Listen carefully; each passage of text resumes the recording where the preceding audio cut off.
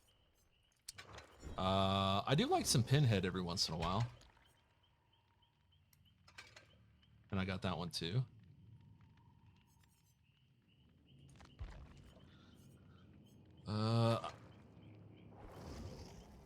Hers is kind of cool too. I don't have it because she's dog shit, but it's creepy. And then Blight. So I got, you know, of course, the Blight skin. But I also have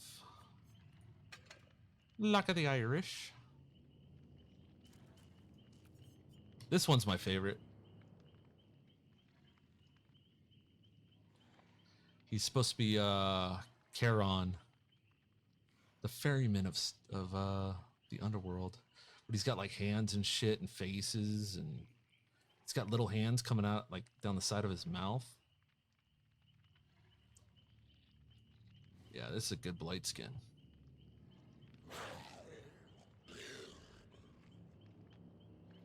Unfortunately, it's fucking locked, so you can't mix and match, which I hate. All right, let's do another Blight round. What's your favorite add-ons for Blight?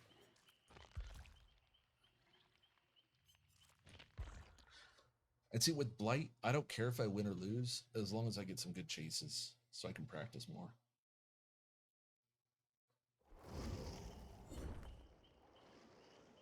How is she a better Freddy when Freddy was top tier? Well, Freddy got nerfed. But you know how Freddy can teleport from generator to generator, but it's got a cooldown? She teleports to different TVs.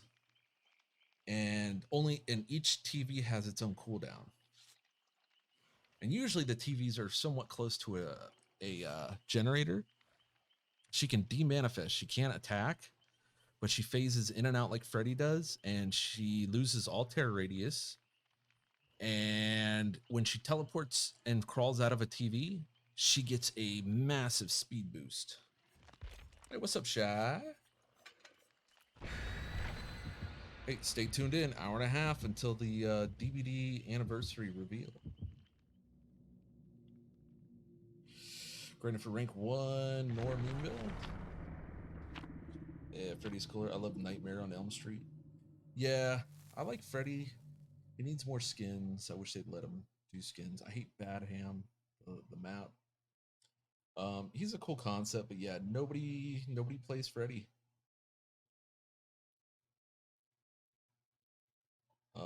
Freddy's kind of like C tier. But then again, so is the Ring Girl. The Ring Girl's like D tier. Gotta get the Freddy skin from Rick and Morty episode. I wish they'd do more meme stuff. But no, they gotta keep it like all serious. And it's like just have fun with it. But license killers, it has to get passed by the people they licensed it from. Oh, also, the newest so you've got this chapter coming out, which is 24. 25 got leaked, and it's going to be another Resident Evil chapter. Ada Wong is going to be the survivor, and Albert Wesker is going to be the killer, which should be interesting because I don't have any clue what his ability is going to be. But let's try to get some silky smooth plays here.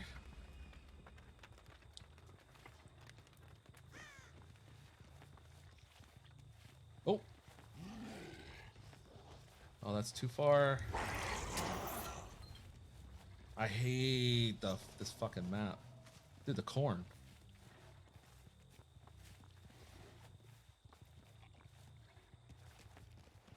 Bro, did you come in here? Bro, you came in here. Bro, that's a dead end.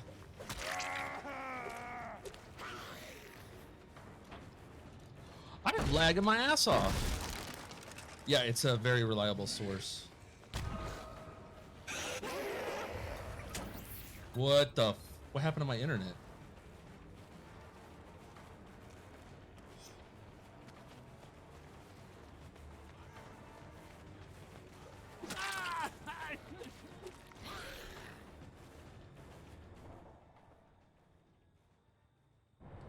What the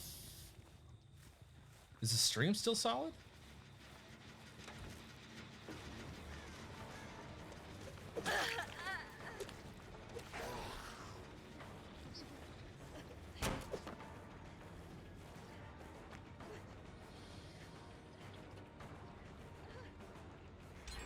Ruh-roh.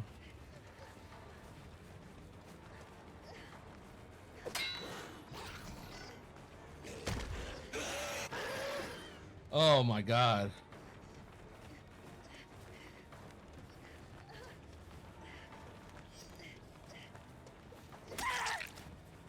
Everybody else has really good ping though. I fucking connected Durkistan. So the problem with Blight is he's the most reliant killer when it comes to ping. Other killers, if you have bad ping, it just registers. It only has to ping it once. With Blight, each bounce on the wall has to register.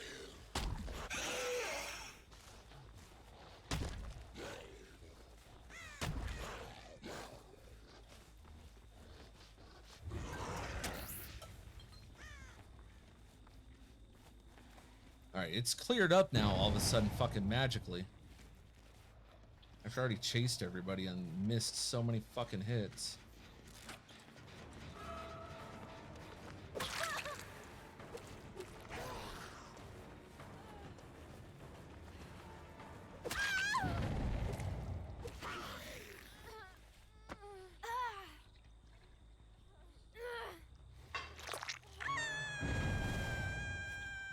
I don't mind waiting for the right region.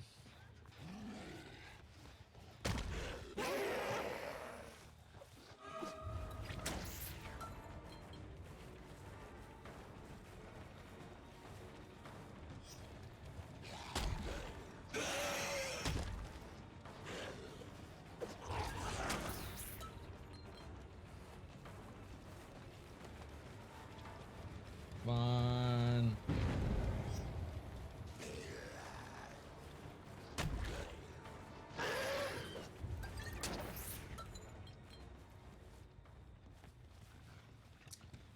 Yeah, ever since the previous update, it's just gotten bad.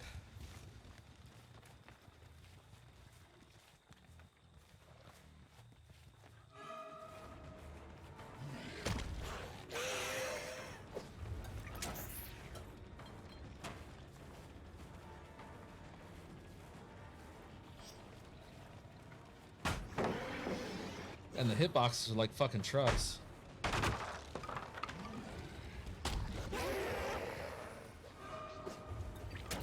Drop it. Ah.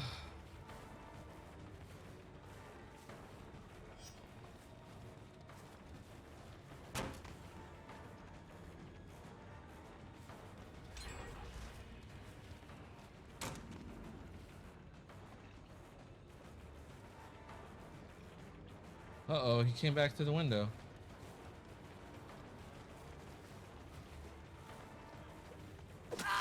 Yeah.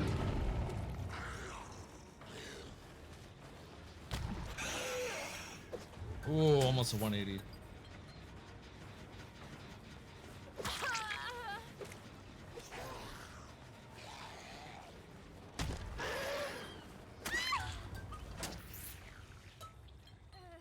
Nice 90.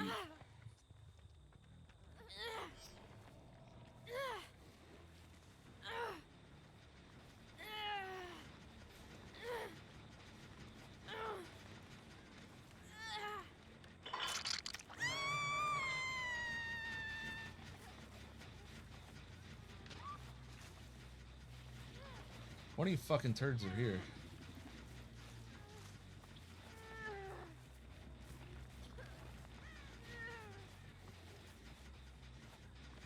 I know one of them's here. Alright, fuck it. I can't be arsed with it.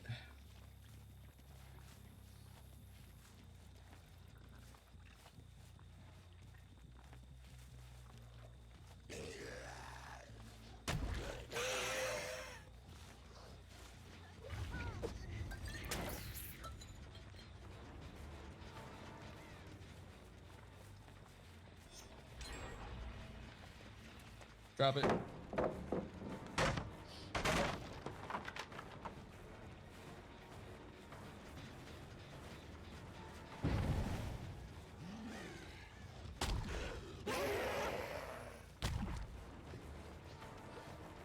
Oh, that would have been sweet.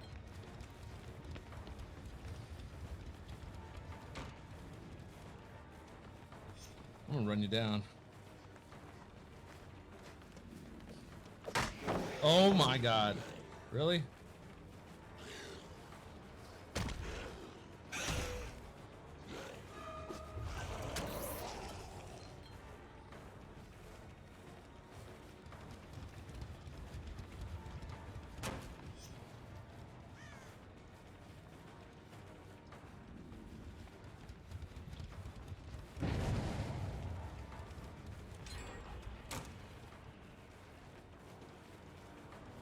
You take a hit here.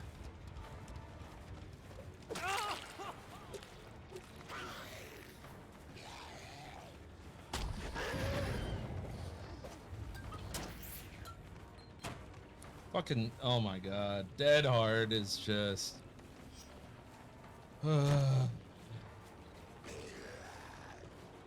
Fuck this.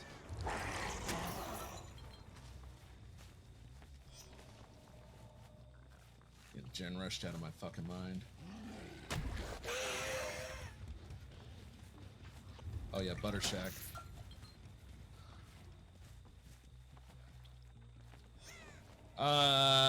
No, you can still do 90s and 180s on him.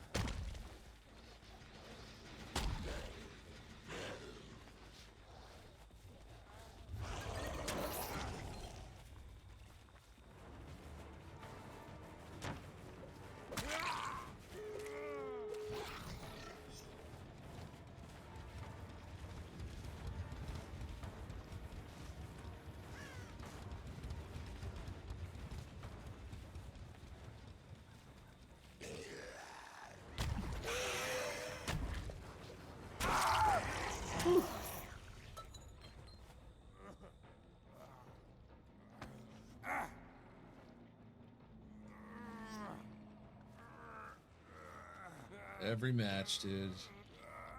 I think there's at least 2 in this match.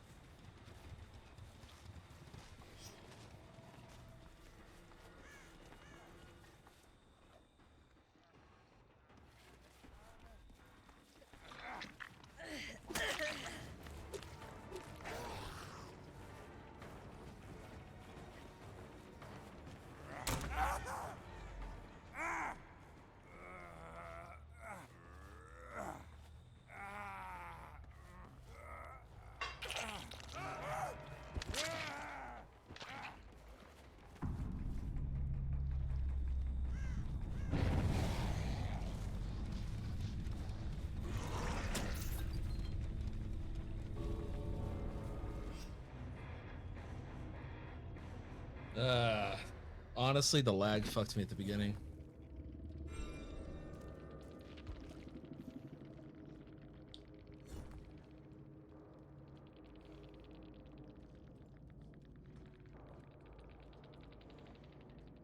Cool builds.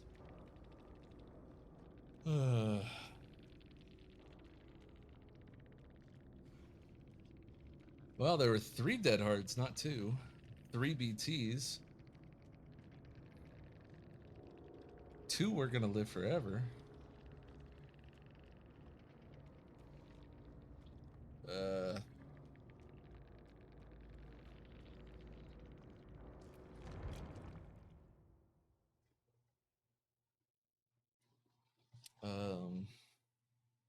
Big scary mammoth man. You talking about Oni? Seeing those builds every match, always the same with high MMR. I miss old ranking. Honestly, so about a month ago, they did an MMR experiment to create better matchmaking. And they ran through various things. You know, hidden MMR or hidden rank, unhidden rank. Sometimes the queue times would be longer so that you could be more precisely placed. My favorite, they turned off MMR for matchmaking. And it was fantastic because you never knew what you were going to get. Sometimes you got to destroy his killer. Other times you got destroyed as killer.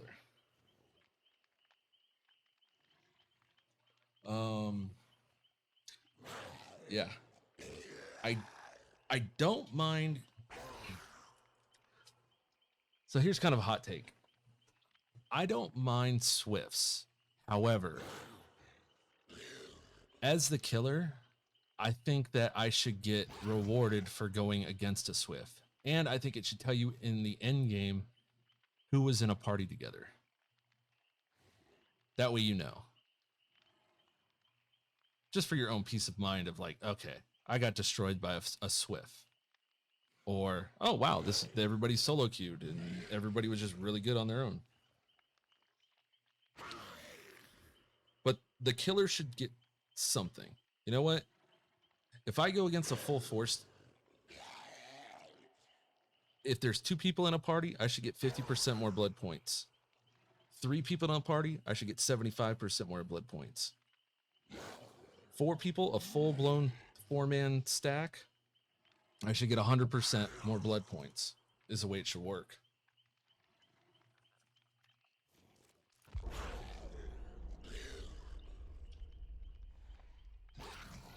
Because playing against a Swift increases the difficulty for the killer. It doesn't enhance it at all for the killer. You know, them getting to play with all their friends and shit, that doesn't do anything for me as killer. Yeah, that's cool that you got to play with your friends. Meanwhile, I'm fucked.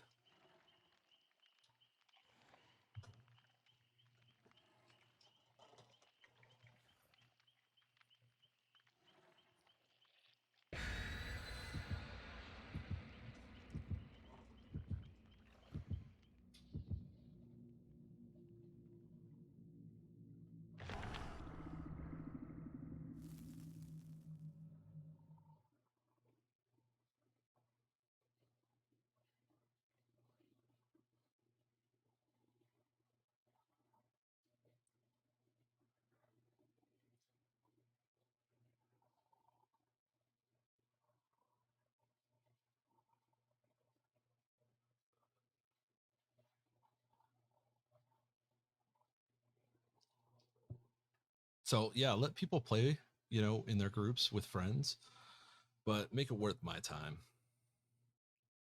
Me getting clowned by a bunch of you know, sweats. Ugh.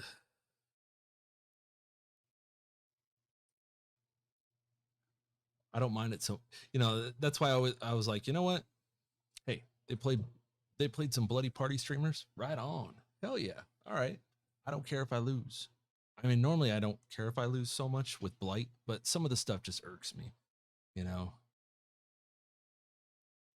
3 people body blocking. I'm struggling to get my 1K and they're body blocking or, you know, baiting out BT, shit like that.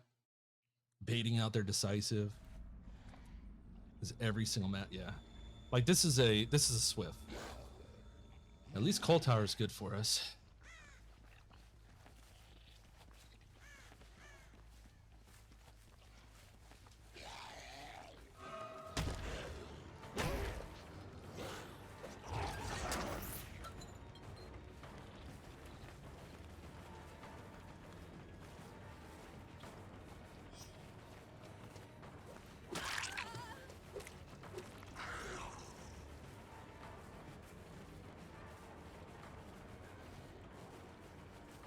Oh wow, she committed to it.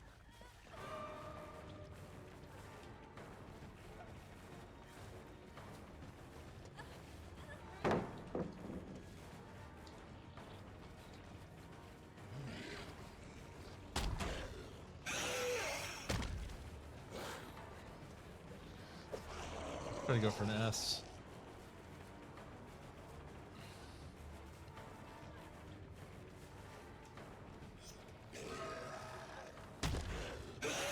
Oh, well played. All right, we got a wiggler.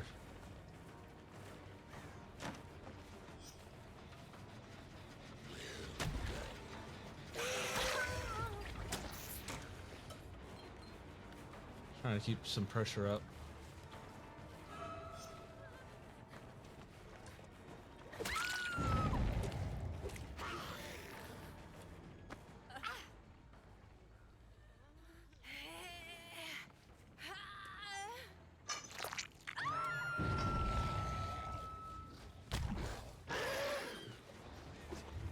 Another dead hard, so 2 dead hards.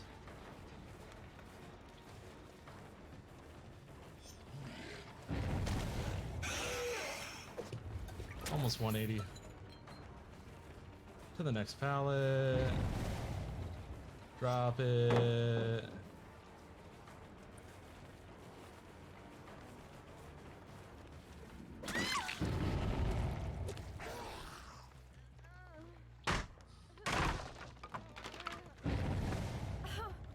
Yeah.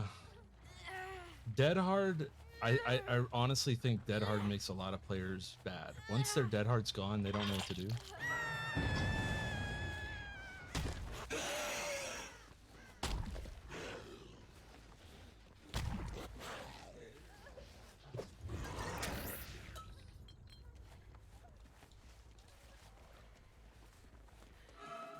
Hi, Michaela. Yes, yes, yes. I know what you're gonna do, and then drop it.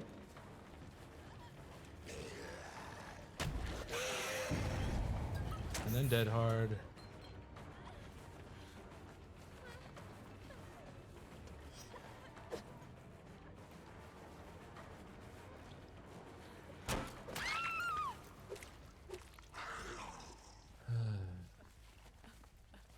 See, once her dead heart's gone. Oh yeah, yeah.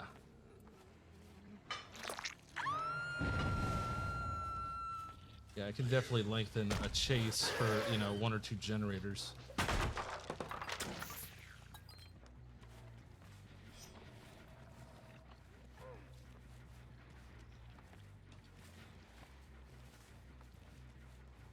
Fuck's the window?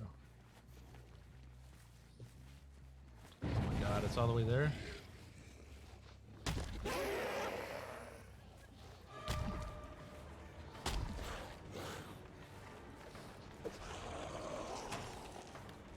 Two Claudettes.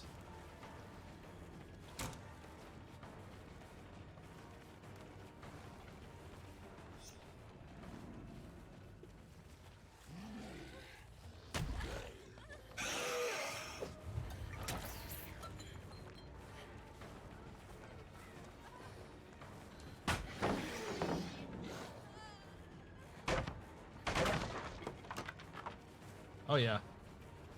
Not only do you get...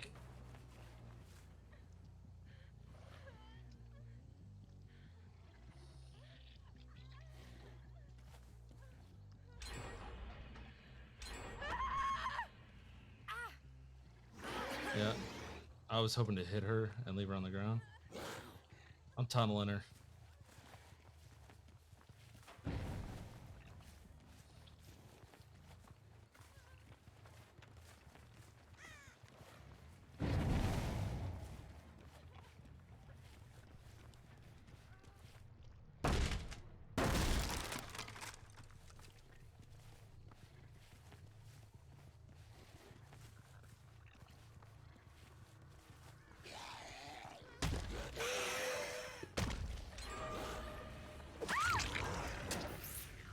Little bitch.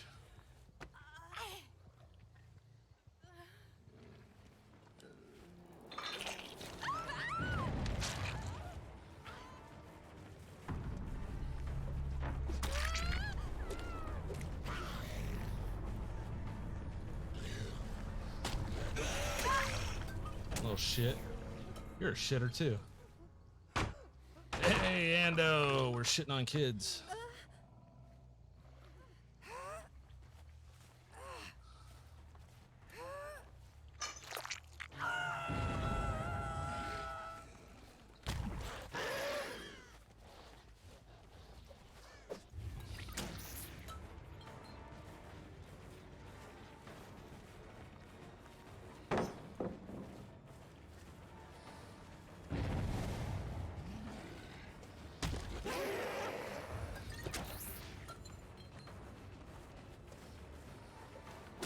Yeah, you definitely 100% take a hit.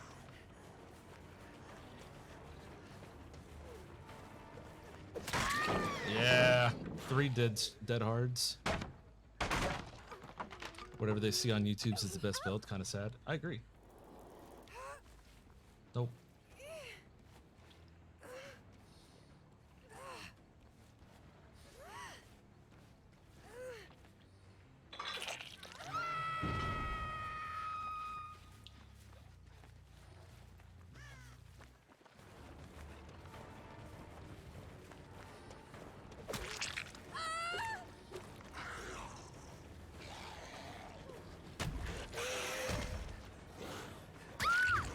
Nope, 90.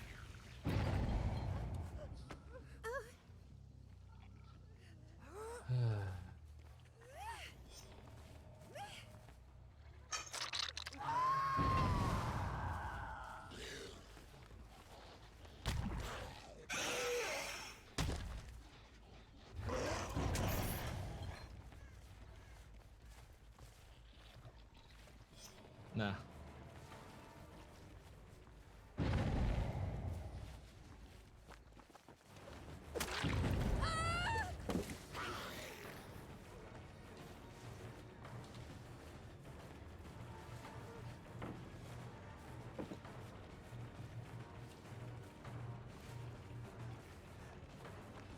Gamer. Nice dead hard.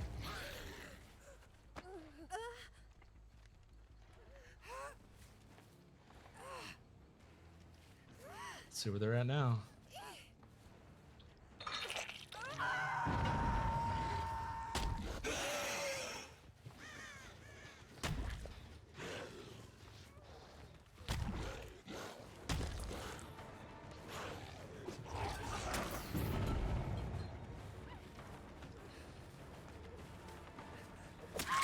I'm thinking 3 dead hards.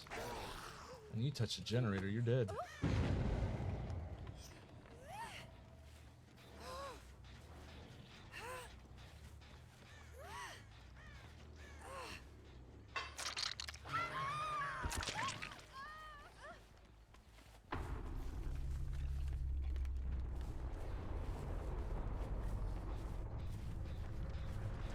Let's chase her for a little bit. Yeah, you get hit. Jungle gyms aren't going to save you from me.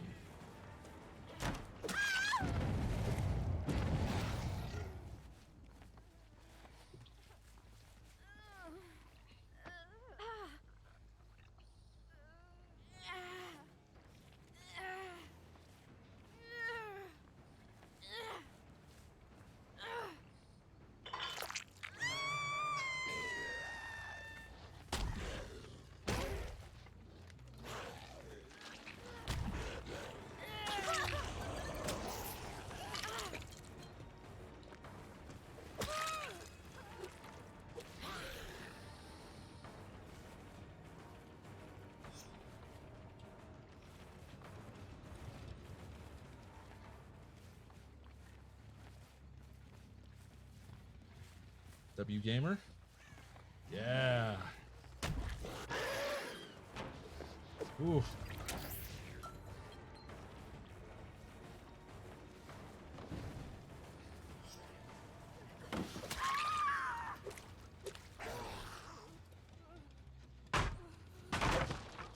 I mean, with proper bump logic, though, I mean, you know, Relt, you can't beat Blight.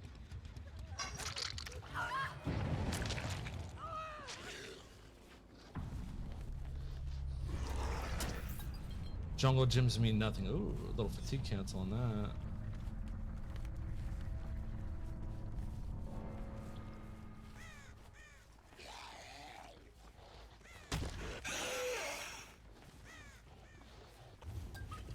Shit. The butter shack. Famous for turd burgers. She's gonna find it. It's not on my side. I'm gonna find it. Oh, she found it. Fuck. She found it.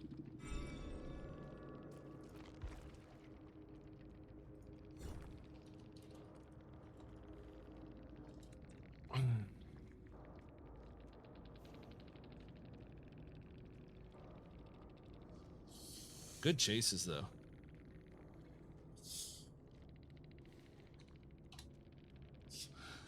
The only one who ever says GG is the one that got away. If you get killed, they don't say shit.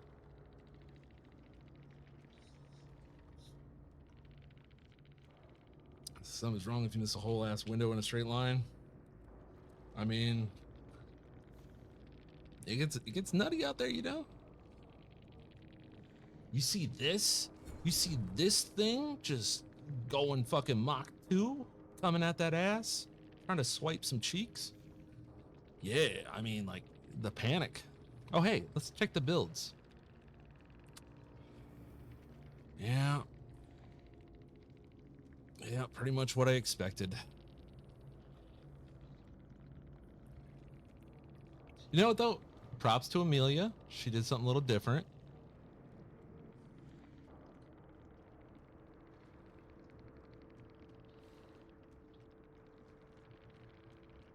Everybody else disappointed. Hold on.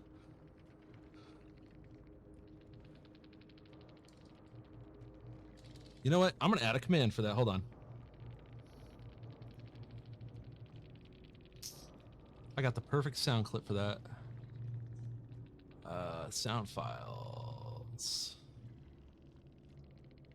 Add.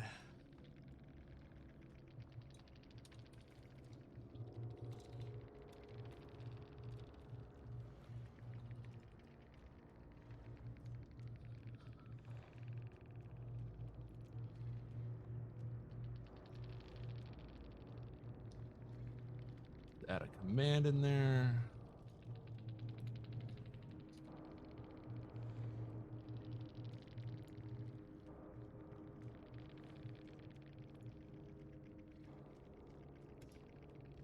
Submit. What's up, Ash? What's wrong with my build? Which one were you? Ash, which one were you?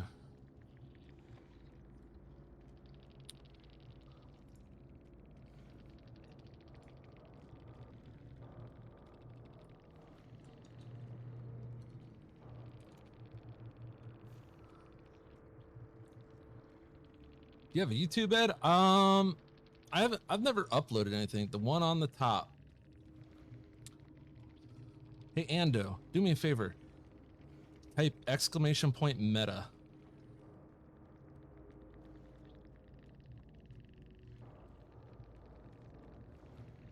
Or somebody run !meta.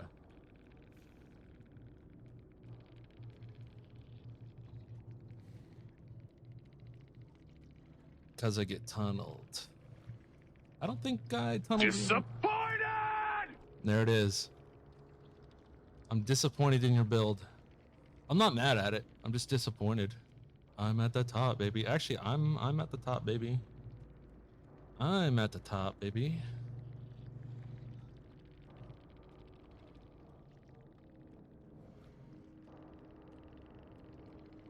But yeah, I mean, your build is just, it's the same build that I see every match. Oh, I'm so sorry.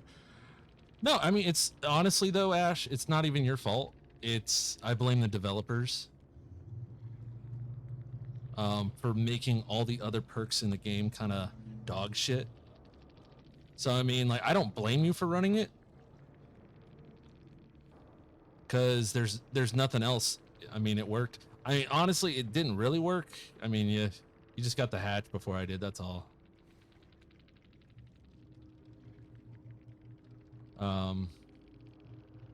But yeah, those are just the most powerful perks in the game, and nothing else even comes remotely close to it. I just like seeing fun different builds.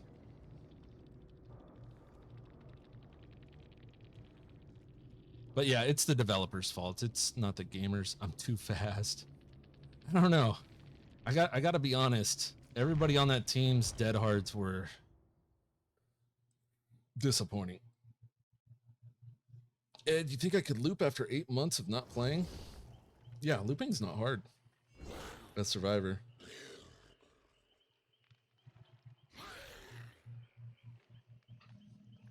The fun I find with Blight is figuring out the jungle gyms. I meant loop you? I mean, it depends on what my build is. I don't try to run... I mean, Christ, I'm running Pain Resonance, Jolt, Corrupt, and Oppression. And I don't kick generators. I mean, let's go with a sweat build. Let's see, instead of Jolt, you run Dead Man, and instead of Oppression, you run Ruin. And this is pretty much meta. However, I will run my favorite... I'm running so fucking low on Umbra Salts. Basement Bubba for the one time. But yeah, Ash, that was a good game. That was a good match. You guys played well. It were some fun chases. Coal Tower is definitely favored for Blight. Need Tinky for meta? No, that's old meta, Relt. That's old meta. So you've been out of the game. You've been out of the game too long. Yeah, Ash, I would have just killed you earlier, but they just kept on fucking around with the flashlights and teabagging. So I was like, all right, they want to chase, so we go after them.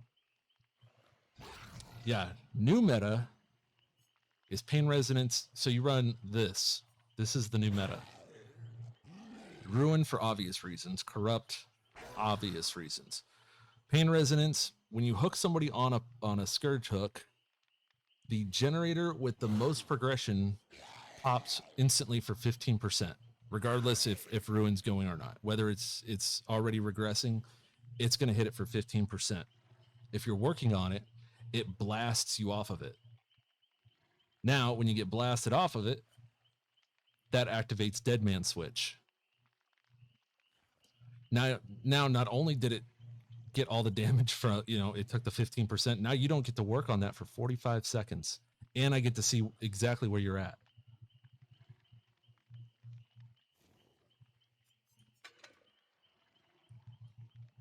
The amount of regression you need is ridiculous.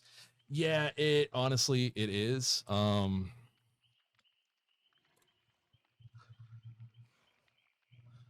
one person to repair a generator by themselves, no penalties, no toolbox, nothing to help them, with a 0% efficiency, 80 seconds. If two people are on it, 47.06 seconds. 3 people, 38.1 seconds. And if 4 people are on a generator, 36.36 seconds. So it's optimal to have 2 people on a generator. 46 seconds. That is much shorter than nearly all chases. So the reason I have an issue with Dead Hard is because of the iframes that it gives. It basically gives 1 free health state, and it extends a chase significantly if used properly.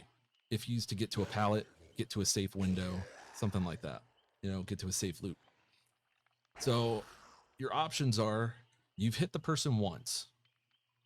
That's taken you, let's say, from the time you find them, 20 seconds. Let's say 10 seconds. I mean, with how shitty they used it last match, not another life. Well, I mean, it's still distance. Distance is distance as long as they're not hitting the wall. Let's say it takes you 10 seconds to get your first hit on somebody from the point that you see them. Okay. Now they've got the speed boost. Let's say it takes another 5 seconds just to catch up to them. They dead hard and get to a safe loop. So you're adding a minimum of, let's say, another 5 seconds. You're at 20 seconds already because you've got to recover from your missed hit, and then you've got to re-engage and catch back up to them. Now they're in a loop. So you're already at 20 seconds, mind you. Now, let's say the loop lasts 30 seconds, which, you know what? Let's say 20 seconds. So you're already at 40 seconds. Then you finally catch up to them. You down them. Add another, let's say 10 seconds from the time you pick them up to the time you bring them to the hook, and then you're able to find another person. You're already at 50 seconds. And that's super, super conservative. I mean, like, that's insanely conservative. Your chases are going to go on much, much longer, especially if it's like an LT wall or a super safe pallet. That's also not even including breaking the pallet that they're going to drop. And that's one hook. That's 50 seconds. If 2 people are on a gen, that's at a minimum 1 generator gone for 1 hook. Now it gets even worse. Let's say those 3 other people, the ones you aren't chasing, they're all on separate generators. Using the super conservative 50 seconds for downing somebody, they only need 30 more seconds to get those generators for 3. So you can only be in one other place. So you hook that person, you chase somebody off of a generator. You still have 2 other generators going, plus that one has whatever progress it's got before you chase that person off. I mean, I also run Dwight's perk for gen speed, so you got to keep that in mind too. Well, this is just base, no toolkits or anything like that. That's just going off of the efficiency penalty of if you've got 2 people on it, there's 15%, 330, 445. That's for one hook.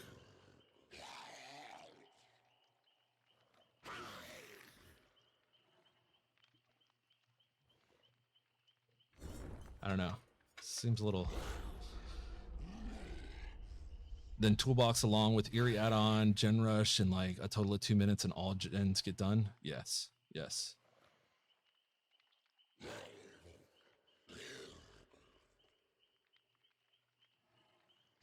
Yep. Because a brand new part, that's 25% if they hit all the skill checks.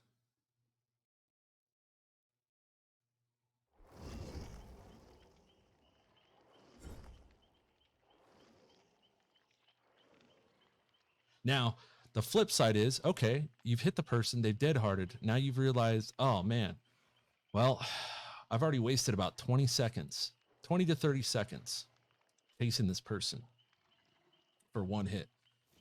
Do you break off? Let's say you break off. That's 30 seconds worth of progress on generators. Done. And then they go and heal up. You just wasted that 30 seconds. And you have nothing to show for it. These are my favorite add-ons, by the way. These 2. Maybe not. We're chasing. Yeah, exactly. But you have to make that split-second decision of, can I get this down fast enough? Is it worth it? Blah, blah, blah. And not to mention, somebody could run over with a flashlight or with a toolbox. And then you're fucked anyways. Oh, hey, there's 1 flashlight. 4 Claudettes.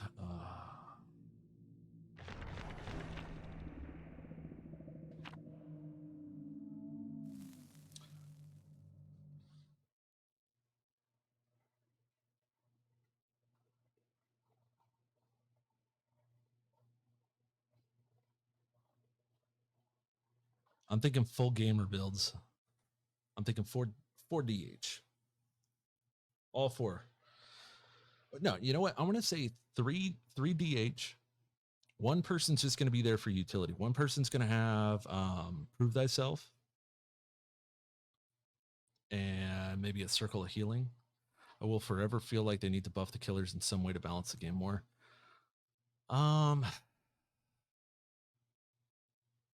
Well, boons have made it worse. Boons, honestly, I think boons are worse than dead hard for killers. Because now, boons to heal, you don't have to tie up another person. You just put a boon down and injured person just runs over there. They don't require another person to heal them. Oh, fuck. Swamp.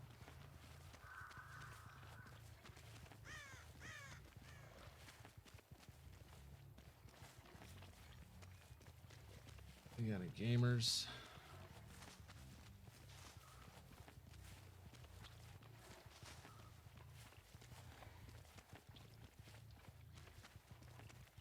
I kind of want to... Really?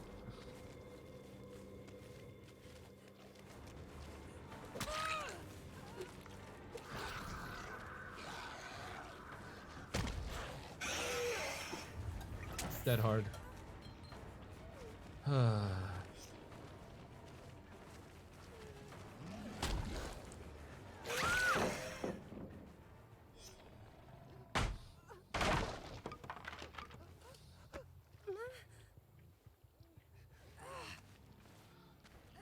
What won't happen when the majority of players is survivor and think killers are OP? Yeah.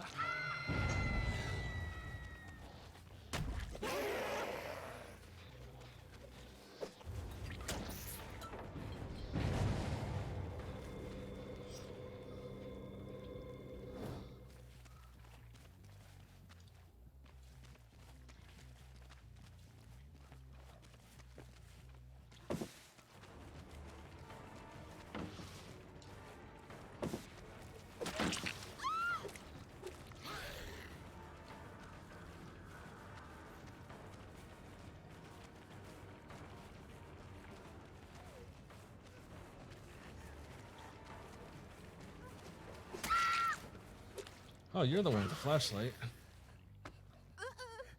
All right, 2 hooks, no gens. It's pretty nice.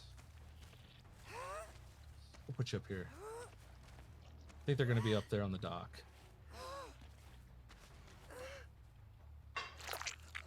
Oh. Oh, we got a gamer.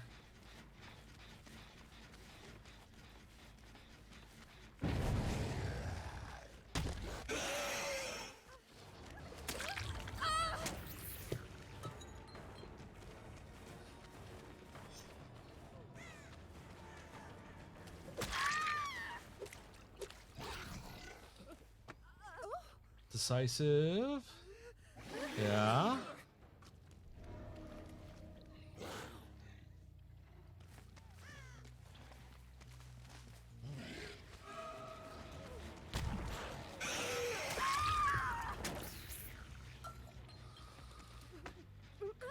Bro, you're tunneling. Stop tunneling, bro.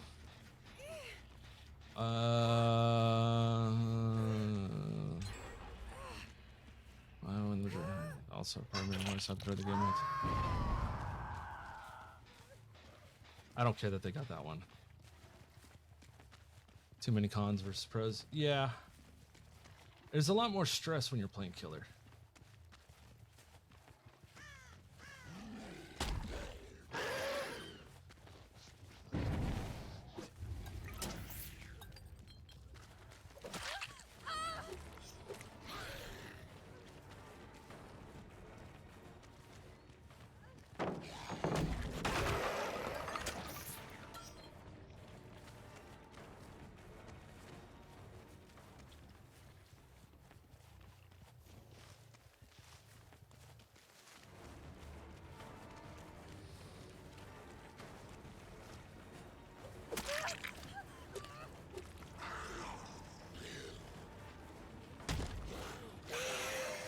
Tried to go for a little Z flick.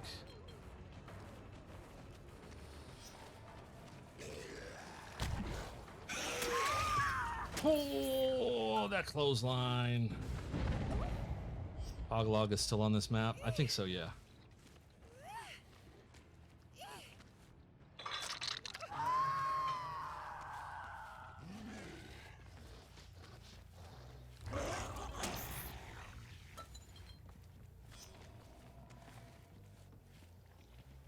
I need the one with the hat.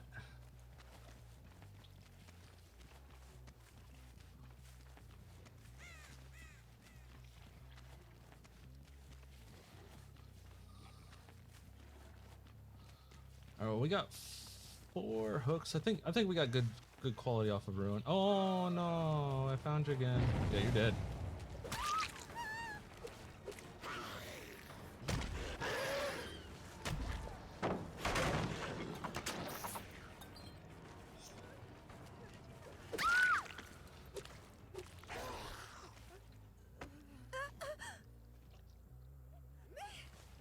Bro, why are you tunneling, bro?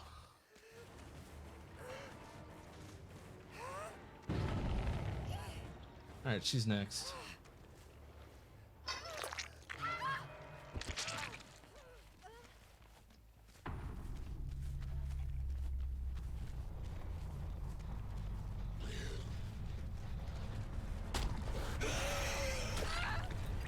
$90.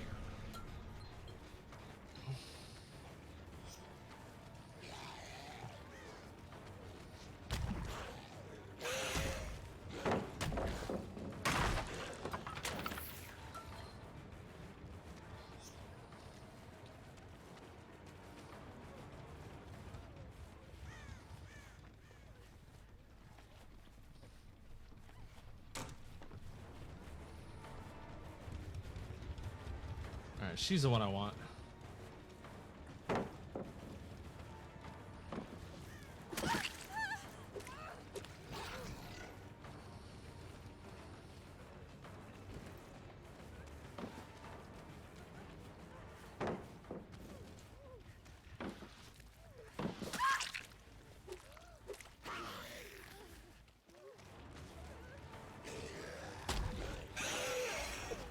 Oh.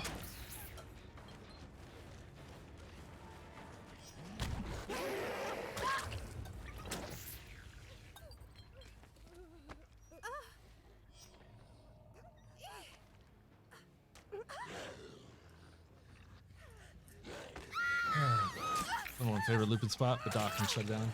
Yeah.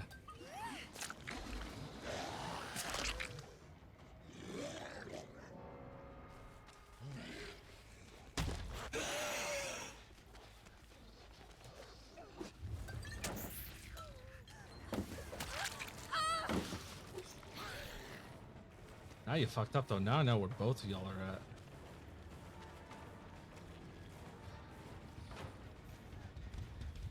You're going the wrong way.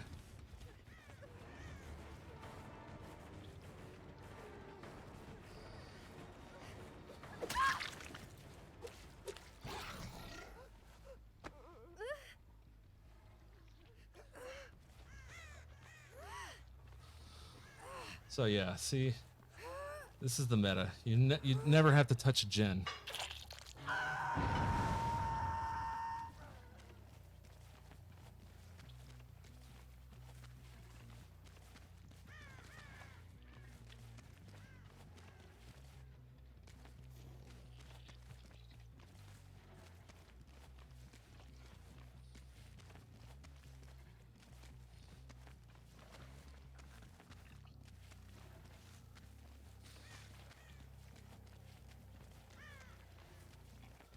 Oh.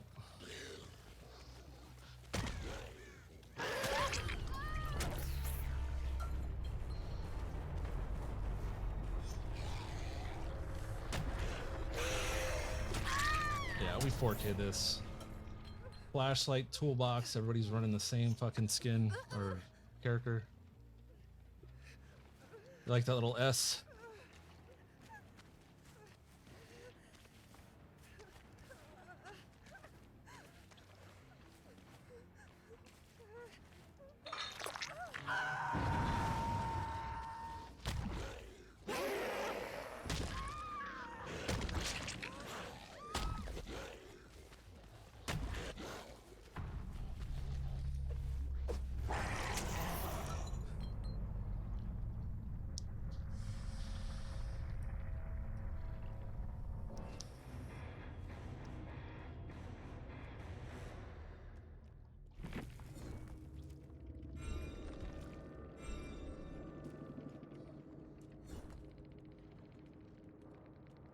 Fun chases.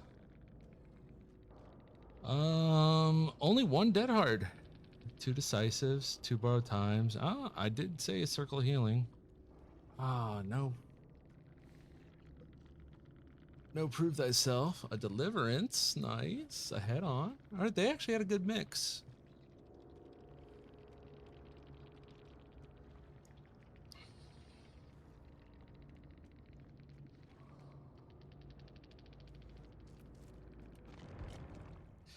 I just lethal spam rush into a wall to get the extra BP. I wish I was good enough to use the iridescent tag. That dude I was telling you about, Lilith Omen, you got to check him out. Yesterday, he almost got the world record for the fastest 4K.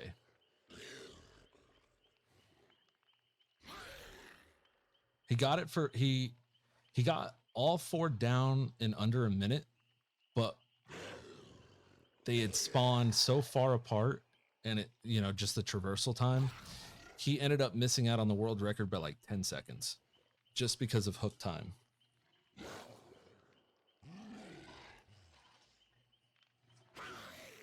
It's like 2 minutes and like 10 seconds or some shit like that.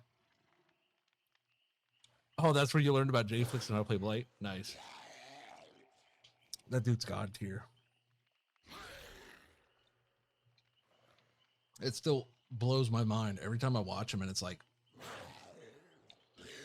how? He's just like, all right, we got the Eerie tag, we got the Alchemist ring. Let's just burn up all of our charges, and this is gonna down him. And like 100% of the time, he downs him with that lethal, the exposed rush. And it's like, what the fuck? I can go an entire match, and I'm just happy if I hit him. Period. Let alone try to go do it on my last rush. I need all my rushes. Oh, here. You know what? Let's do the fun build.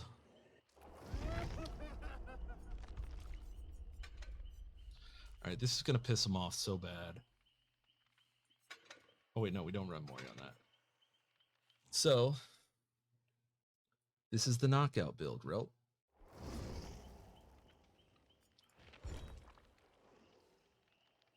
We don't hook anybody at all. We slug and leave them on the ground to bleed out. Hex third seal. Once I hit all 4 of them, they can't see. They're completely blind. Got knockout on there just for a little extra measure. Sloppy. So sloppy, what this does now is, since you get inflicted with hemorrhage, if you have hemorrhage and you start healing and then stop, it regresses by 25% a second. And then corrupt just for, corrupt. Oh yeah, it's super toxic. People jump into the stream and be like, fucking just hook me. I'm like, no, I do the same build on Oni as well. Because it completely negates borrowed time, because no hooks. Decisive strike, no hooks. I mean, you can dead hard, but I'm just gonna smack you and, hell, run me out into the middle of nowhere. That's even better. Yeah, it got a buff. But no BP as well. Yeah, but what you lose in blood points, you make up for in the salt. Sometimes, that's worth a little bit more.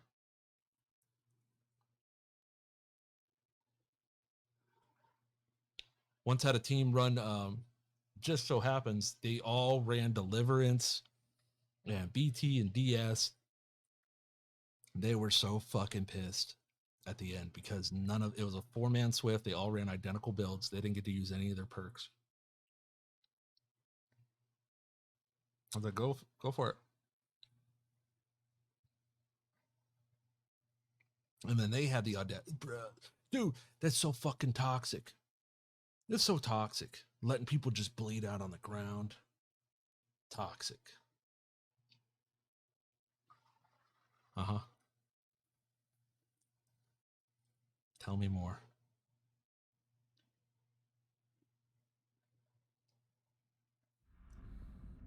Oh, baby. They toss first with their dumb tea bags. I don't mind the tea bags. What I mind is the macro flashlight where it's like a machine gun with that shit. Oh, gamer.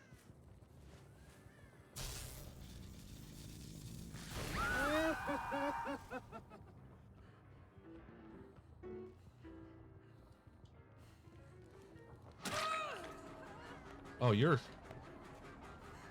you might actually be fucked.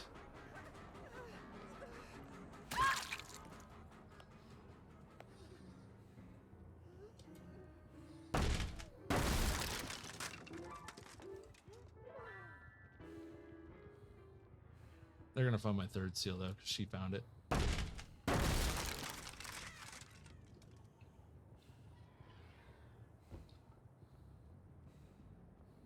Where'd she get hooked? Why can't I see her?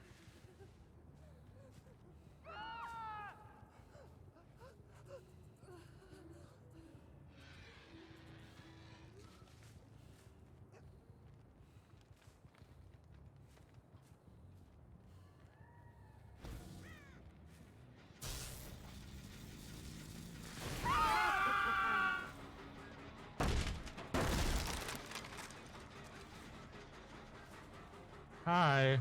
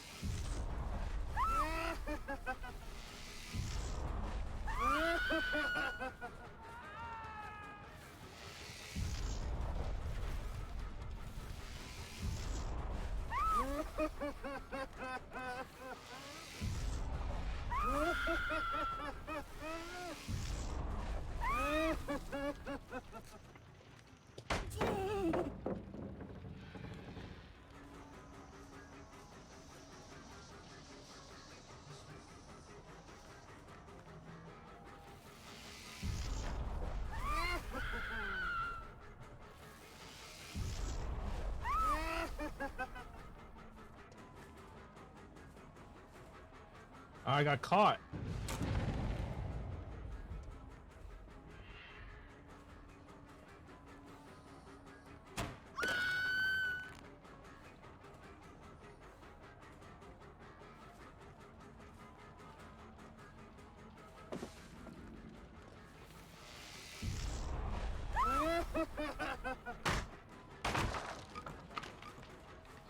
Gotta break all the walls.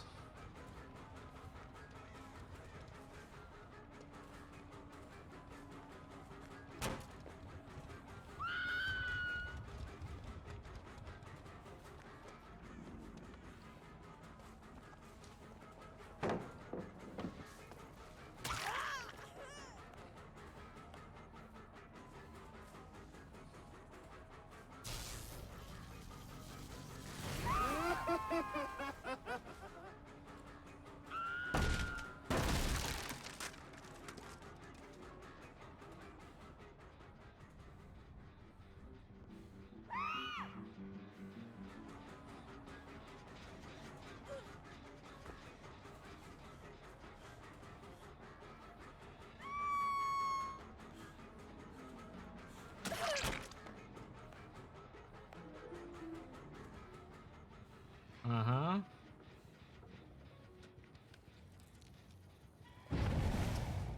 You can't hide. Oh, you thought that was a pallet.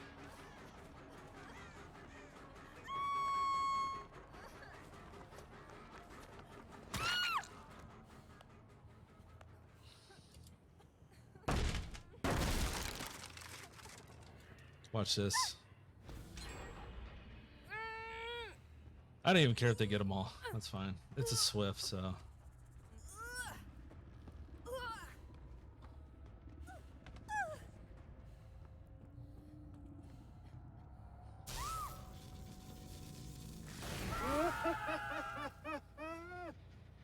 Yeah, get that one up there so I don't have to chase it anymore.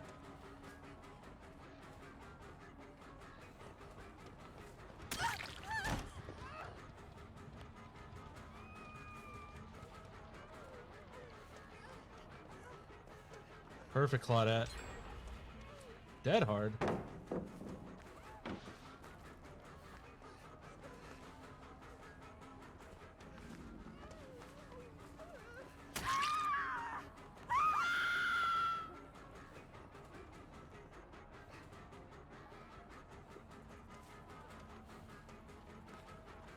He's like, pallet.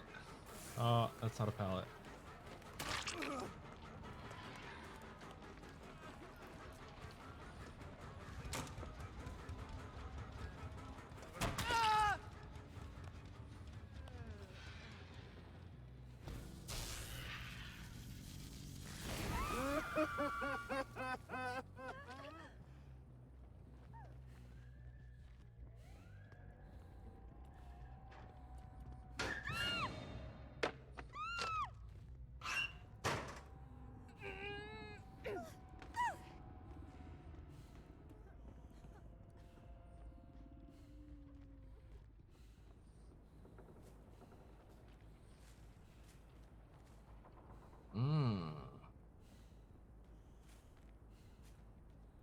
That's where you are.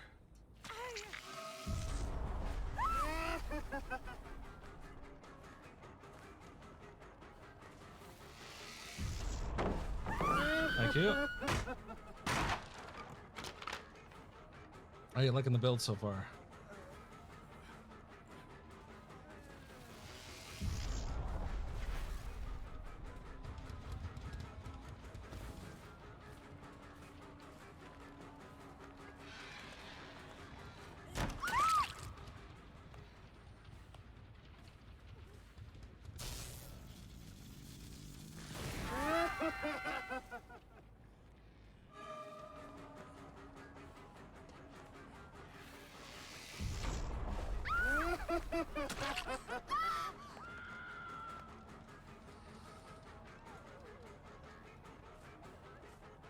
No, you don't have to get them all down at once. You're just ping-ponging them. They gotta get each other up. Meanwhile, they're bleeding. I'm gonna let them all bleed out. Dead hard. Look, she's already 50% dead.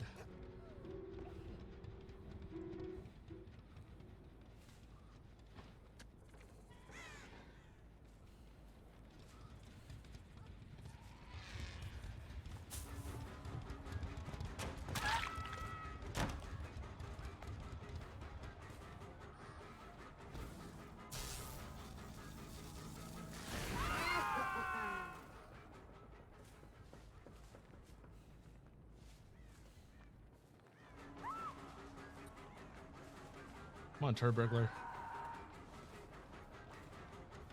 You are next.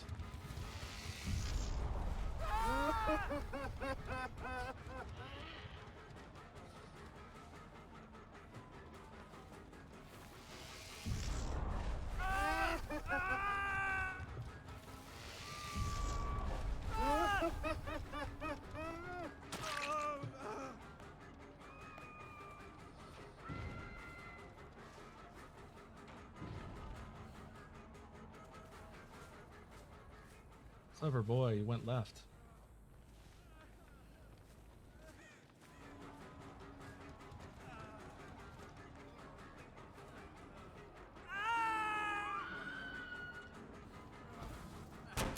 Ah, he made the window.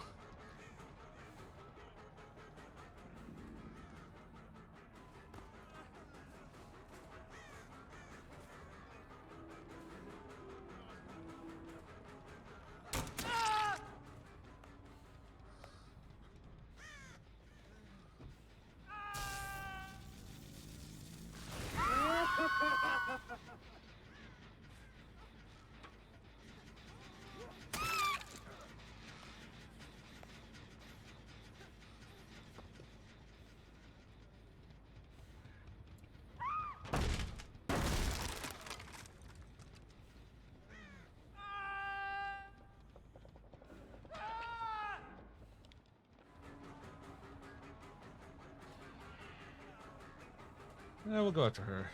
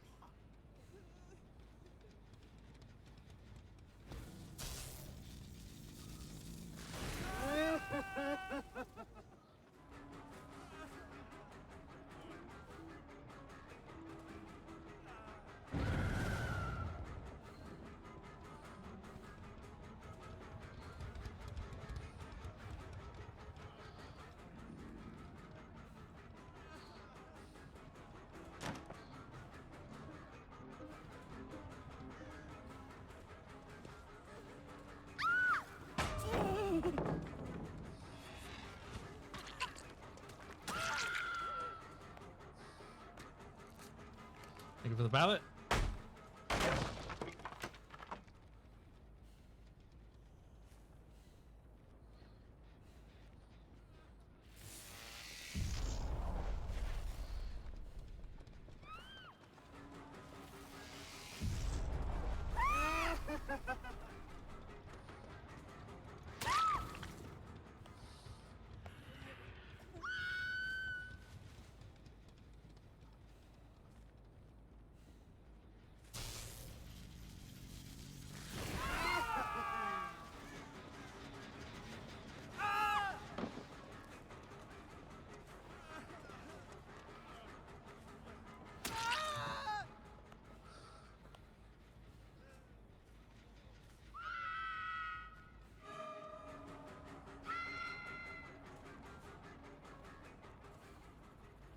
I want this fang.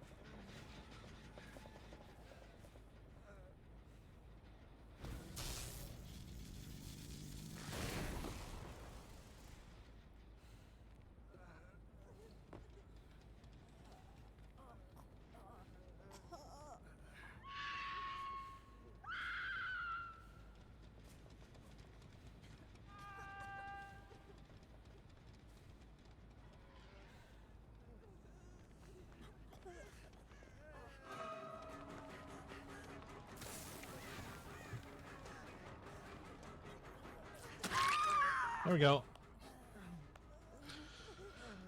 And there you go, Relt. That was against a Swift, too.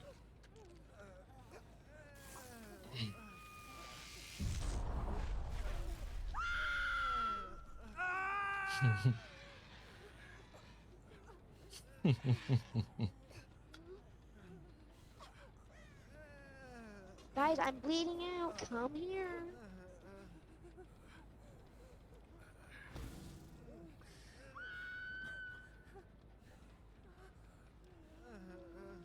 They're all gonna die about the same time, too.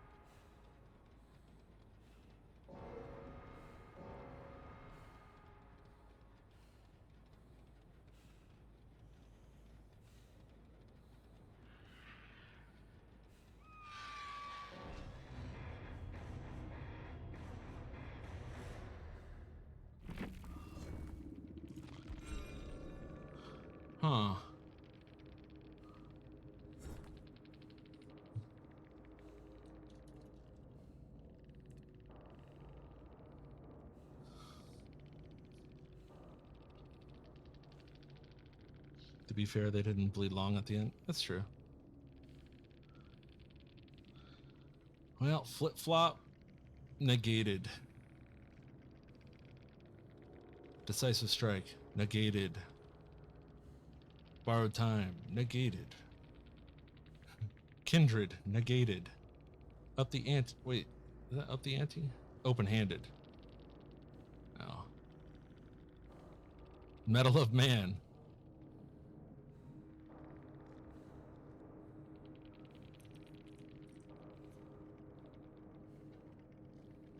Negated.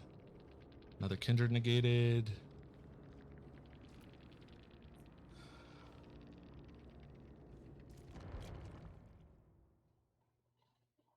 Yeah, so that's that build. Doctor's got crazy tracking too. You run both his eerie add-ons. What the heck did I just play? Yo, what's up, 2% milk? But hey, you guys didn't get hooked.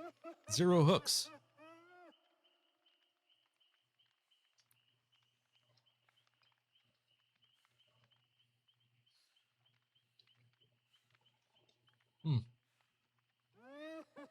I just like that it I don't know, it's different.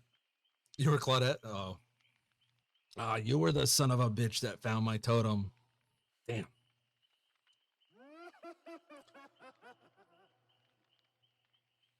Yeah, that was GG's for sure. What's up, DLC? That was a good game. I do that every once in a while just so that it's a different experience for survivors and for me. You know, instead of the typical, like, you know, I hook them. Okay, you go unhook. And then we heal. And I don't know. It's chaotic. It's like constant chases. And then there's that added pressure of like, oh shit, I can't find my teammate. They're bleeding out. Oh, I gotta get to them. No sarcasm intended. I appreciate it, DLC. Backpack demo. I don't really have anything unlocked on demo. Sad to say. It's like my lowest leveled character.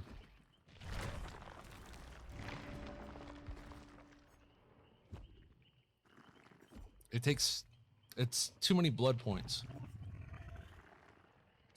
To unlock so I have all the perks unlocked on Pinhead, Blight, Pyramid Head. Nearly finished with Death Slinger, Oni, Nurse. It takes 6.2 million blood points approximately if you do it cheap to unlock every single perk on one killer. Couldn't find anyone? Yeah, that was the knockout. If third seal had stayed up, I think it would have gone a lot faster.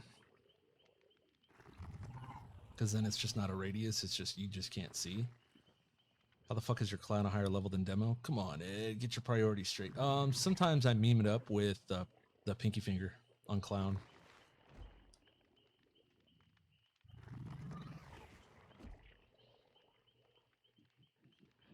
Come on, pinky finger rel. It's fun. Nobody ever expects that little pinky finger.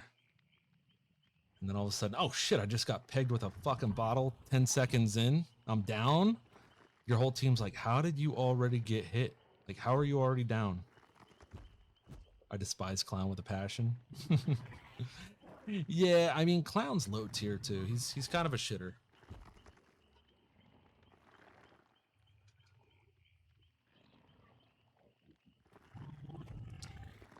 He can be fun though. Just a big old fat man chasing people down. Normally I despise Doctor. I find Doctor mains to just be like, boring. We get to see some top tier hag gameplay? No. I am tragically bad with hag and trapper. I find their slow gameplay to be just aggravating, and I don't know, I just fucking hate it. I don't want to place trap. I want to chase. That's why I play Blight. I play Speedy Boy, man. He's got the zoom zoom. I'll never play Hag again. The perks is the only thing worth playing her to unlock. Yes. Yeah. Yep. I think I've played her maybe 3 times. And I don't know.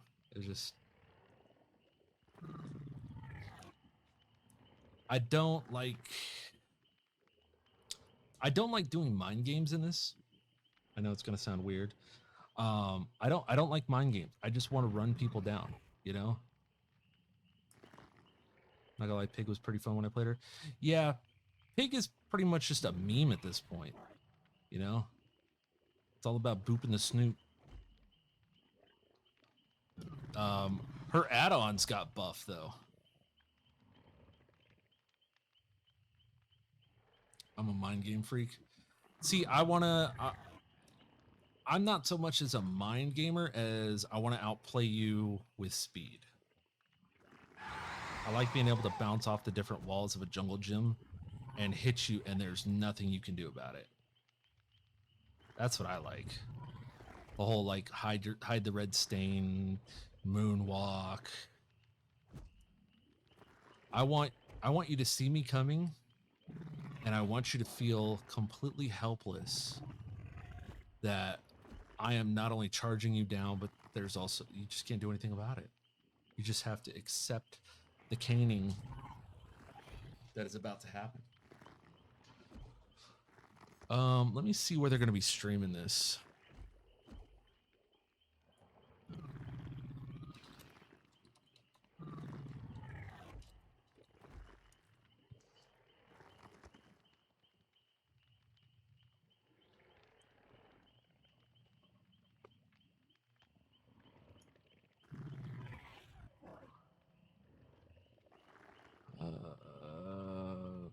Okay.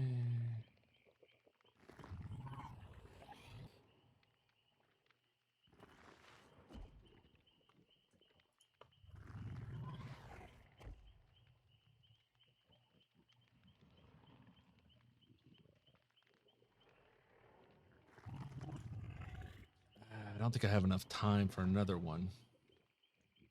Should be starting here in about 6 minutes.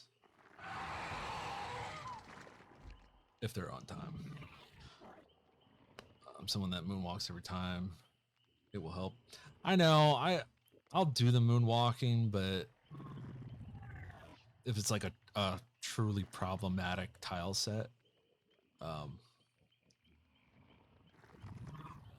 for me, one of the hardest and biggest pain in the ass.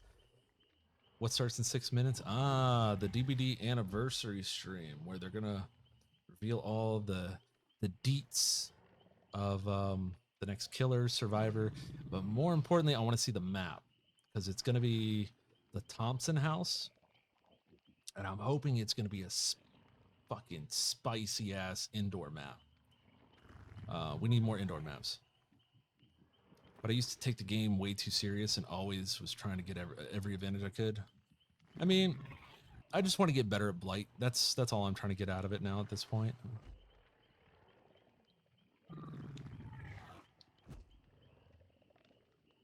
I like going for the slick trick shots, trick hits, slick hits. That's the fun for me.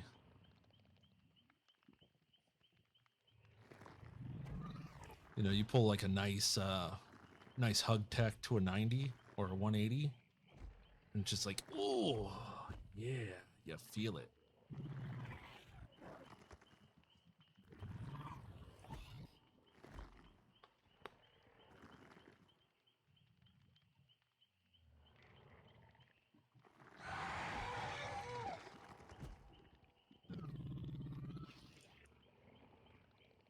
Hitting neck swap headshot with Blighty Boy. 1v1 me, bro.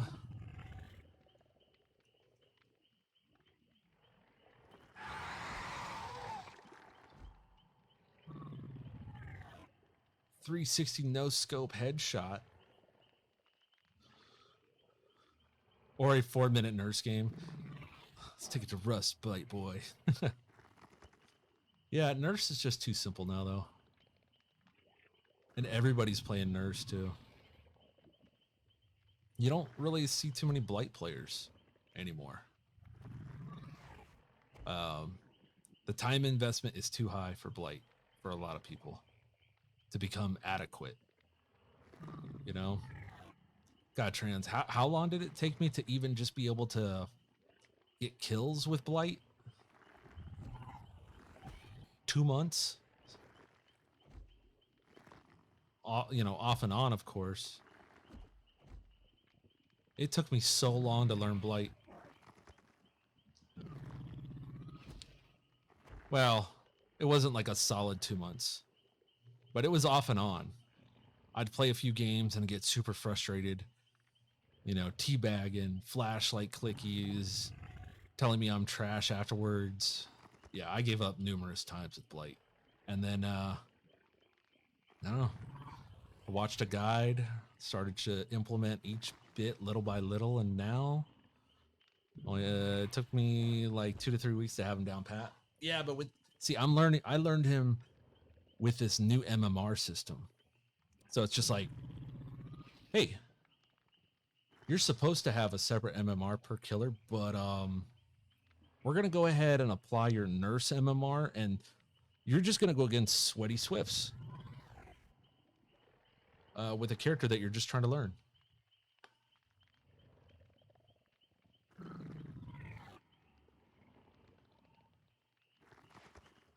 So that, and then learning like what's sticky, what's slippery, the different angles, you know, that you can attain. You know, shoulder bumping. You got your shoulder bumps. You got your hug tech. You got your Z flicks, your 90s, your 180s. Yeah, it's a lot. It's a lot. Every tile set, you have to chase them a specific way to maximize your hit. Not to mention the add-ons. All the add-ons affect them like in very different ways.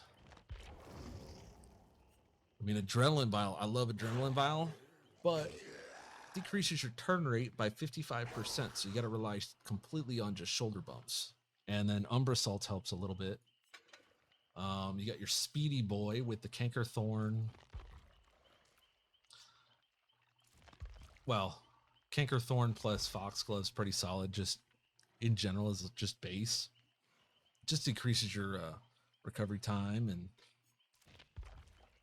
Compound 33 and Alchemist Ring is just or you could do a Blight Tag instead.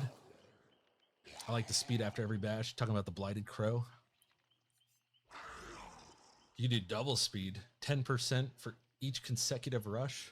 Oh, you zoom. Ah. All right, let's see what we got.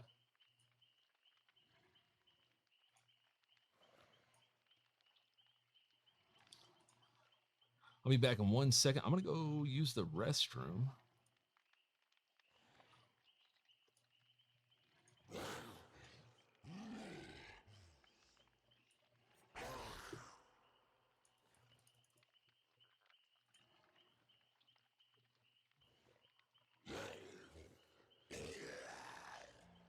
What the fuck? 30 minutes? All right, I'm going to go take a piss, and then we'll do another game.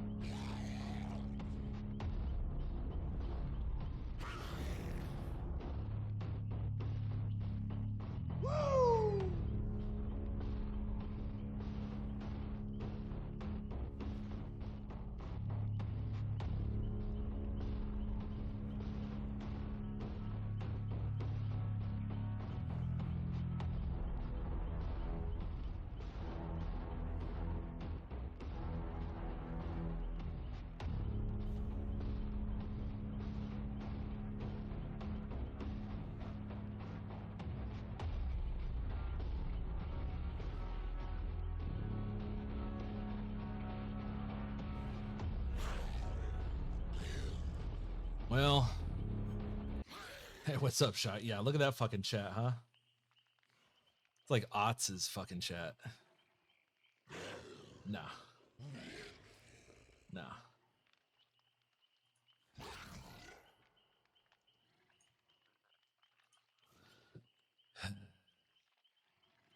Oh, trans.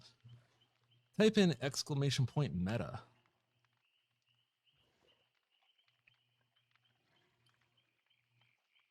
This is for when people come in complaining.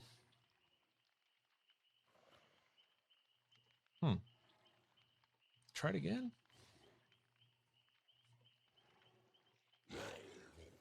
I don't know why it didn't play.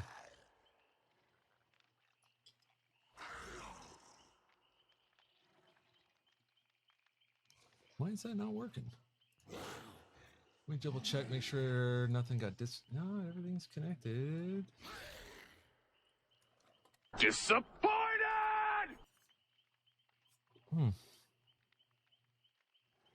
Oh, you did a pog a few seconds ago. That's okay.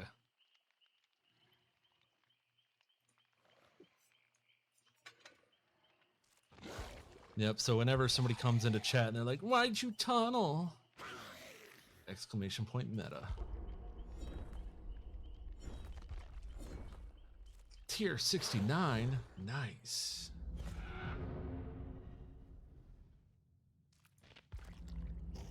What Guys, I'm bleeding out. Come here. That's still my favorite.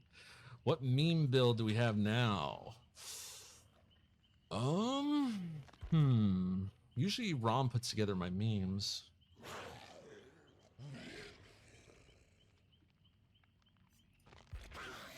That's what we got.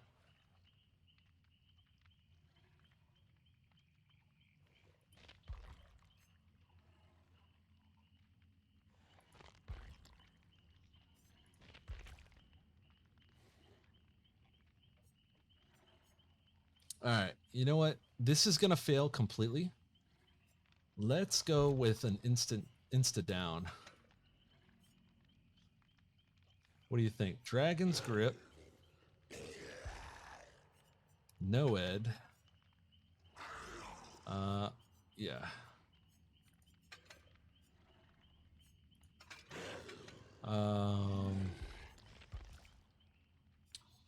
Make your choice.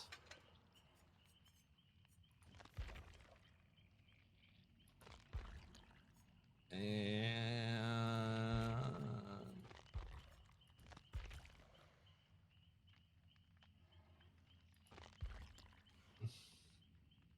what you got?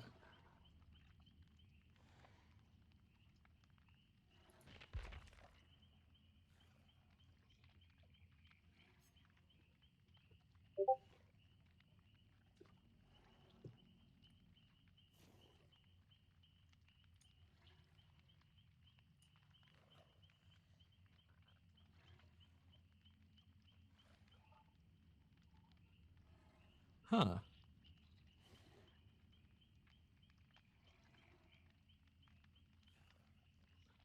Killer roulette, huh? Let's look that up.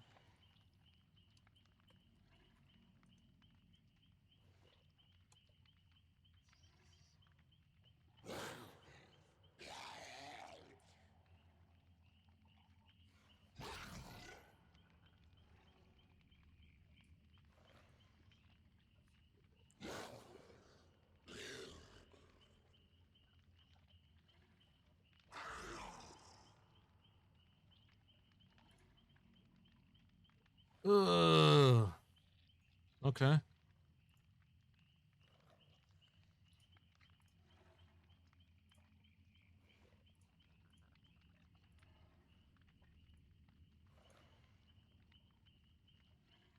what it gave us.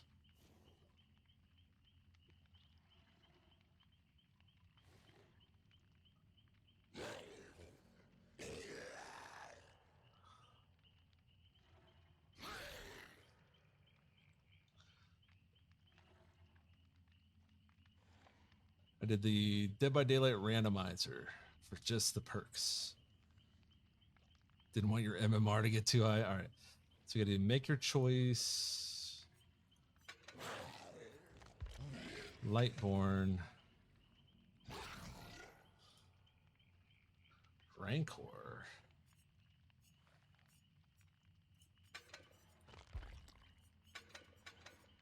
A third seal. Interesting. No, no, no, no, no. Trans redeemed. Choose my build. Not only that, I don't, like I said, I don't have all the perks unlocked on all the killers. I don't have them all unlocked, so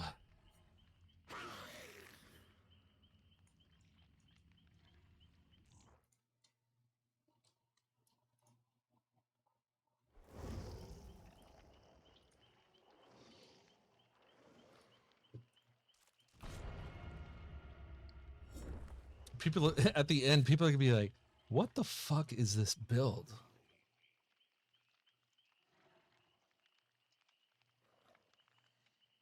But yeah, Killer Roulette is super fun to spice things up. If I had all the perks unlocked on everybody, I would 100% do Killer Roulette with Perk Roulette.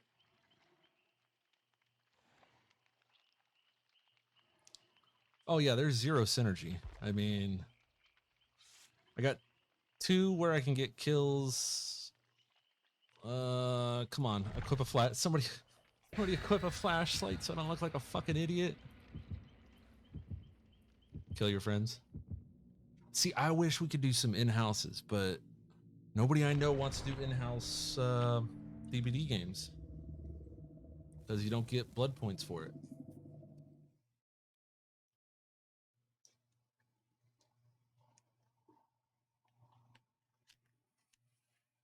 Which I kind of think is absurd. I mean, they don't want people farming, but at the same time, the amount of blood points you fucking need. I think there's a... Hold on, let me see.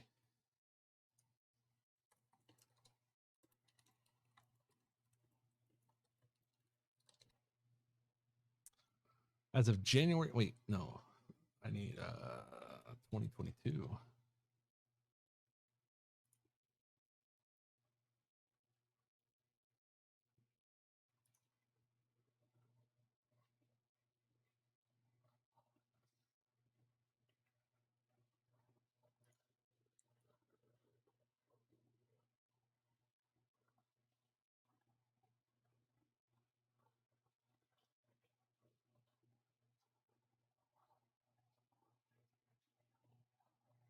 For survivors, wait, oh, in total, there's 197 perks. I don't know.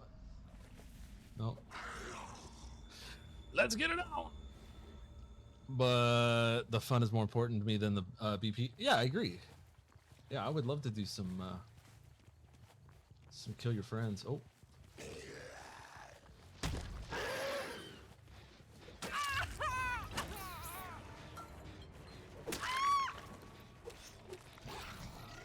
People do this shit all the time. They queue up and then they AFK for a while.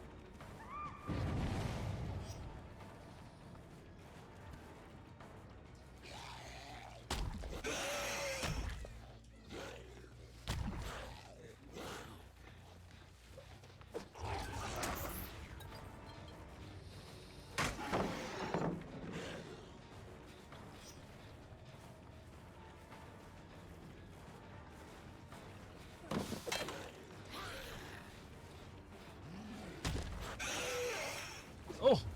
Oh, we got a wiggler.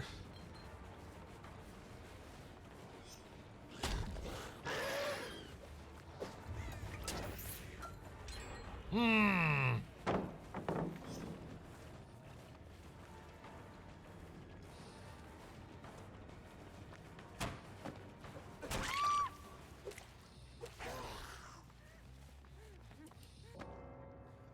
Okay.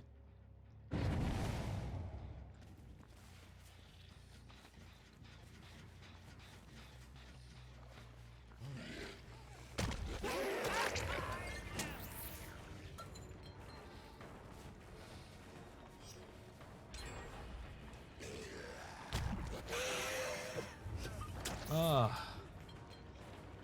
Come on, come on, come on. Pallet.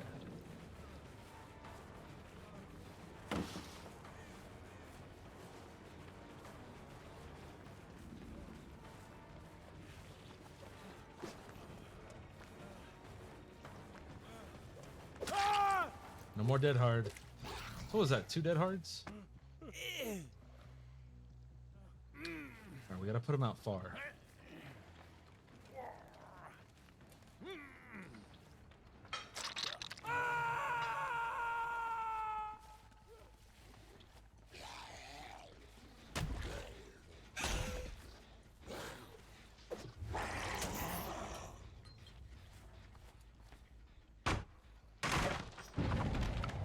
Shit. Wasn't close enough. Or far enough.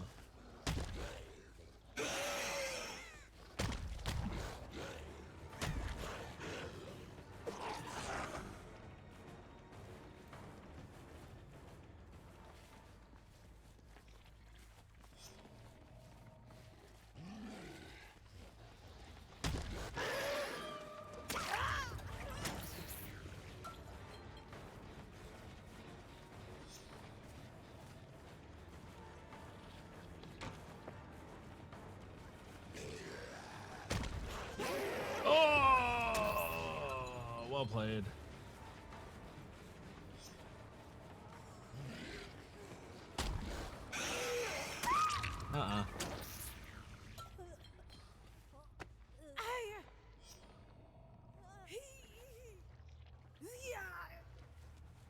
Basement time.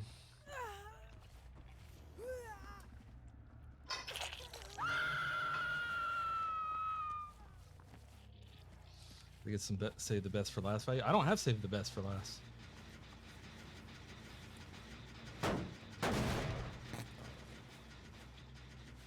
I have Rancor. 3rd seal's already gone.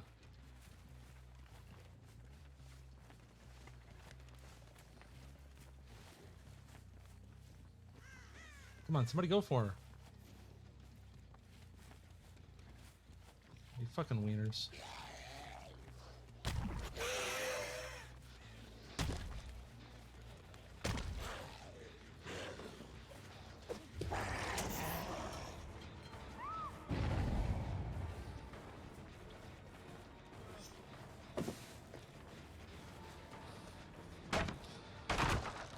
We gotta remember he's got dead hard, so we gotta bait that out.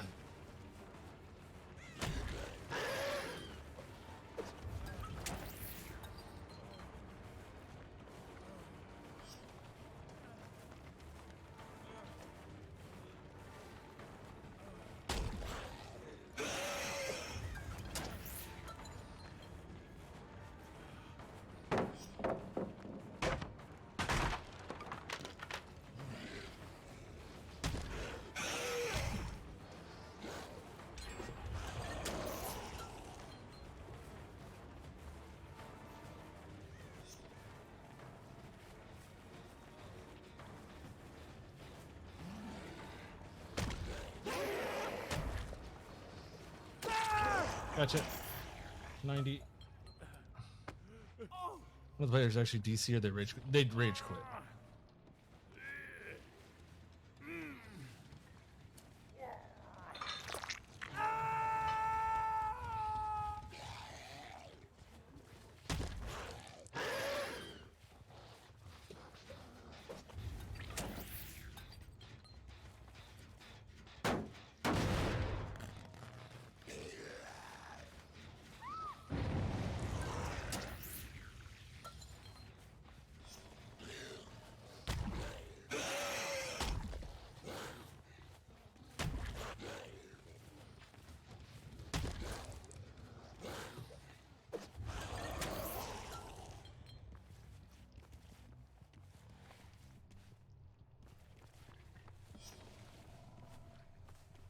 Sorry, Dwight. Can't find anybody else.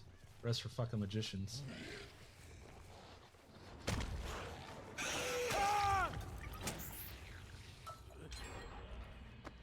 Decisive. Yeah, you're running dead hard. You're running decisive. You're running full sweat.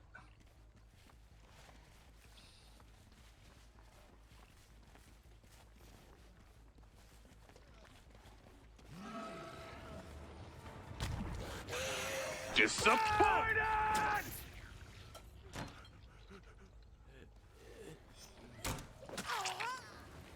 That what you wanted?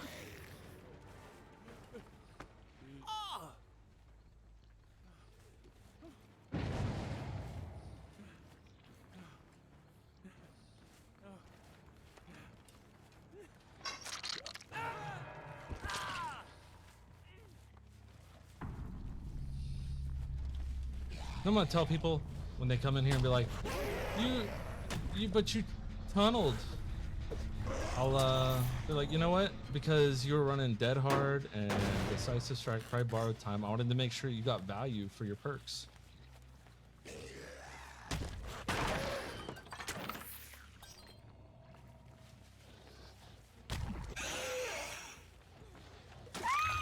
$90.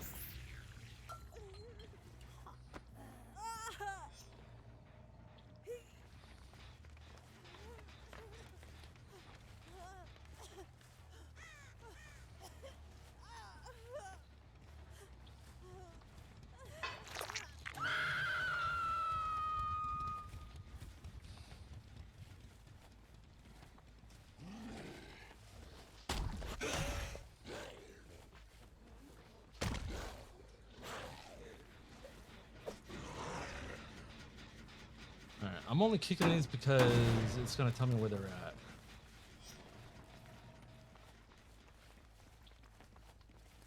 Oh.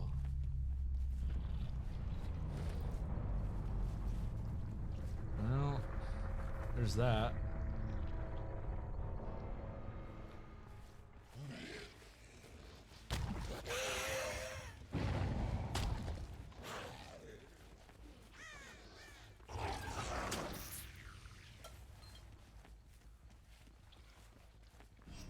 Yeah, that's fine.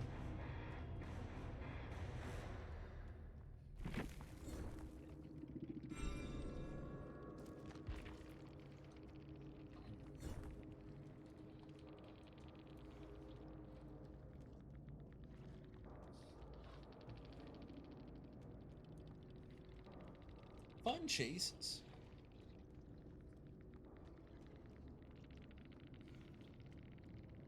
That's right, Jay. Dude, look at my perks, Jay.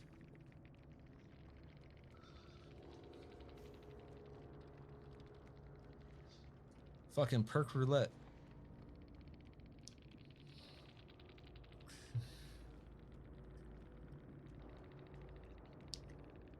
I got only PC person was one that rage quit. Yeah.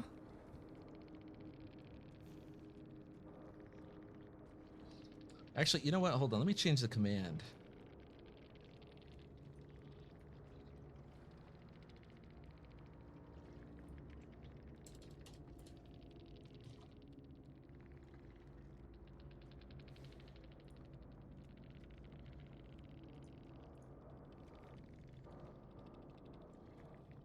All right, now it's exclamation point sweat. Let's see their builds. Dead hard, adrenaline, resilience, iron will. Dead hard, decisive strike, bond, windows. Inner healing, kindred, sprint burst. We're gonna live forever. Dead hard, kindred, borrowed time. Disappointed! Yeah. Yeah. So 3 dead hards. Only 1 DS and 1 BT. 2 iron wills. 2 kindreds. 1 adrenaline. I mean, it's not terrible, but it is still within that realm of common stuff.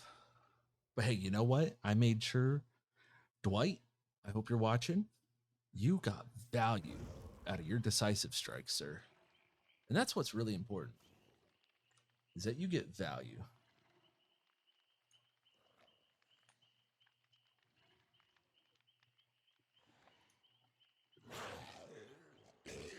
Hey, GG, Julio. Disappointed! Who needs iron will? A good killer will find you even with that. Yeah, I mean, It does make it harder. It does make it harder. And then perk roulette was fucking me. I got 0 value out of any of my perks. Fucking none.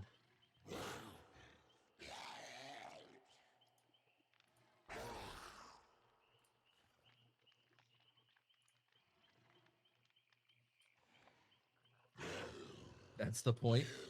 Ugh. Yeah, but I mean, even just one perk would have been good.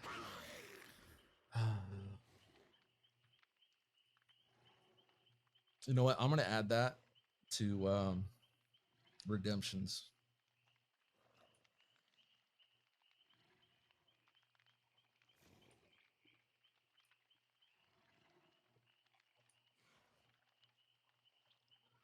Because that was fun.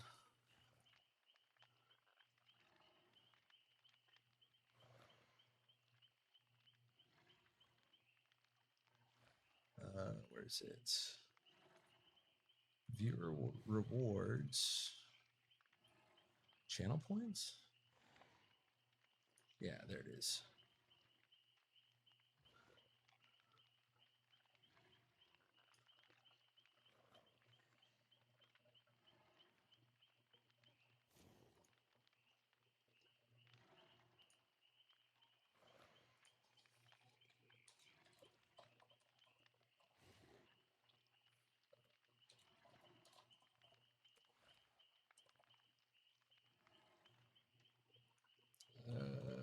Put that at 10K.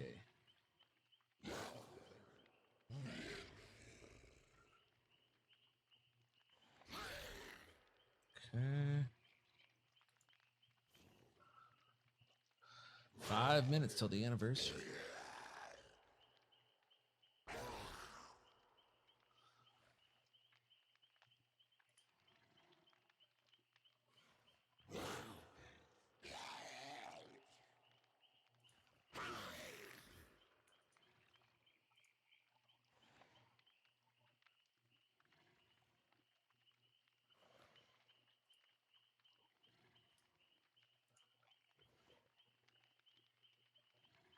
All right,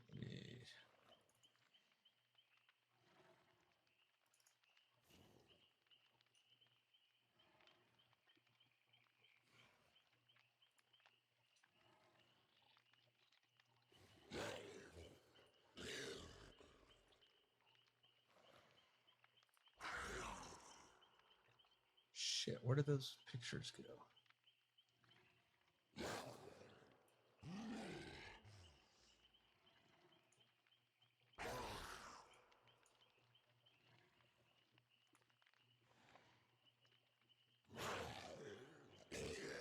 There's desktop stream folder.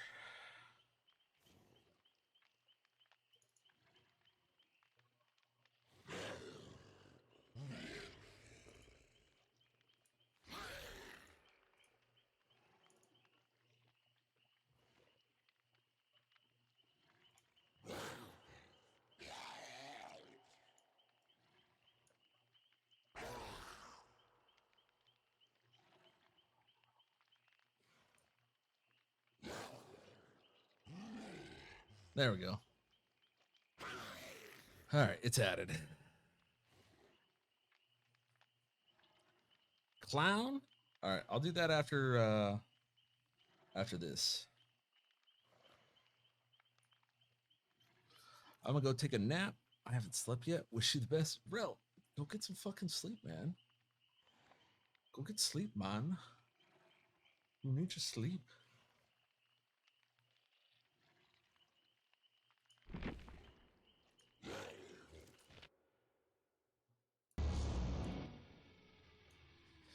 I think this is gonna be a shit show.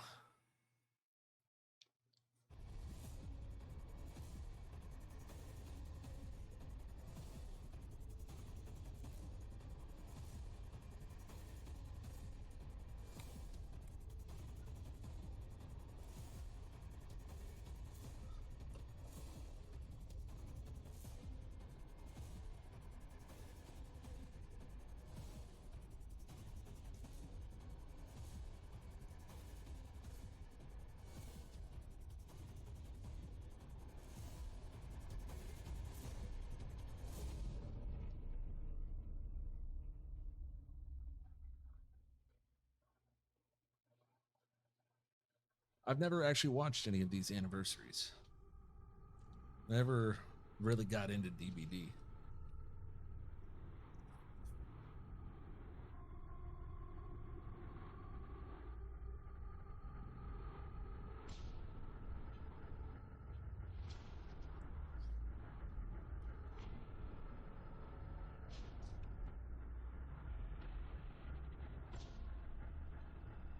Keep an eye out for codes. Really? All right.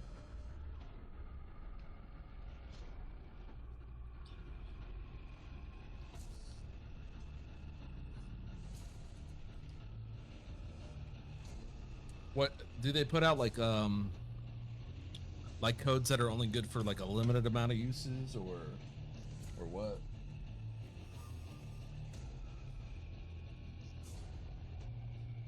Or is it just like, here's a code, anybody can do it?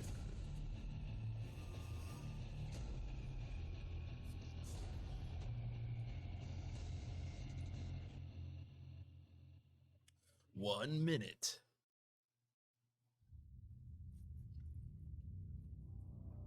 I'm excited for the 7th or whatever the 25th chapter is, the Resident Evil one. Some sort of code, right? I imagine so. Let me go ahead and start my DBD, just, you know.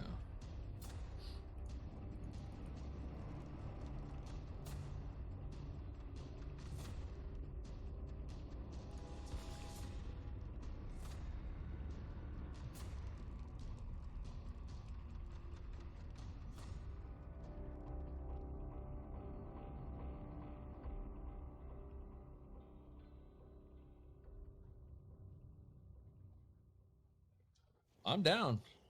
I don't like playing solo Survivor, but yeah, I will definitely play some Survivor with Survive with friends.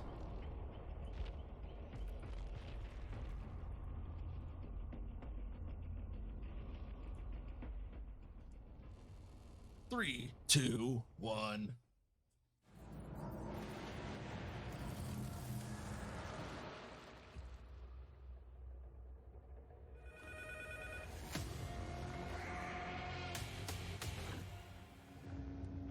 I saw a zombie, by the way. Trickster, pig, Resident Evil.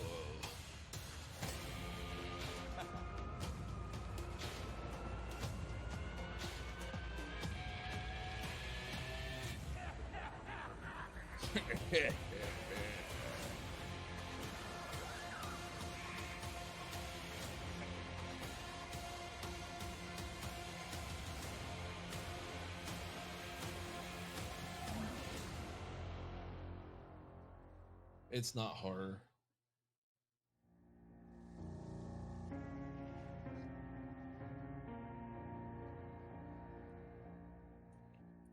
So supposedly the Dredge is the mentor of the Doctor.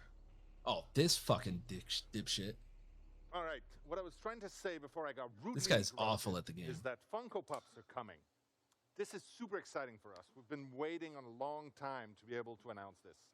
So right now I'm going to give you a sneak peek of the 4 characters coming to Funko Pops. The Wraith, the Doctor, the Huntress, and Claudette Morel. No one cares. If you're like me, you're thrilled and you can't wait to get your hands on those. I can tell you you'll be able to get those before the end of the year. That's what you open with? Okay. You lump of shit. Now that I've shared that and that I've had a moment to calm down, let me officially welcome you to the Dead by Daylight 6th anniversary celebration.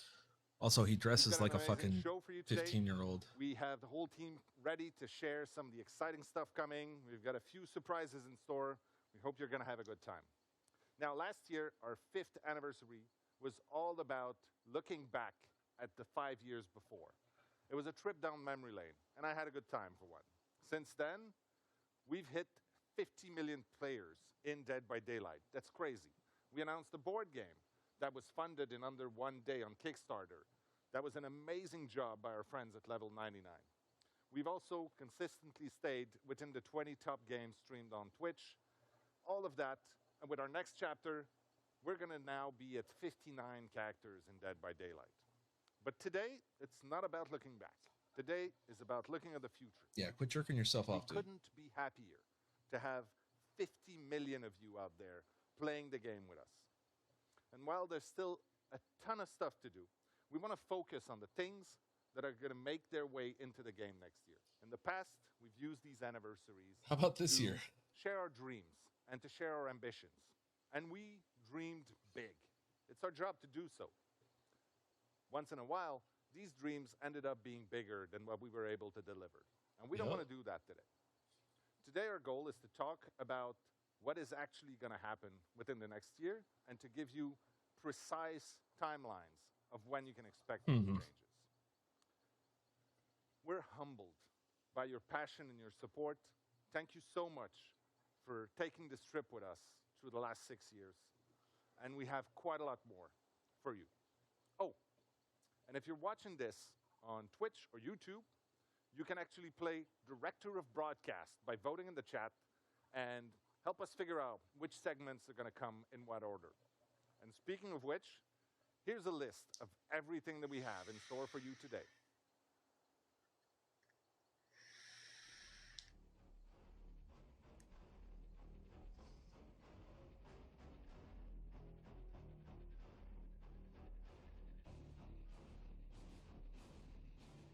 Like I said, we want you to be in control of what we talk about next.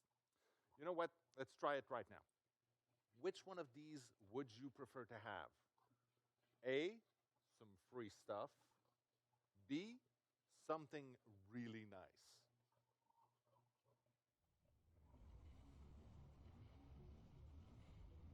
Oh, come on. Speed this shit up.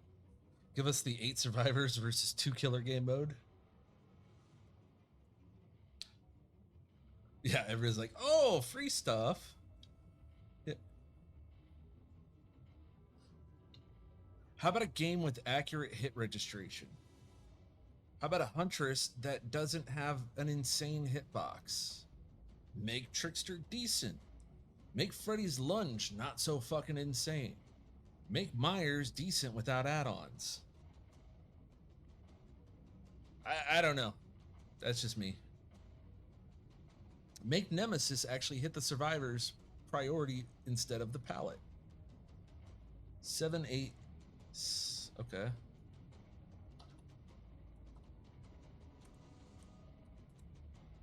I'm gonna put that in now.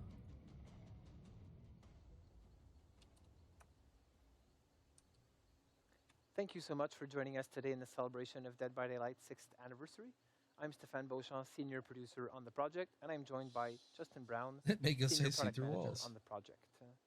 In today's panel, we will have a look at the upcoming content for next year. So Oh Dead my by Daylight God. 7 years, Yo. the planned chapters, See, as well told you to as keep our an eye 4 on code. main pillars for the game. Before we Maybe dive these into guys that, could have taken a however, this is shower really good opportunity to look at our sometime accomplishments from last year today and before talk a going bit on more about camera. what we're particularly proud of or excited or happy. Got the guy on the right with the greasy hair and the guy on the For left me, with the I'm greasy always face. extremely impressed by the quality You're going of on our original camera, dressed content, like an adult. and the Portrait of Murder chapter was another one that really left a mark on me. But that being said, year 6 was an amazing year when it comes to licensed content, with the addition of Resident Evil, Hellraiser chapter, as well as Ringu, 3 classic cult horror icons into our game. And it really warms my heart to see all of those different characters come together in the one and the same game. Is there anything you're particularly proud of that we did last year? Yeah, of course. The first thing that comes to mind is the updated onboarding and tutorial.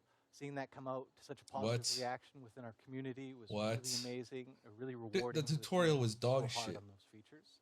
The next would be the 2 brand new maps we introduced last year. It had been a long time since we introduced new maps. Yeah. and they Yeah, you team fucking totally cheapskates. delivered on those maps, visually stunning.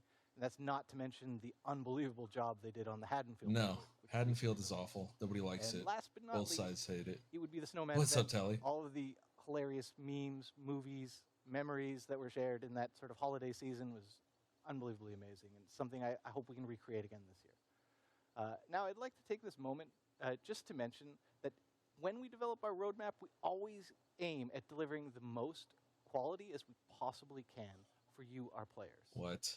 However, as it is a live tool, we are constantly having to update it due to urgent issues. Look at this or man. New opportunities that Run arise a throughout the year. comb or As brush through such, your there hair. were a few features we mentioned during last year's anniversary stream that still have not made their way into the game.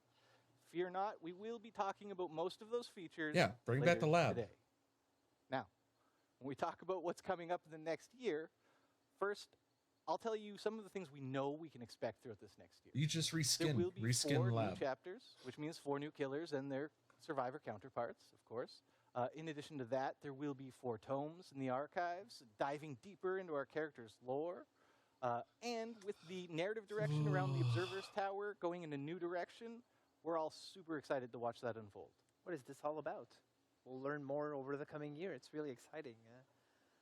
For some of you who have been with us over the past year, the 4 pillars will probably be known to you all. They're really things we have continuously worked upon over the last 6 years of the game. So our 4 pillars composing the roadmap for this year are game health, quality of life updates, live design, as well as our events. You want to give us a bit more info about the Game health.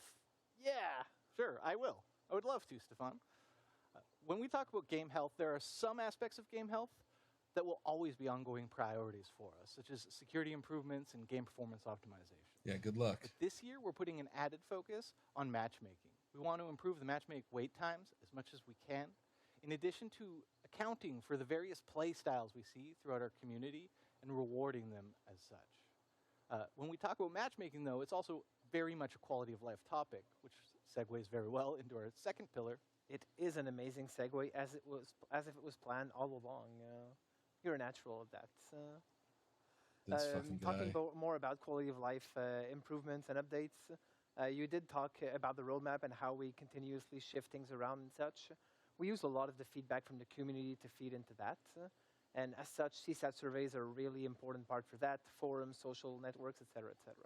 When we did announce the Autobahn feature during last year's anniversary, it was met with a lot of mixed feelings from the community. And as such, we really held off a bit to make sure we were doing this in the best way possible.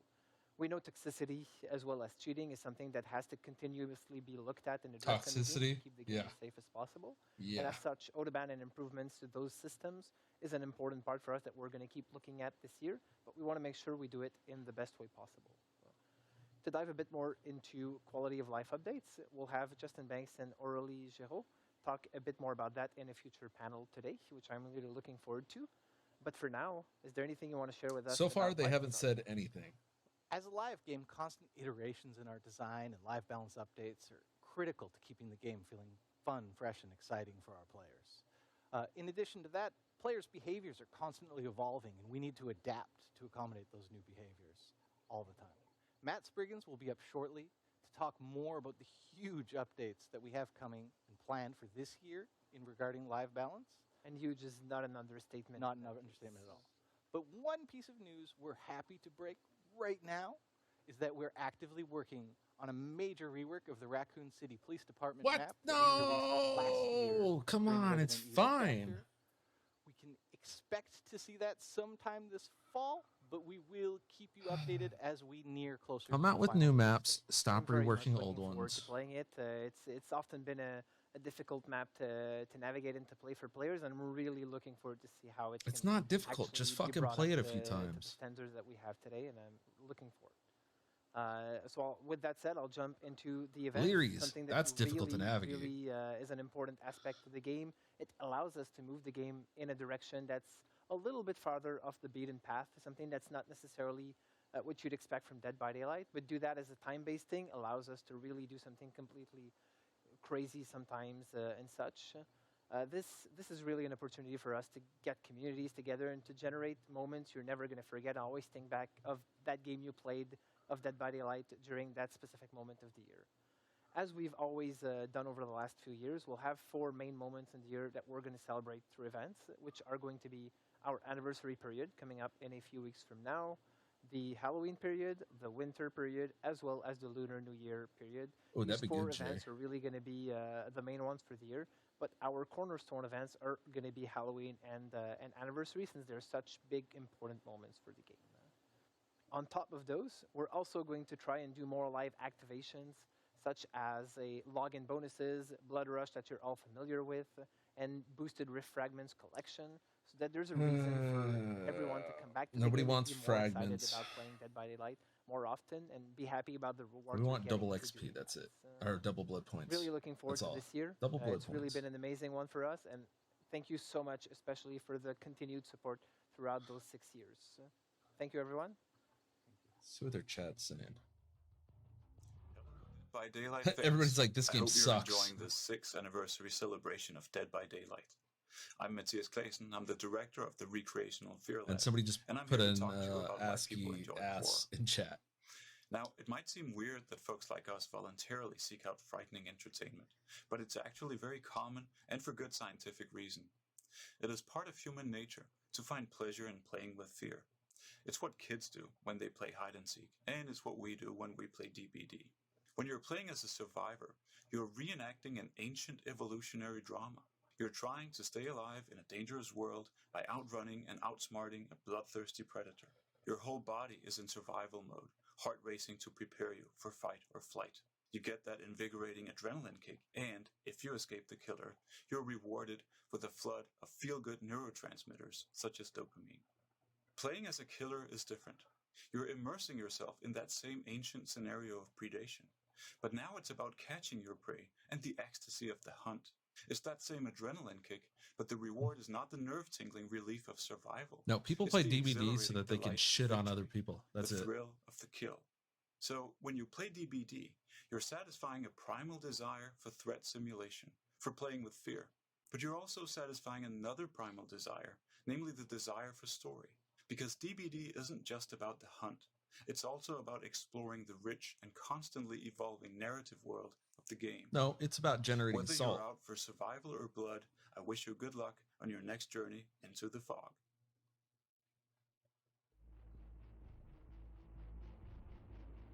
Nobody buy any of that.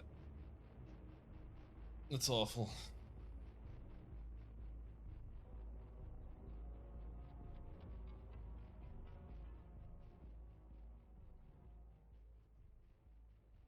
The killer is coming, but the generator is almost complete. What do you do? A. Hit the last skill check. What? B. Run. C. Let the killer grab you. D. Blow up the generator. Everybody who says run is blowing up the generator.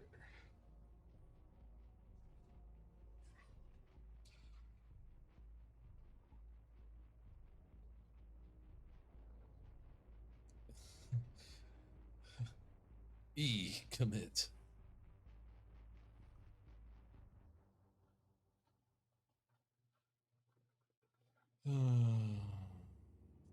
So far, this has been disappointing. Disappointing!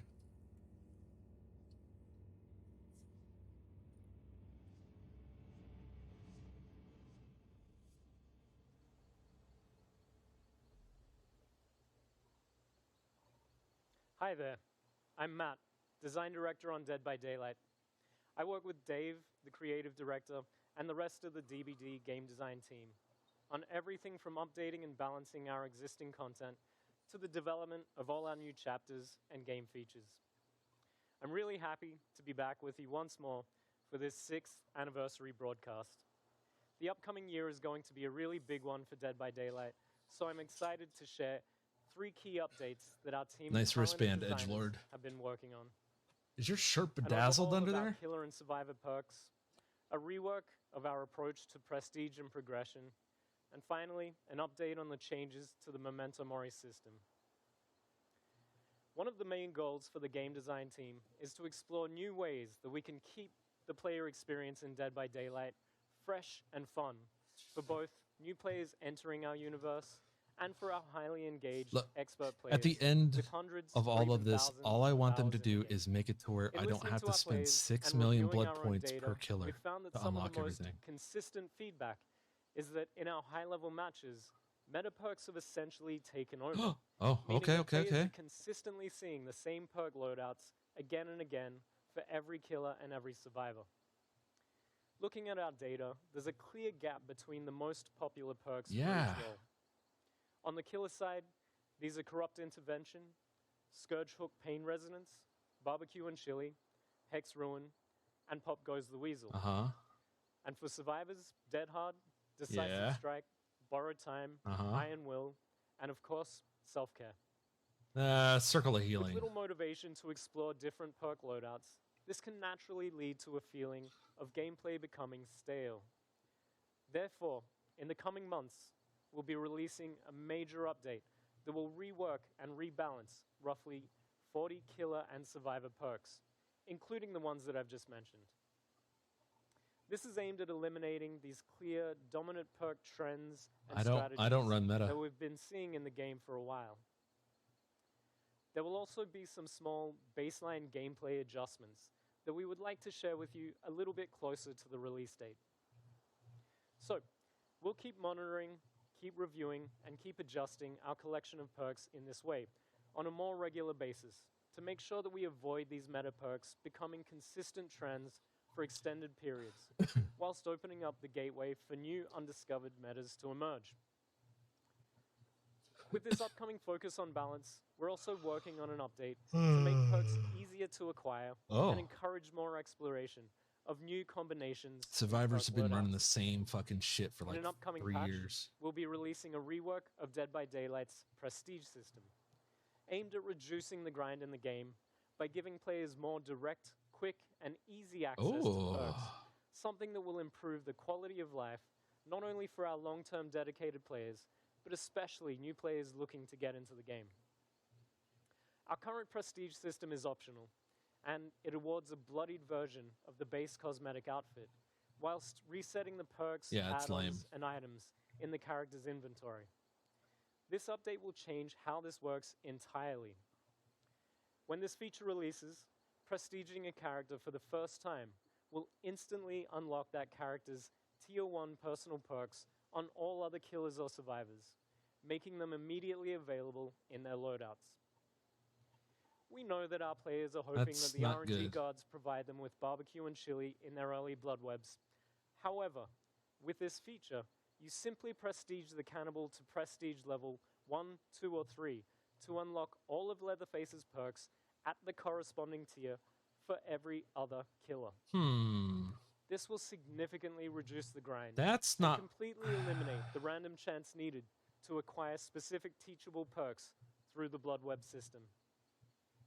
Of course, it's worth mentioning the prestige level won't be capped at just 3, so you'll be able to show your dedication to a particular character by raising them well beyond that.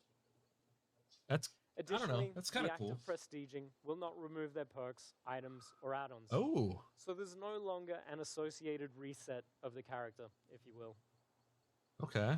For those who haven't yet prestiged their characters, we're also working on a fair way to still reward players for their time investment and dedication once this update takes effect. Fans can expect both the prestige and perk updates to drop around the same time during a major release this summer. Oh. Finally, I would like to close things out with some news on the Mori updates that we shared last year.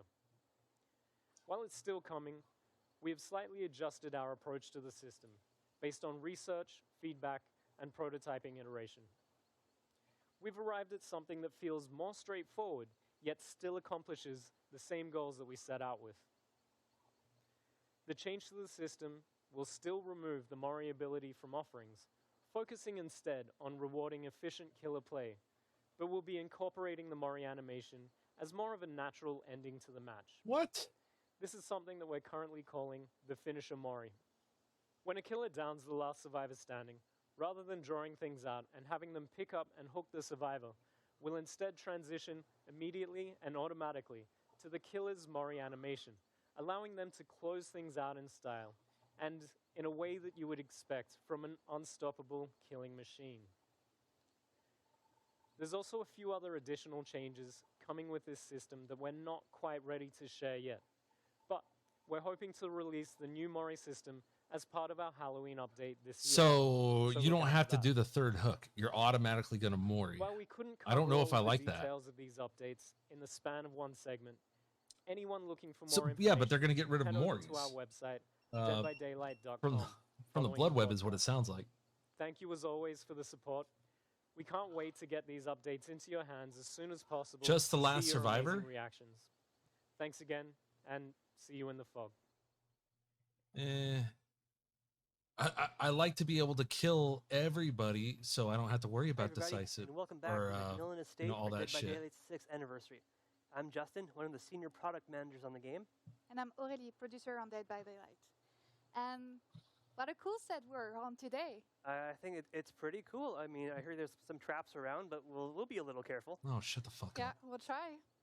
So last year, Aurélie and I were here with all of you just to talk about the pillars. It's a of the year. win-win for me. But I mean, think true. some other guys on the team have that covered. You don't play so killer, this year we're Jay. here to talk about the quality of life updates that are coming to the game for year 7. Not So, everybody's Canadian. while It's always our goal to give Canadian-based. you the most accurate picture of what's coming and when. The reality is that deadlines can shift as well as priorities, and we live in a pretty weird world these days. So there's a lot of external factors as well. So Why is that this all dude being sitting like said, that? we are going to work to have the most open dialogue with our players.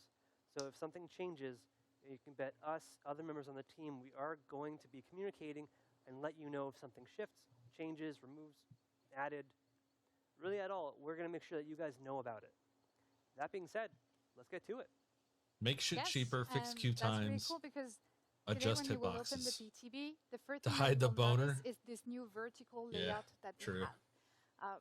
The idea behind this is we were running out of space with the current one, and we wanted to add more clarity and also make some information way more Are they visible to seriously spending players. time on showing a different UI? Like for for the example, title some screen? text in some languages, they will have more space, but also when we have an event or something happening in the game, now you will be able to see right away when you enter in the game what is happening and how long it will take.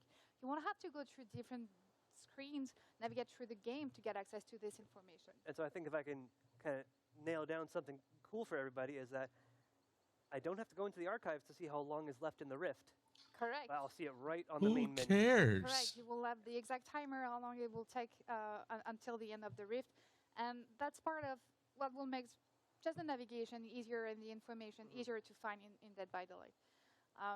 Another feature that will be also available today for the PTB, and I think that one will be really appreciated.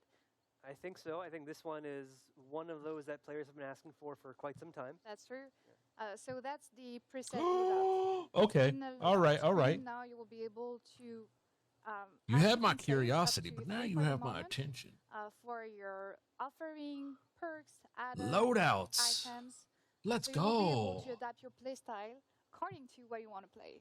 Exactly. So I mean, if you guys want to create one loadout for goofy perks, one for playing by yourself, one for playing as a team, you just change those with the press of a button. No longer are you looking That's- through this whole All right. So inventory it's of only perks taken that we them have. 30 minutes Correct. to You will fucking be actually able to nail be down authorized something to useful decide for between us. Hardcore and casual games.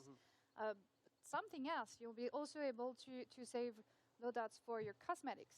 So if you have different style and you're always like wondering which one to use, well, now it will be extremely useful. That's not as easy for important. you to switch between them. Half the cosmetics are And recolors. for both the main menu and the preset loadout, we really think that the two features, they will bring more comfort and ease for the player. And we are really looking into Dead by feedback. So Daylight is please, a when you game grab the not of PTB comfort today, and ease. share your feedback about these two improvements. This will help you to create the He best doesn't look like a quality of pedo, life but he improvement also doesn't for look us like he's going ever forward had for you. sex. But that's for today. So what is happening for the next upcoming releases? Like he's only Well, seen for a that, woman we've got naked some online. Other upcoming features to share with everybody out there. So one of the main ones that we actually announced last year, do you remember? I think we were both there. Was matchmaking incentives. So what we mean when we're talking about this is when players are matchmaking, we try to establish a good ratio of 4 survivors to 1 killer. And whether or not this ratio is imbalanced one way or another depends on your server, depends on your time of day. So what we are doing is we are providing players with extra blood points. Oh. Play the role that is most needed on their server. Yo, at that I time had of day when suggested they're online, this. which I think is going to be pretty useful for our players. Correct. And with the new layout that we just mentioned, like it will be really easy for the player to see in front. Fucking like, on Overwatch which does view that. they should go if they want to have the less Perks, waiting man. I'm time. scrolling 2 minutes to find one Exactly. As perk. soon as Agreed, you Jay. log in, you're gonna know Agreed, which role 100%. needs you the most. So if you're there for BP or if you're there just to have fun with your friends, I mean, really, we're giving you so many more options. Killer mains unite. Let's go. More BP. Not even Fuck y'all, that, but, survivors. you know, while you're in this matchmaking, trying to get that incentive, we are doing what we're calling a game flow refactor. Very techie name, I know, but if we break it down, it's really giving you guys the opportunity to navigate around the game while you're waiting in the queue. Ooh. So when you're waiting in matchmaking, your friends alone, what have you, you'll now be able to browse the store, check out Fucking the available finally. outfits, some other areas of game, and even check out the archives. So if you want Fucking to change finally. the challenges How many or times have we been like, more while you're waiting, oh man, I'm in queue. that's all We're Yeah, just and sitting I here. really love this feature because I wanted to it get a new feels like skin, but not a big change, I'll do it but at actually the will just after this bring next so game much type thing. comfort and remove so much frustration that I really like the fact that the navigation will be easy and But you won't have any. How about you it make the will be matchmaking more better comfortable. so that way I don't have to Exactly. wait 10 minutes for a and match? so now we're already making it more accessible to get to the archives for players by doing this, by putting the timer for the Rift on the main menu, but we're also doing some more updates to the archives coming later this year.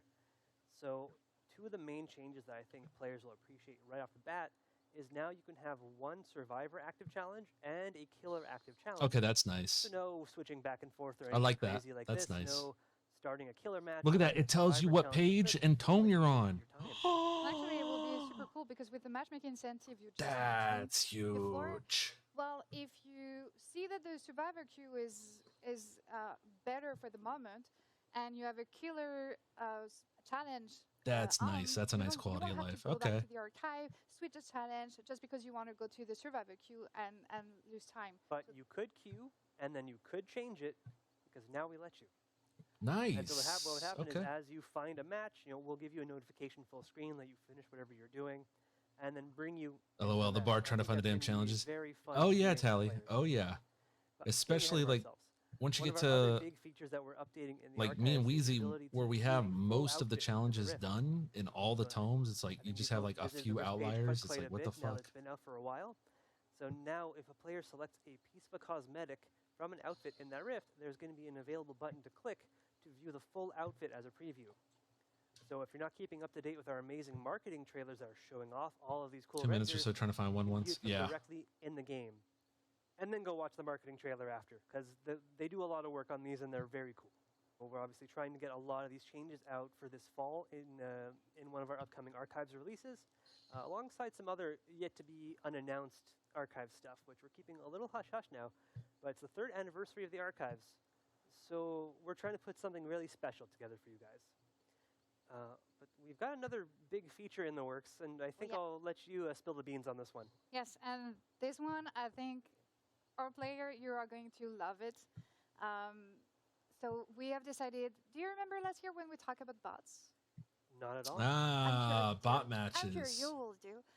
So when we talk about bots, actually this year, by the end of the year, we really want to introduce bots in custom match. Nice. So the idea here is I can finally we want to give the practice player, my like, tech. if you're missing a friend in a group, if you don't have any friends at all, or if you just want to play chill and try to learn a new killer, well, you will be able to do that in a custom match and just fill out the matches with bots.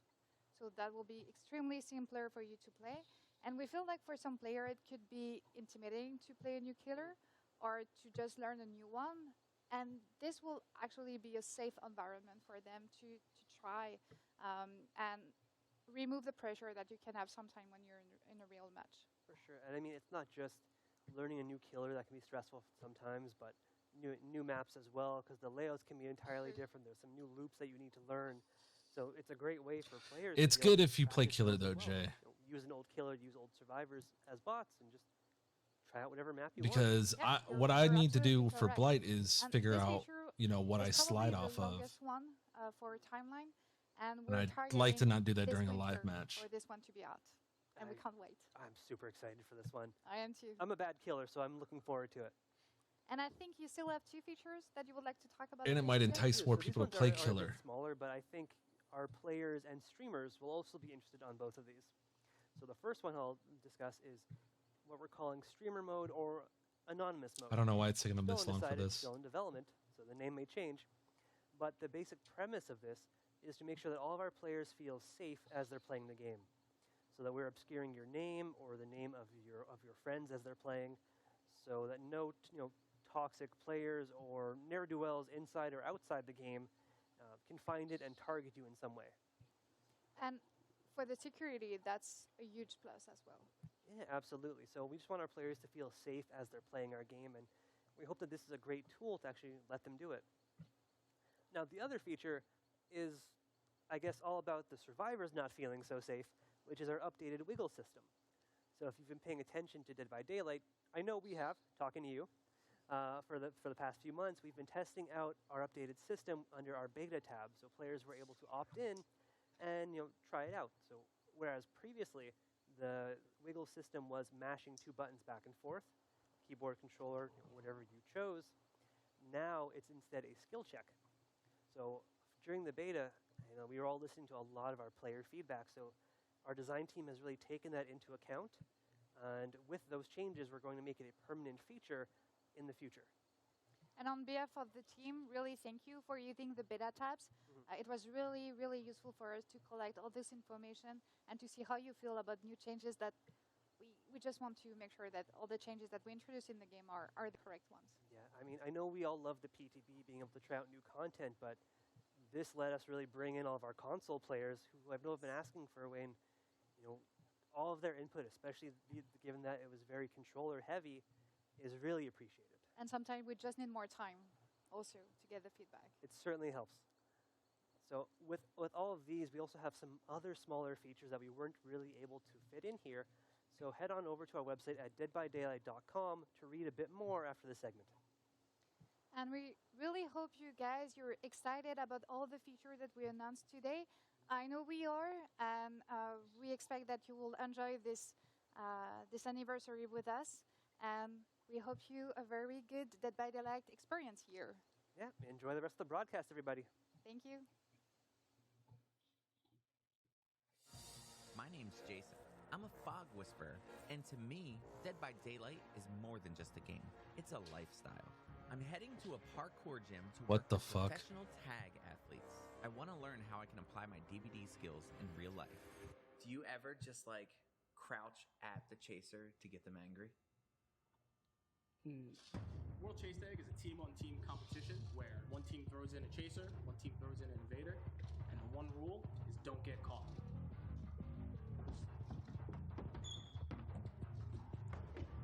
So, in Chase Tag, are you using vaulting? Because in DBD, when I'm being chased, vaulting is a pretty powerful evasion tool. Yeah. Why is this man built like a snowman? Easy way of getting an obstacle in between you or whoever's chasing you. So, what about slow vaults? What?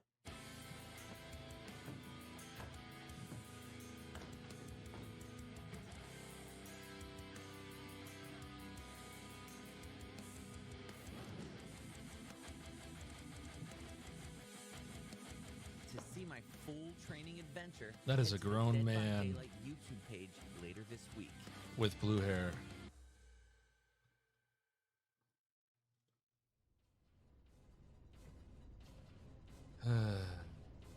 Nope, not the kind of code we want.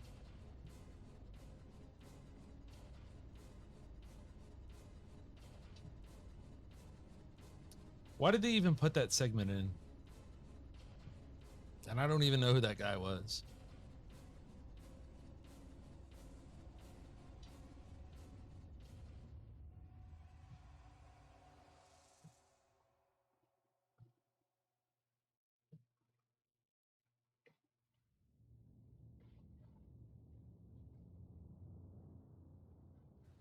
The killer is in pursuit. What do you do? Okay, A, here, drop let's. the pallet. They use dead hard. B, use dead hard. I color my hair. What the fuck? No, you don't look like forever. that. You don't look like that, Jay. Or D, crouch furiously.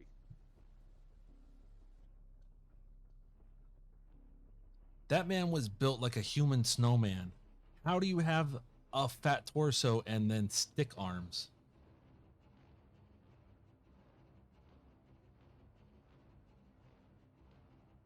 That guy looked like a man-child. Jay, you look like the trickster. It's at least stylish, you know? You know what I'm saying. What I'm saying is fat, overweight white guys, don't color your hair. Oh, here we go. What was that?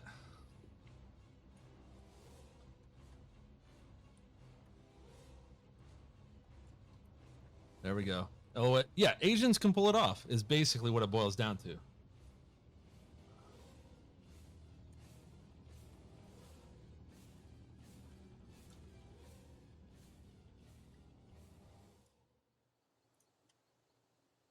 I mean, I didn't want to come out and say it, but since you said it. I'm then- Joe Ashley, the associate producer on Dead by Daylight. I'm joined by Xavier, our director, and also Rose, our project manager. A big part of what makes Dead by Daylight so great are the characters. And telling the stories is one of the best part of our job.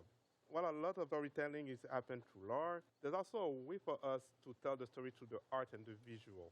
Today, we want to share with you a bit about the process of the collection that inspires. No problem, Tally. We want to break some news about new announcement of a brand new collection we've been anxious to share with you guys for a while. Yes, thank you, Josh. Well, let's take a moment to talk about like what's behind the several outfits and collection we provide to players during the year. So artistically, the approach is different when we work on our own contents and when we work with licenses. When we do our own, we often look this as a way to put our own spin to icons and events everybody's familiar with. A great example is the Halo Blight collection. It's really our take on Halloween. You know, rather than creating cosmetics around traditional vampires, witches, werewolves, we decided to do something more unique, to tell a unique story. Yeah, real-life skip button, yeah.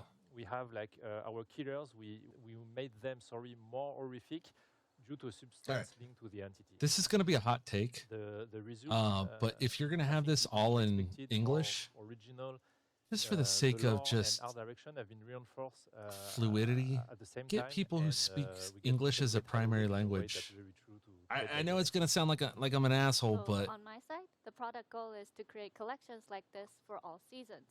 These collections would be something that we could return to. Okay, and add so to every she's- year, but on our own terms. she, in a way you know, that's creative she's good. creative for the Everybody audience, else is like French, and it's but like, also fuck, not man. feeling like too generic or too easy. Maybe Joash, you could share with us the different steps No, of production to create come these on, tools. not Joe Ash. So as you know, Rose got a good idea of what the type of collection that she wants. So afterward, I think the first step is to talk to the narrative team. The idea behind it is to make sure that we have a good idea and make sure also like it's kind of related to the characters. So Wow, what an that we asshole. want No, the I'm looking out for them so that they don't get made fun of for the lack of control of the English language. Afterward, we need to talk to the concept artists. They're the one who's going to put on They get paid paper money to pretty learn much French? with the Cool. art director and the concept art. That's pretty neat. To put on paper pretty much the idea that we want as cosmetics. So and also this is the time for us to put in detail what we want. So meaning like the I just don't want to see them the struggle, detail and the is type all. of material that we want.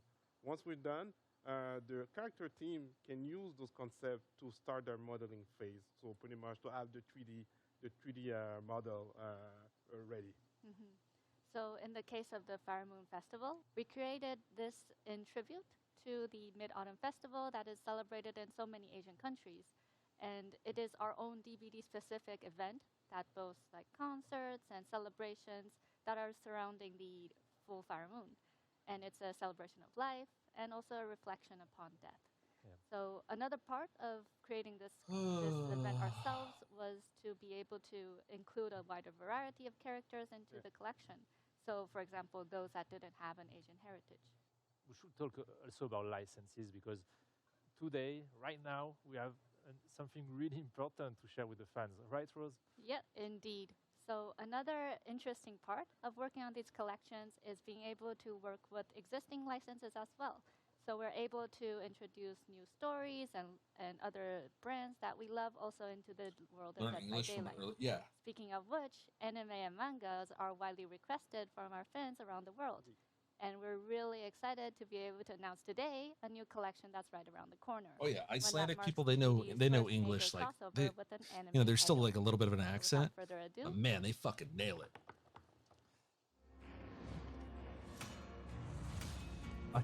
What? Attack on Titan. Yay. Attack on Titan collection. So many of us on Dead by Daylight That's are cool. big fan of Okay. anime, especially Attack on Titan. The process of creating new outfits I'm stoked. based on the I'm pretty hyped for Dead that. by Daylight has been Let's go. really exciting. Hog. We thrilled I mean, to be including tens you know, of that's outfits, kinda cool. For both That's neat that they survivors did that. and You mean killers. Wheezy Nut J? And also, Somebody to say some share my surprise excitement. for later on. I think we can still give some glimpse of the concept art for Attack on Titan. All right, let's see the concept art. Because working I'm not a on fan of Attack on Titan Titans. was I like a the great first challenge, but really season. exciting one. I'm hyped that First, you're we hyped. had to I just think assimilate it's cool the that they're actually doing iconic aspect an of, interesting the crossover. 2D, art direction from the show and adapt it on 3D, making sure like the characters remain themselves. The ending of even it if sucked. applied on The ending 3D of characters. Attack on Titan sucked. And because I they just are like not, legendary giants. outfits, the As goal a was giant not myself, to you know. reskin them and transform them into something way too different from our more realistic art direction. So we then came with bigger eyes, etc. I know, Jet. You've told me. More like, okay, we could create like great cosplay of this character. Our Nobody brought mindset up Doctor Strange, was more, Jet. what if our DBD characters were part of the Attack on Titan universe? And from who are they closer in their Wait. personalities and appearance? Okay. What? No, they're So talking about Attack on it was really Titan. important for us to The anime, Jet. select some of our I was like, favorite, Doctor Strange, what the fuck are you characters, talking about, Jet? from Attack on Titan. Jet, did you and wake and bake So again? we could focus on some aspect of No, each no. to match our They're doing different an Attack on Titan crossover. We have, Eren, one of the That's why I heroes, was like, of Doctor the- Strange, of the what? show, and we have Dwight. Dwight, in a sense, is one of our heroes also on DBD. He's here since years, and we kept the details of Dwight, like having the iconic glasses, the messy hair, and even with the equipment of Attack on Titan, we made sure. All right, this is the equipment disappointing. isn't straight, and we have like. Great, Dwight gets another nothing's costume. perfect because it's Dwight. On Dead by We have Daylight. NG. For her, it was easier because we have Zarina also, and it was a perfect match. She's a scientist that investigates on Titans, and with Zarina, like they are both very. intuitive and No clue on that instinctive, yet. but They're both still showing the uh, concept art. kept the details of Zarina herself. We gave her eye patch, but not the glasses because she doesn't wear glasses. The armor titan is there. We have it as an ultra rare cosmetic for the Oni! And not only was a good match because Okay, that's we cool. apply this skin in one of our largest killer of the game, but also we were able to use. It's a shame that nobody plays Oni. And So while the base of the crystals are blue in the show, we tinge them with a Hammer Titan fight? VFX to represent the traditional Oni blood rage for the game. That's it for us. Yeah, nobody plays Oni we though. hope you enjoyed Oni's a the meme behind at this the look point. scenes and also our new collection that we just showed you. Of course, we're gonna keep an eye for more Attack on Titan news. The only killer that gets less playtime than Oni is Alrighty, the Hag. Yeah, the first couple seasons are really good on Attack on Titan, but then it ends really, really bad, and you're just like, oh, here we go. The new intro. That's the new character.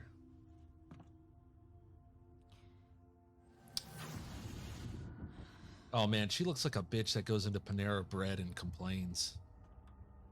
That's a Karen.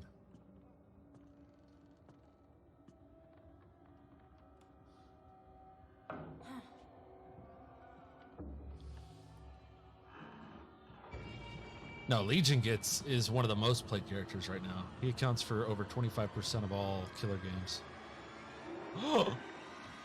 Let's go.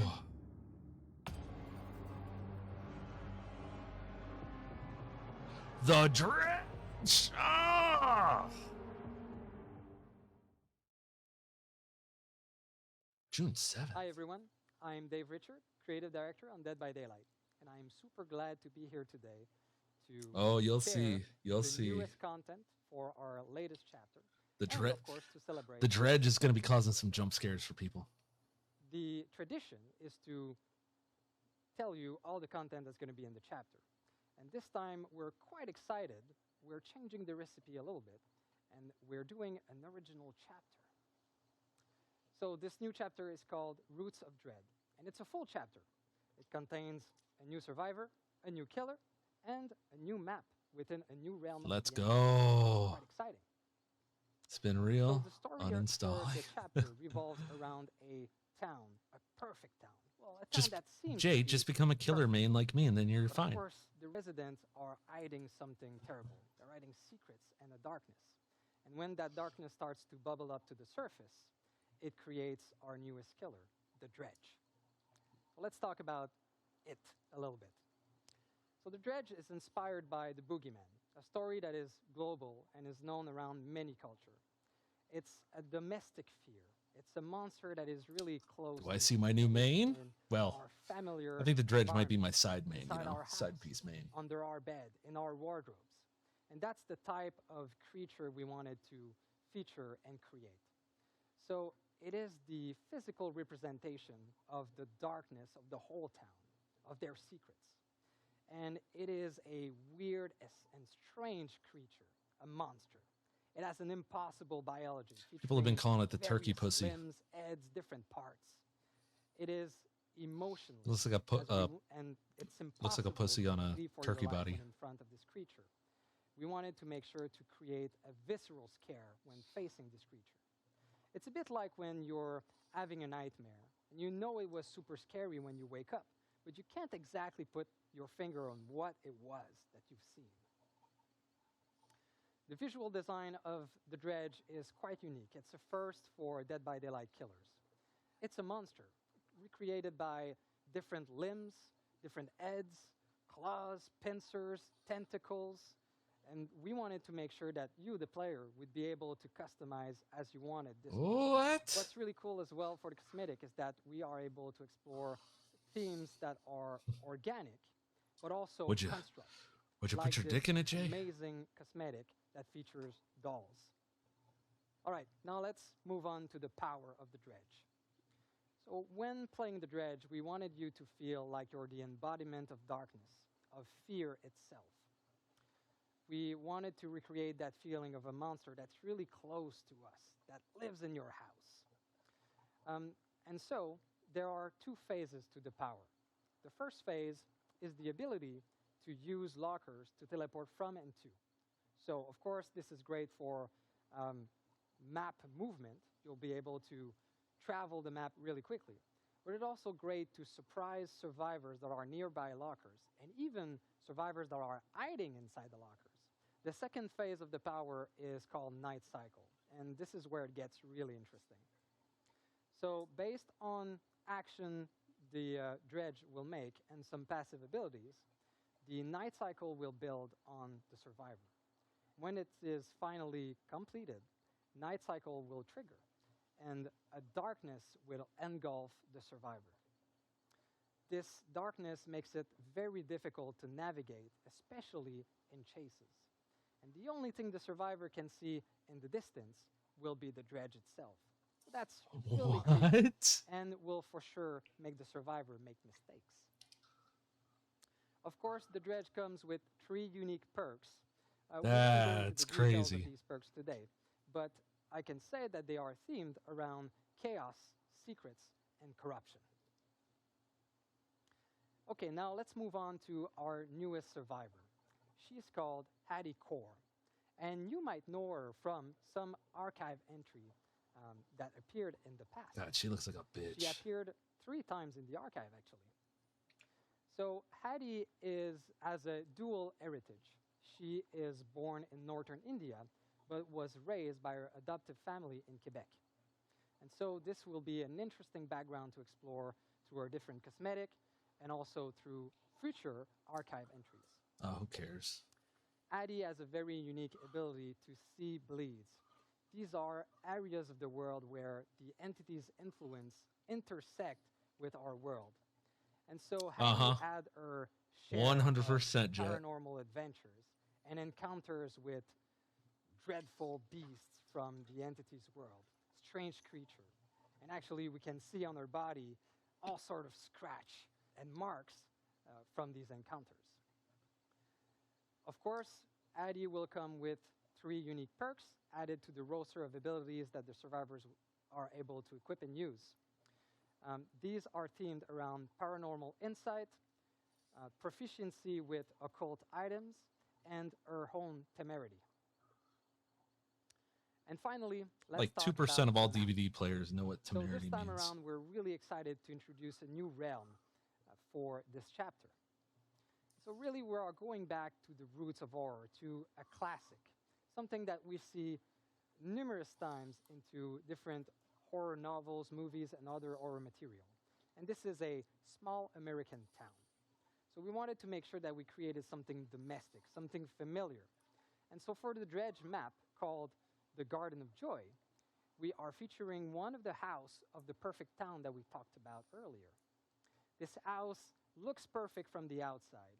It is like a ghost sitting in the middle of a gloomy forest created by the entity.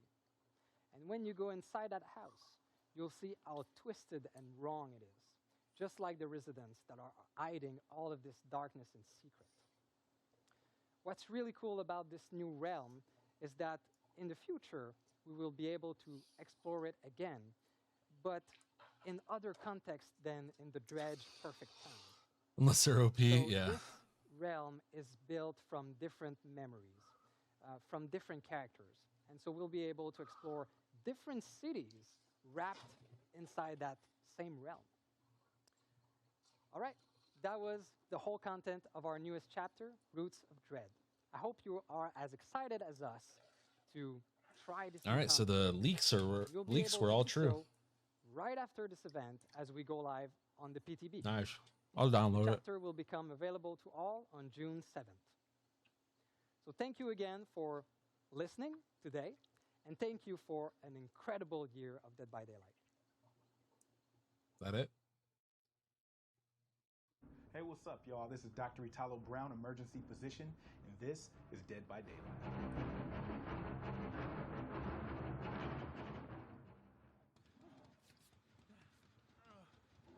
No, what they should show is killers tunneling in camp, like a Bubba face camping. Oh, now that's actually kind of dope. It looks like he was injured or something, And then survivors teabagging and clicking flashlights before they leave. If we could start prescribing back rubs in the emergency department, I promise you, I would let the thing fly. Everybody, you get a back rub. You get a back rub. Straight up on some, Oprah level stuff. It's actually funny because there is evidence that back rubs help. What is this They help bullshit? physiologically, people say that it lowers heart rate, lowers blood pressure. Curative back rub for everybody, all right? Let's get it popping. Next video.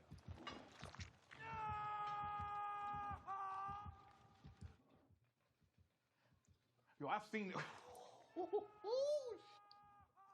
all in your back. Wait a minute, bro. Oh, dude, no. Wait a minute.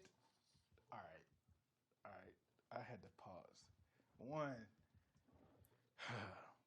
this man got thrown on a hook, and I've seen this in a bunch of different movies, so it's really accurate. These like butcher hooks are real. Obviously, if someone ended up on one, it was intentional, in my opinion.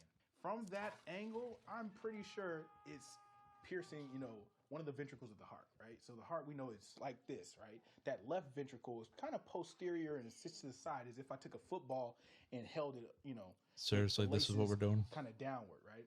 So if that goes through that left ventricle, man, he's dead. There ain't no pulling yourself up off of it. Either no, sir. I don't believe it. He not walking away from this at all. That's a fact. If you're enjoying this analysis, make sure you head over to Dead by Daylight's YouTube channel for the full video later on this week, okay? Happy 6th anniversary, y'all. Peace. What was that about?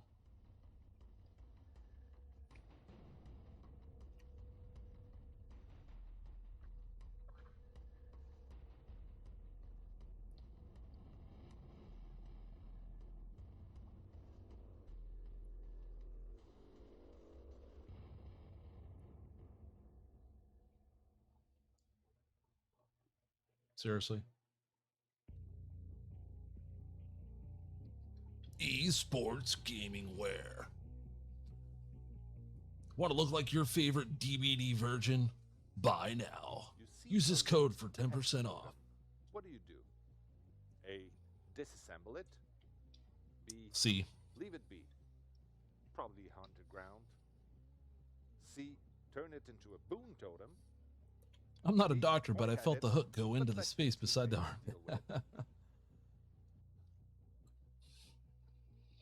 It's gonna pierce the left ventricle. Look, okay, it's a meat hook with a diameter of a paper towel tube going through someone's chest. I don't care what it hits. First of all, you're not flinging yourself off. It'll support your weight for a little bit, but it's ripping and tearing. I mean, you're just dead.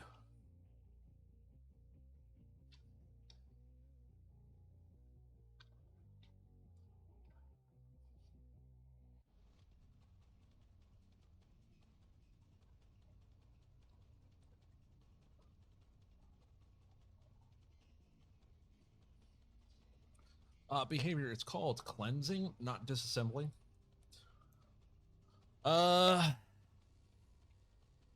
There's a couple of quality of life things that are good.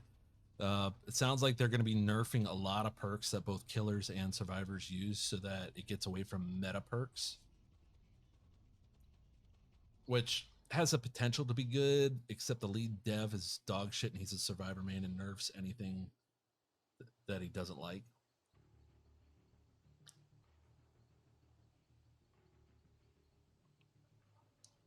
Hey there, everybody. I'm Justin, one of the product managers on Dead by Daylight. Still stuck in this fog from earlier, but this time joined by a new partner. Hi, I'm May. I am a Twitch-lurking, dog-snuggling influencer manager on Dead by Daylight. So, since a Dead by Daylight anniversary wouldn't be the same without a celebration in the fog, both May and myself are here to share with you what's going on for the Dead by Daylight 6th anniversary in-game event.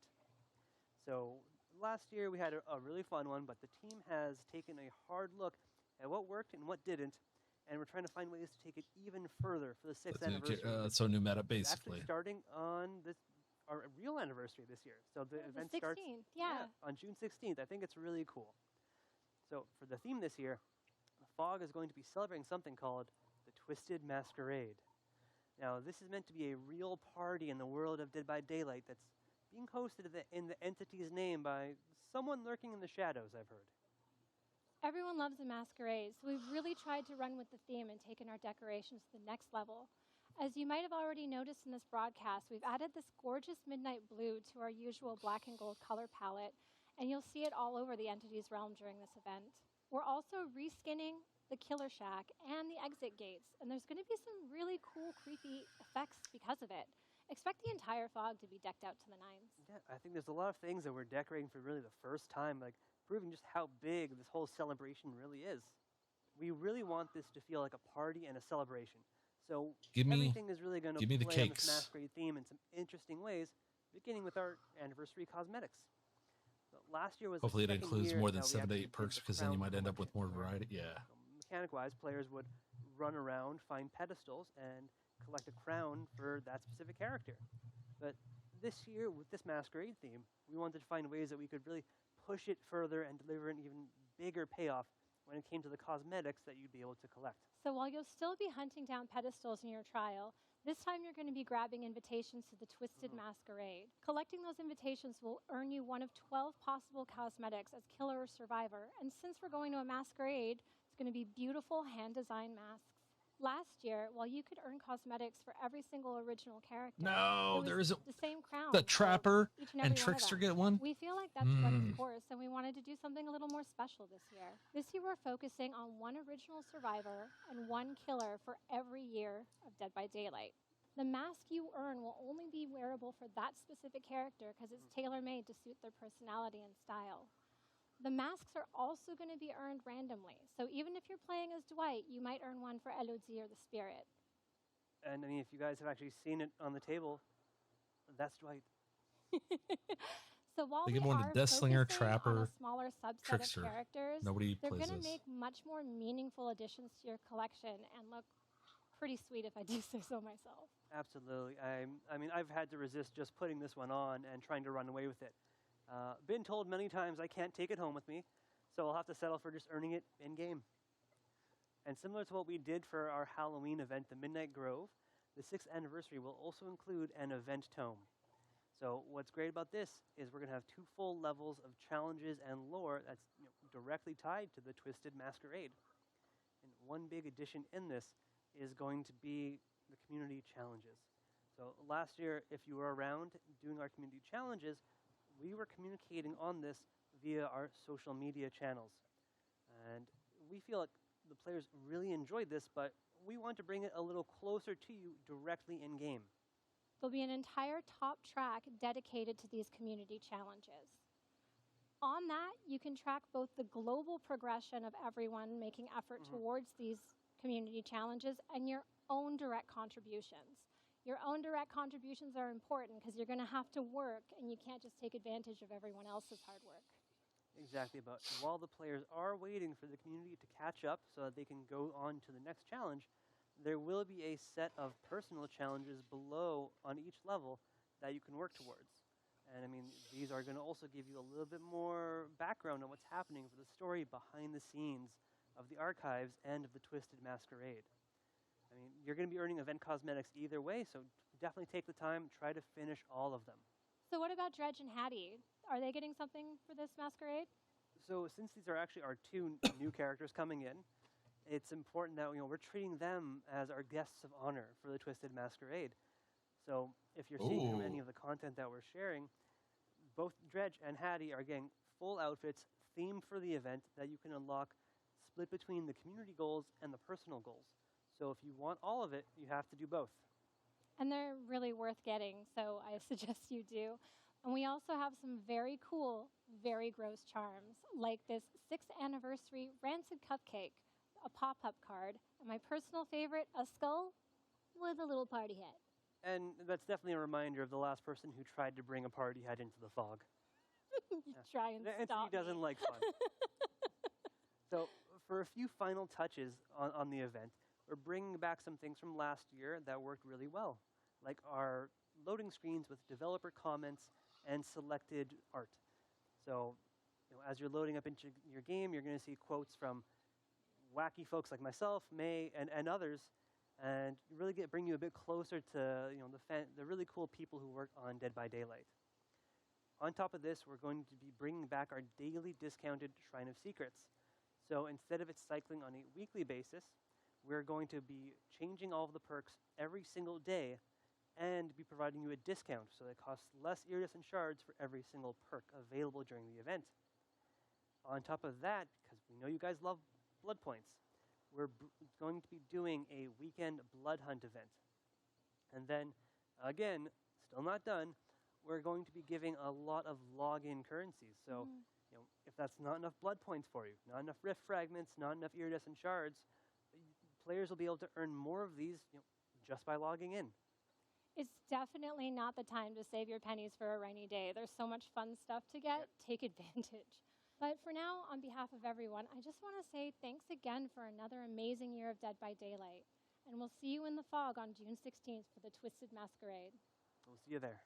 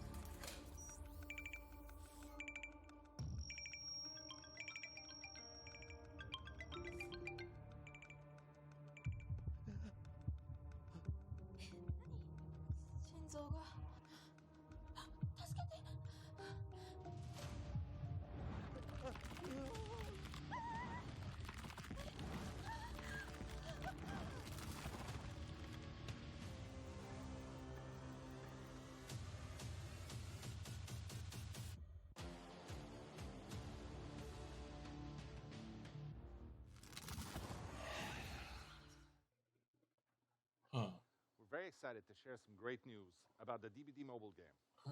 So we had a big update in Japan at the end of April, and the results are amazing. We want to progressively release this to the rest of the world too.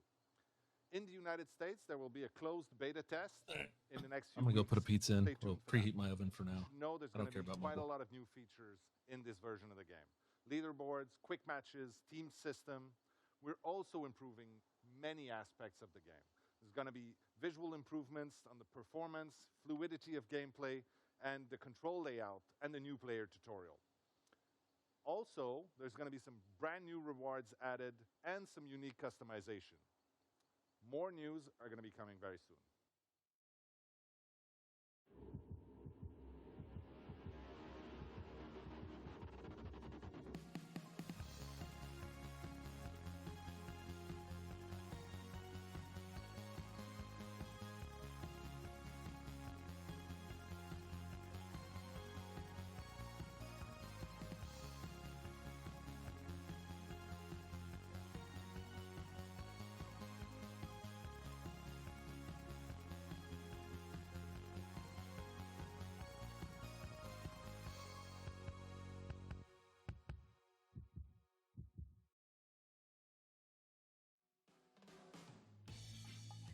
And I'm back.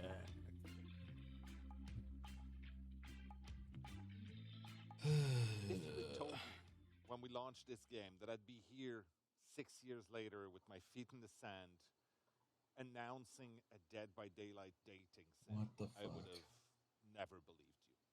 And that is what makes today such an amazing day. I'm excited to be able to announce that Hooked on You, a Dead by Daylight dating sim, is quickly coming. So it is a crazy idea. It's an absurd concept, but we are always looking for new ways to tell our Dead by Daylight stories. And our fans have shown us over the years just how thirsty they are for more background and more stories about our characters.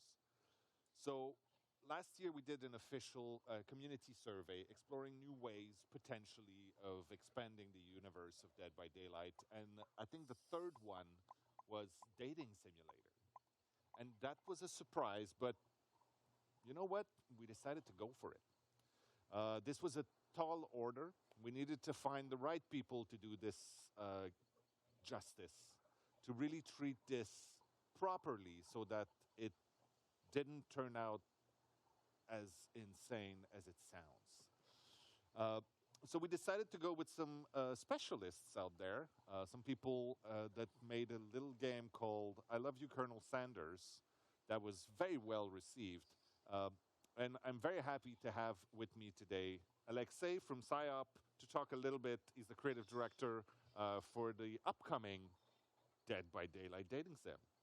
Thank you for having me. I'm really excited that I got to create such a unique take on such a really serious and kind of grim world and bring it into a little bit of hearts and butterflies and shine some rosy, warm light on it. That's awesome. So yes, you're absolutely right. We created a very grim universe, and we asked you to do something extremely silly with it. Yeah. How does one go about making this right? Sure. Well, I like to say that when making a project that seems as off-kilter and unexpected as this, the big gimmick for me is that there is no gimmick. It is a serious game that we take really seriously when we create it, and we treat all of the characters with a sense of humor, but with sort of deep respect as well, so that we can make a really compelling game that does justice to the expectations that fans have and the expectations that these characters would have if they were slightly more real. So it's a matter of really finding a new, interesting context in which these characters can actually express a different side of themselves. Yeah, so, the story that we're creating is very much not a canon story for the Dead by Daylight Important to put it out there. Want to make sure that's clear. That being said, we want to create something that really does justice to the truths that have been established. So we started someplace as far away as we could by thinking about, what is the brightest and happiest kind of take on this world? Well, maybe it's something like the beach episode of a sitcom or an anime series, and then kind of pull our way back into that main core experience of what's going through these killers or survivors' minds at any given moment, and try and make sense of those two worlds playing together and see what kind of crazy stuff comes from it. So obviously one of the main questions that people have is, what characters from Dead by Daylight will I be able to interact with in this? Sure. Well, leaning into that kind of sitcom or anime kind of cliches and tropes, and then kind of turning them on their head, we decided to take 4 killers, since killers are the most monstrous and inhuman characters in the world, and make them as human as we could by assigning 4 kind of typical TV trope archetypes to them. So we've got the Trapper, who is standing in as the jock. We've got the Huntress, who is standing in as the overachiever. We've got the Wraith, who is playing the nerd. And we've got the Spirit, who is the goth. That's amazing. And it's interesting also as a take, because those sort of archetypes, those cliches from How horror can we get movies from sexuality forever in? ago Yeah. are things that we try to not erase, but we try to avoid when we did Dead by Daylight, especially on the survivor side. We had them much more be humans and relatable. So it's really interesting to see those things that are very important to the horror genre be represented in this. Yeah, it in writing the experience, it made for a really fun I can't believe twist. they're And- even doing And what this. we recognized when we dug as deep as we could into Glad the they lore spent and part of their talked so budget much on with it. your team is that all of these killers come from a really human place to begin with. They've all suffered some sort of trauma or some sort of really dark thing in their past that bringing them into this kind of comedy scenario, but still exploring their real lore, it was just like pretty wild. So we had a lot of fun with it. Very cool. And who, as the player, like, it was an interesting choice to figure out who the player would be in this scenario. Well, we want to let the player play as themselves. So this is an interactive branching story, and you will get to make decisions that define who you are. There is no canon version of yourself, and we thought that that was a great way to really do justice to the huge amount of diversity and variety in the Dead by Daylight audience. Yeah. And so we wanted to make sure that the 4 killers who you get to romance really represent 4 very different types of relationship, and you get to be yourself and see which killer is right for you as you make honest decisions in response to some terribly strange questions. That's awesome. A very important piece of also building that world and really giving the ambiance, the gravitas it needed, is the music. Yeah.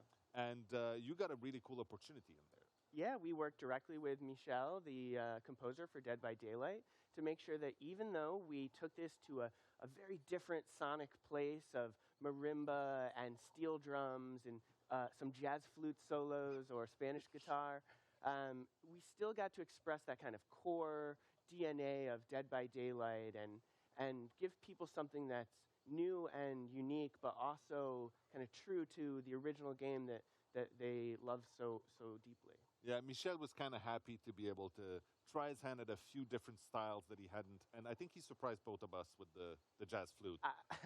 It may seem like an odd thing to say about something that sounds and looks so different, but we wanted to make sure that it really feels fresh but authentic. I don't know, That's awesome. Tally. This Well, is. thank you so much for taking the time to join us here in sunny Montreal for this little beach moment. I can say that this is one of the most out there things that we've ever done, and I'm very, very excited about this. You obviously want more details. There will be more information coming, but for now you should know you'll be able to get your little hands on Hooked on You, a Dead by Daylight dating sim this summer on Steam. And if you do that, you'll also get a unique charm in Dead by Daylight after that. Now, thank you again to all of our fans. Thank you for making this possible for us. And for once, I will say, I'll see you on the beach. Disappointed. We're almost done here, but we have one more question for you. What would you like us to wrap the show with? A, some more new content, or B, a special surprise? Aren't those one and the same?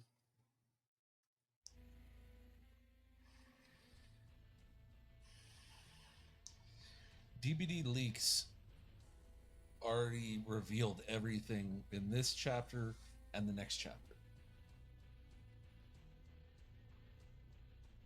So we already know that, you know, the dredge and all that. We were talking about that even before all this. And then the following chapter is going to be Resident Evil with Wesker and Ada Wong. So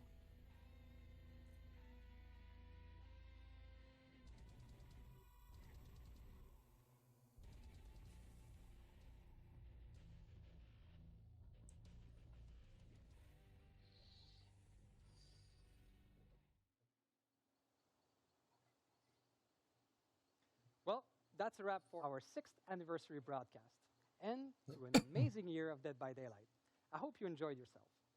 The PTB for our latest I gotta chapter, think The for Ada Roots of Wong. Dread, is live now. So go try it. Have fun. Again, a huge thank you to our entire team and to you, our amazing community. You know, time really flies. It seems like just yesterday that during our 5th anniversary, we revealed to you that we were going to do a Resident Evil chapter. Your reaction was so good at the time that we wondered, why stop there? well, here we go.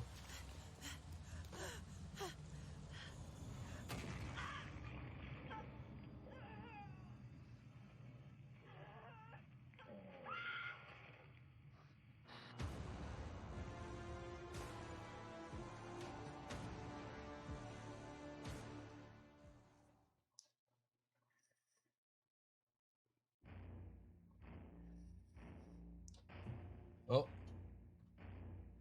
Wait. Oh, no, never mind. Those are fucking Twitter handles. I thought those were codes.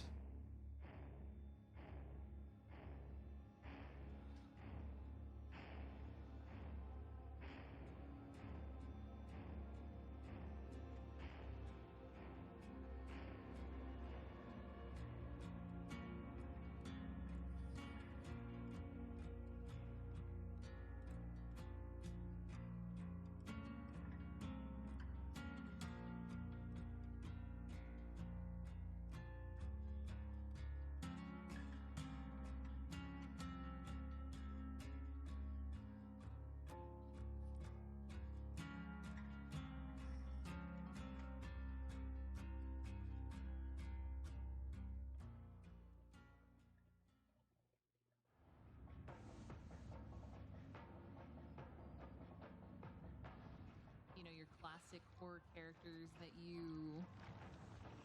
Oh my god! Jesus Christ! I blinded him, I stunned him, so I was able to run away. See, did he get me? I'm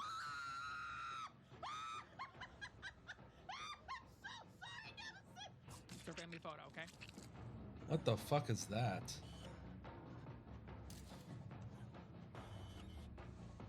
Was the good? Was the good? Peekaboo! Peekaboo! Peekaboo! Peekaboo!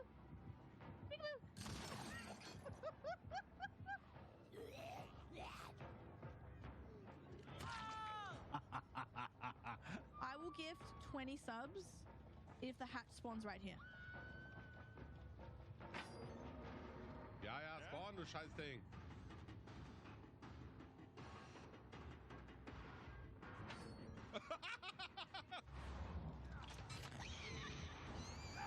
Gotcha. Love how that looks. Love that.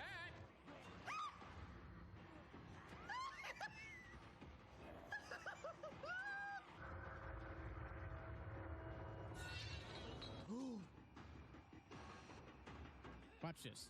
What? What? No way! Look at him go, dude. He's shaking the poppers like a salt shaker.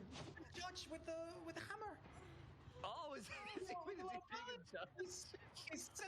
he's sentencing people. Objection! Objection, Your Honor! Objection! Honorable mention to Judge Bubba. Yes, I did it! I did it! Oh my goodness. Stay away from that, ma'am. What the fuck? Do not touch my bone. Oh, he's got Blood Warden, baby.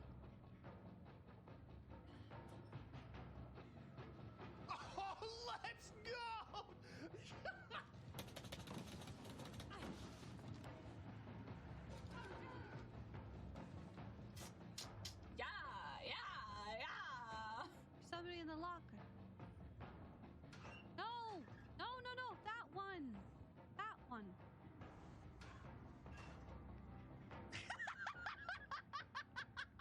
Só criei uma parede safe pra ficar aqui até o Make Your Choice acabar. Ai! Ai! Meu Deus! Isso foi horrível! What is he expecting from this?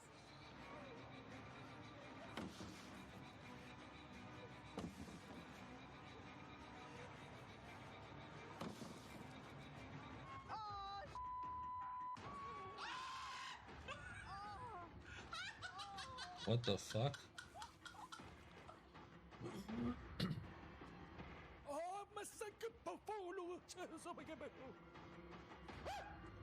What the f- Hello? Anonymous with a $500 dono? Whoa! Oh my god, that was iconic. I'm so happy we were able to see that live. Wow.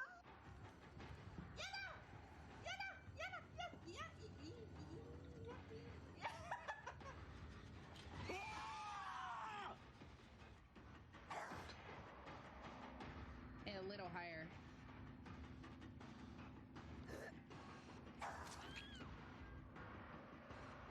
Not me being better. 아니 자세 너무 어려워. Wait, I want to do it. The box. You opened it. I came. Yeah, you did. Oh god. Oh. What? Wait. Whoop. Got it.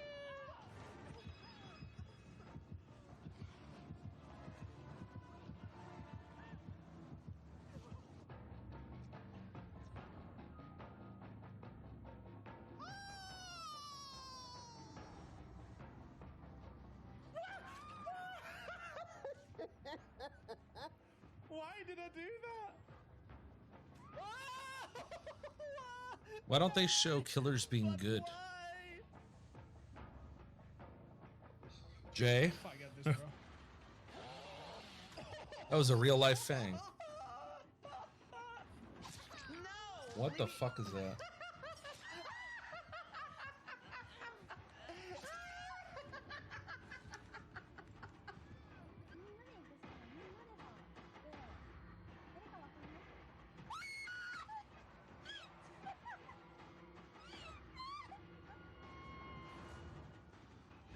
Oh, that was nice. Someone clip that.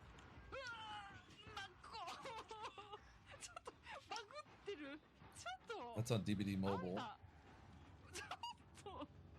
かつて見たことないね、このゆっくりなチェイスしてるなゆっくりなチェイスしてるな、これ。いや、これスローモーションなのかな。 Hey, Papa, you a spanking? Spankies! Spank, spank, spank, spank!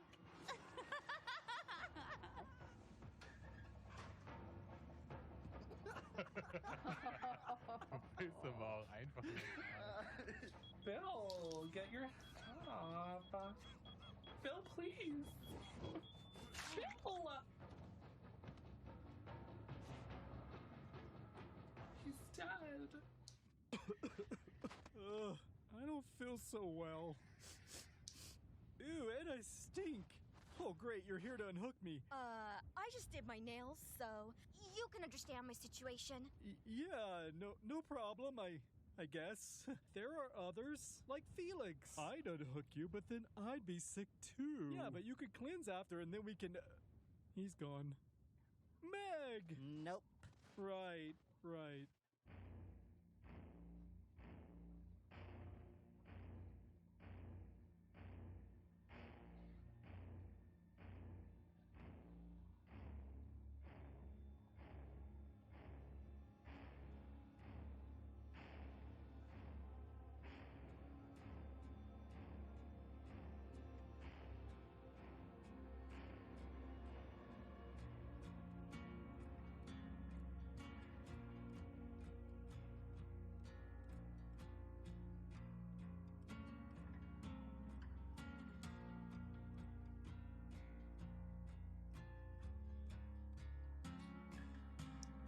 There you go, Jay.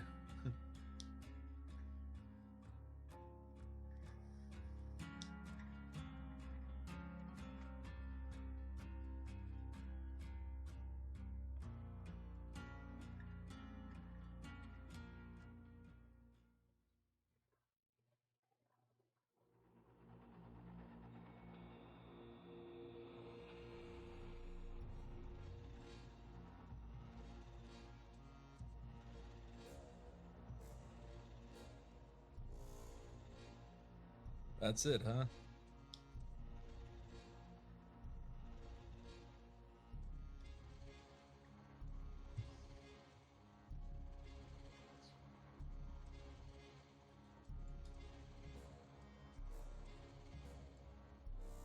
Disappointed!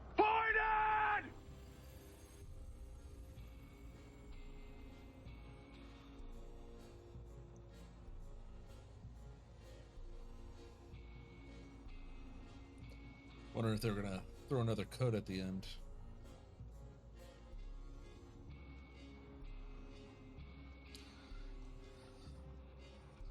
So we really didn't learn anything, A, that we didn't know already, or B, that will be implemented right now,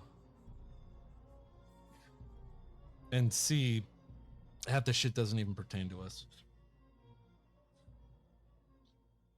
And we got 200,000 blood points, which, for the length of time that I just wasted, I could have earned twice that.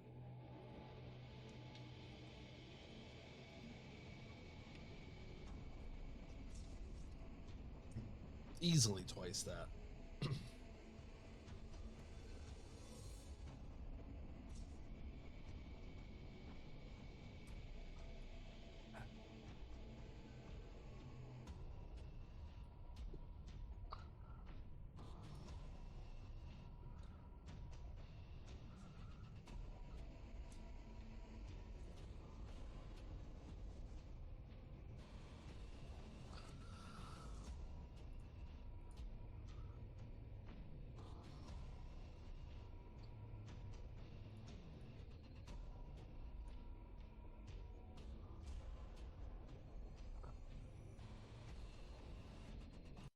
Yeah, that was oh, let me see about the PTB.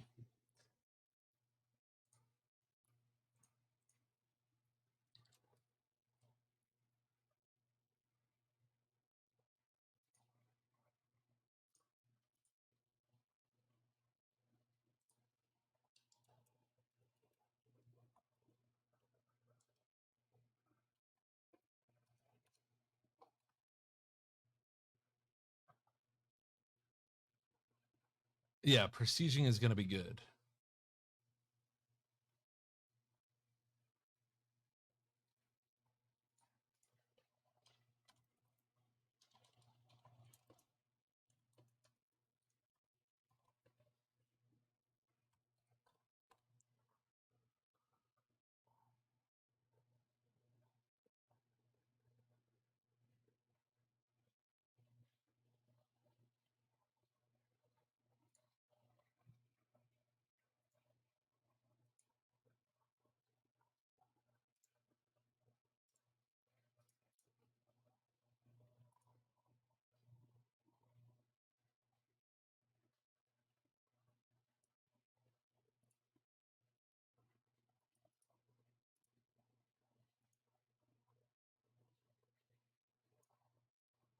All right, let me see how long this download's going to take.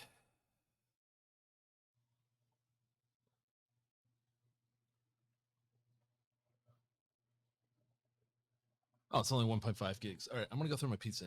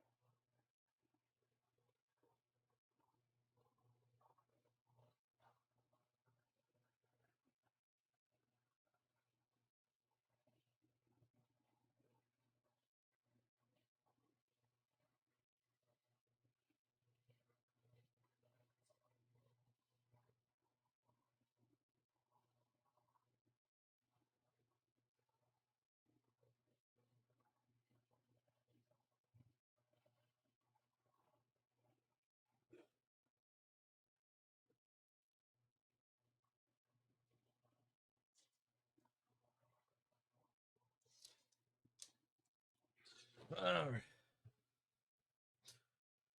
Well, that was a bit shit. The fluff pieces were really dull. Yeah. I mean, we did get some good takeaways from it, though. They are trying to shake up the meta at some point this year, which is nice. You know,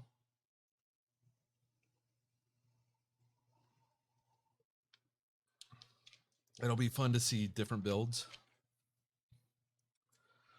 Looking at you, Survivor mains. Disappointed! What else? We got oh, the fact that the prestige system is changing. So now when you go to prestige 1, not only do you not lose all your shit that you had on your person, you also unlock the tier 1 of those 3 teachable perks on every character. If you go to prestige 2, you unlock the tier 2 version of that on every character. Prestige 3, unlock that as well, you know, tier 3 on everybody, and then you can keep going on your prestige, which is kind of cool. So I like that. They're reworking, I guess, how the blood web works. I'm disappointed about the Mori system. I think that's a bit shit. Yeah, it's cool. You automatically get to Mori the last person. Yeah, well, guess what? I want to Mori the other 3 people too, because, you know, decisive strike. What else was there? Oh, and you get to save loadouts, which is kind of cool.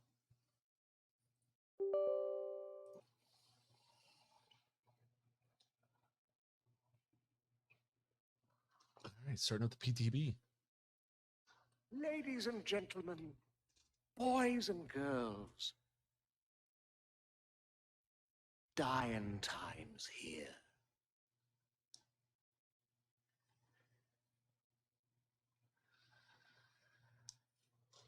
Well, at least Myers and who? Pinhead or Pyramid Head? Be able to Mori.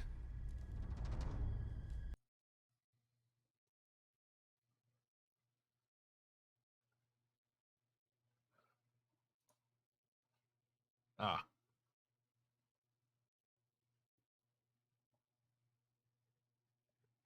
Yeah, that's true. I mean, they still have their side Moris.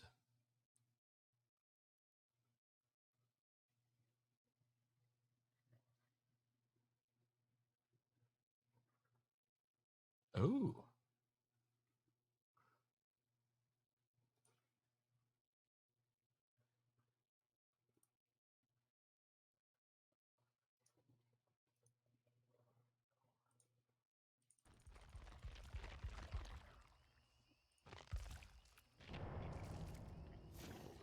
So here's the new UI that they made. Instead of all this shit being down at the bottom, it's over here on the side, which I wonder how much money they threw at that. For me, Pyramid Head is always Pyramid Head. Pinhead gets named due to being iconic. Yeah.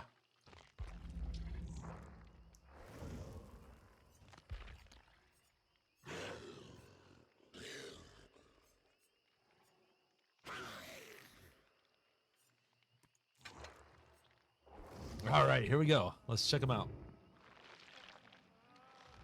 Let's look at Turkey Pussy.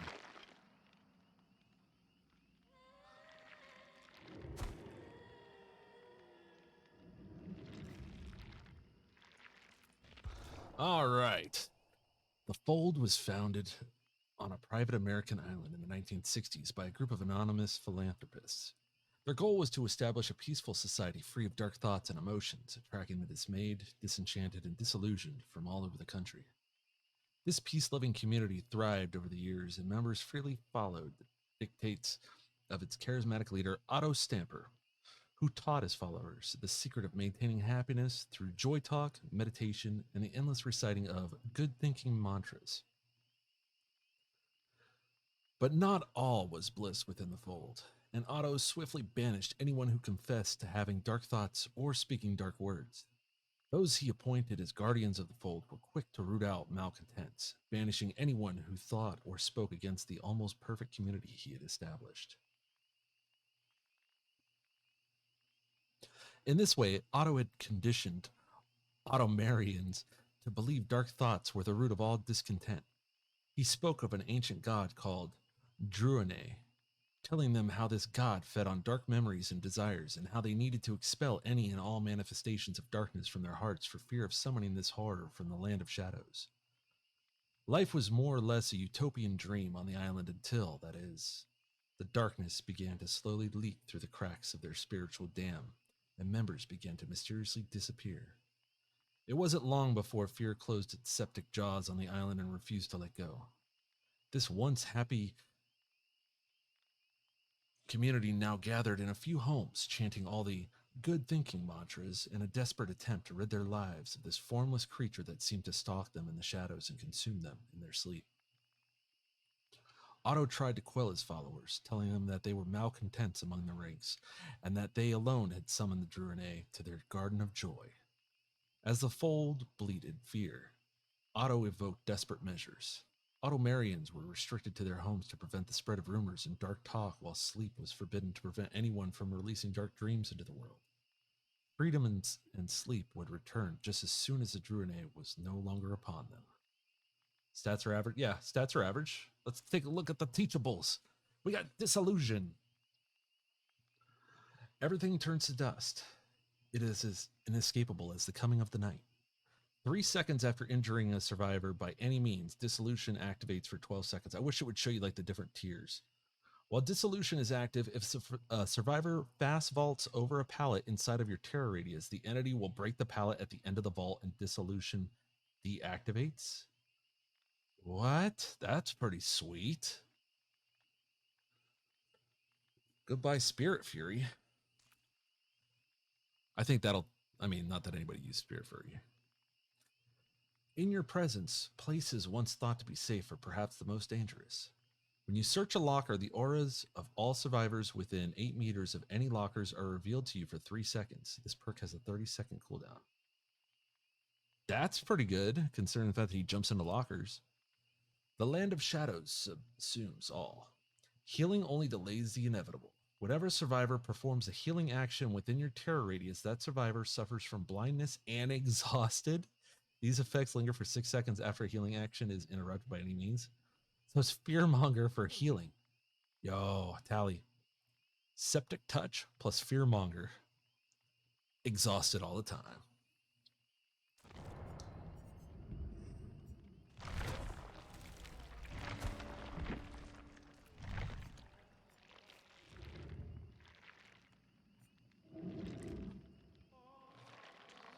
Like a dark thought, the dredge is difficult to shake. And when night falls... Oh shit, I forgot to start my timer. Fuck. For my pizza. No! Let's just say 5 minutes. Press and hold the power button to activate. Once activated, the dredge leaves a remnant behind. Aim at a locker and press the ability button to teleport into it, or press the attack button to return to the remnant. The remnant is disabled when teleporting to a locker, or when a survivor touches it. While in a locker, aim at any other locker and press the ability button to teleport again. Each teleport consumes a power token. Exiting the locker or returning to your remnant will activate the Gloaming's cooldown, after which all power tokens are recharged. Survivors can place locks on lockers to slow the dredge exiting them. The dredge can break locks by exiting the locked locker or performing a base attack on the lock. Each locker can only be locked once. Special ability. Nightfall. The Nightfall meter builds when a healthy survivor is injured, a survivor is hooked, or teleport power is used. The Nightfall meter also fills faster for each survivor in the injured state. Once the Nightfall meter is full, Nightfall begins. During Nightfall, survivors must navigate in total darkness. The dredge's teleport is faster with a shorter cooldown, and there is no terror radius. Nightfall ends after 60 seconds. Survivors destroying the remnant also reduces the time of an active Nightfall. Okay.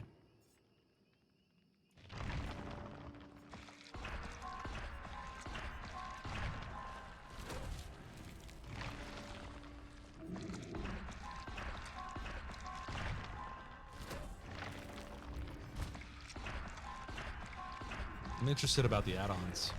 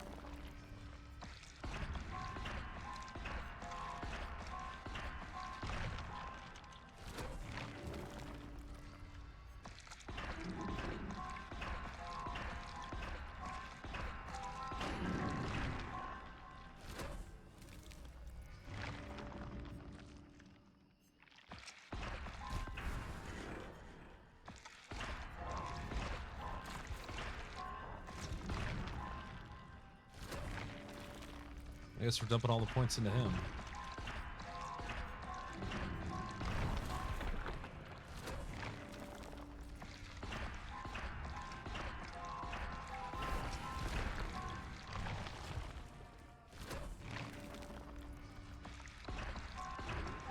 I wish it would just unlock everything in the PTB.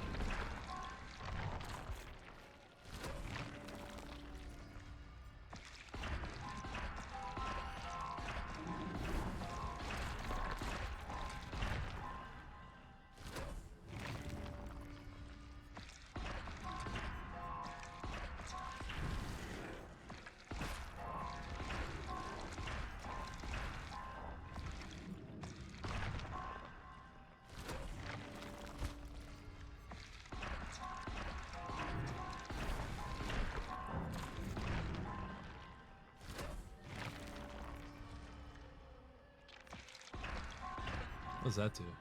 Reveals the aura of a survivor for 6 seconds when they lock a locker.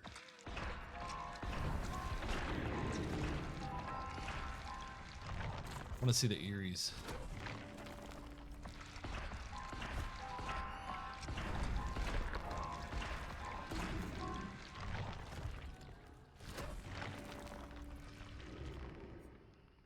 Increases the duration of Nightfall by 20 seconds? That seems kind of big.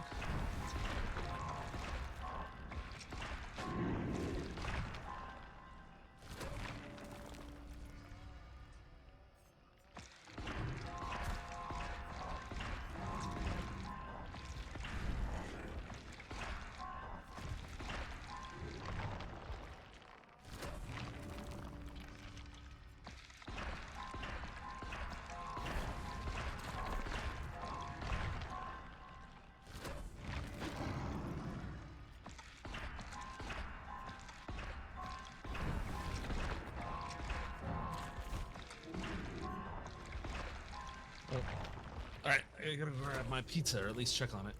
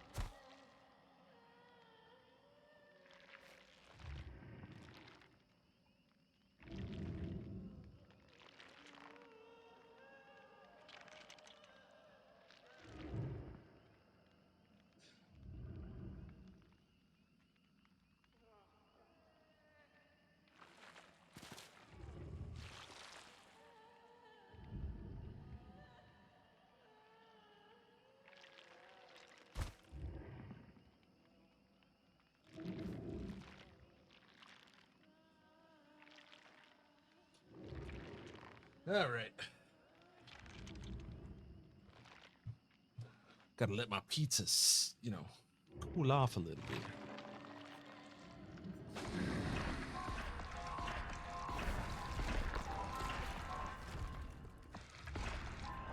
I wonder if this killer's going to be overpowered and they're going to have to nerf him, or if he's going to end up needing buffs. You're about right on time. I'll be right here.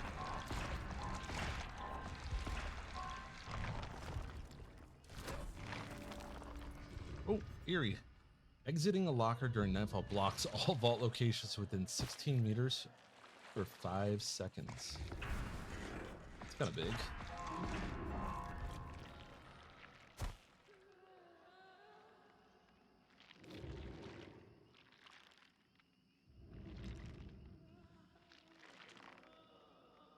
Open and slam the doors. That's kind of crazy. Kind of excited to play this guy.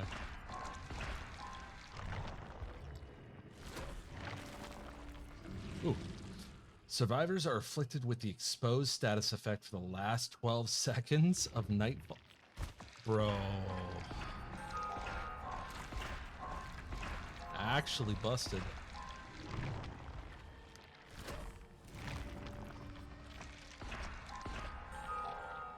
When a survivor is injured from full health during nightfall, they are afflicted with blindness, hemorrhage, and mangled for 60 seconds. That's pretty big.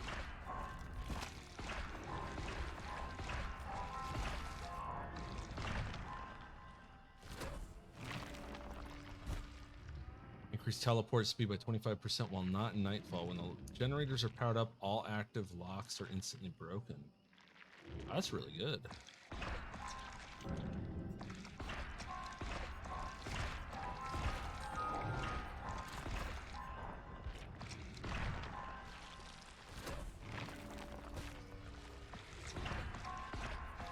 I mean, we got to see the Mori, right?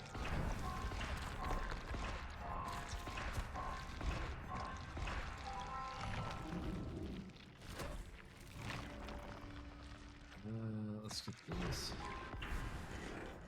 Yeah, gotta get some perks first. Ooh, RPD. RPD will be dirty. I also want to see the new map.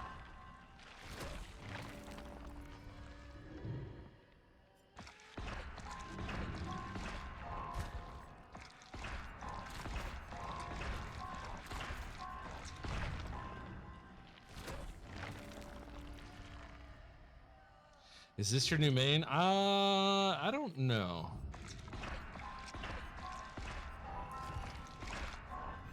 It might be the new side piece.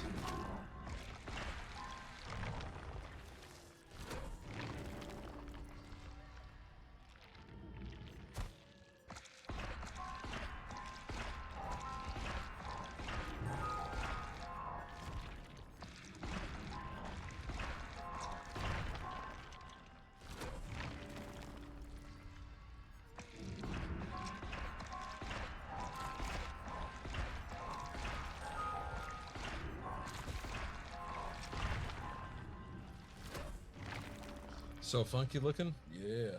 Let's see. There's no customization items for this character.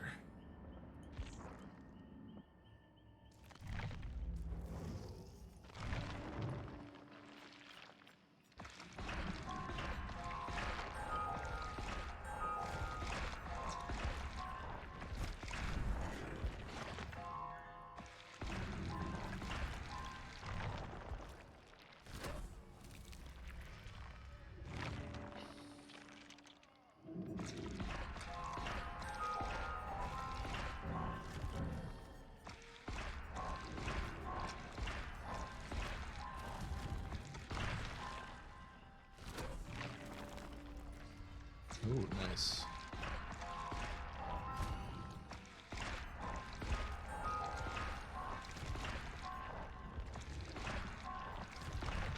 I'm sure all the YouTubers are in a race to capture the new Mori.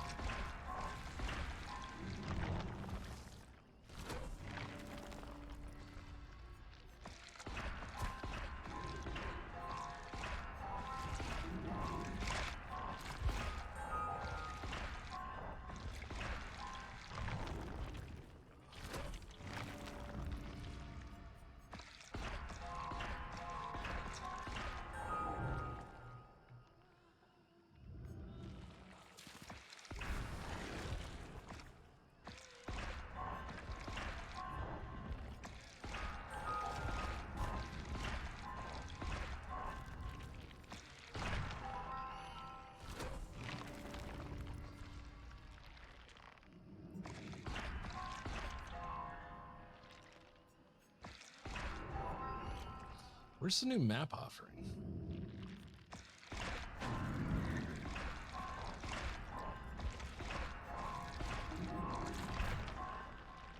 Should be a green one.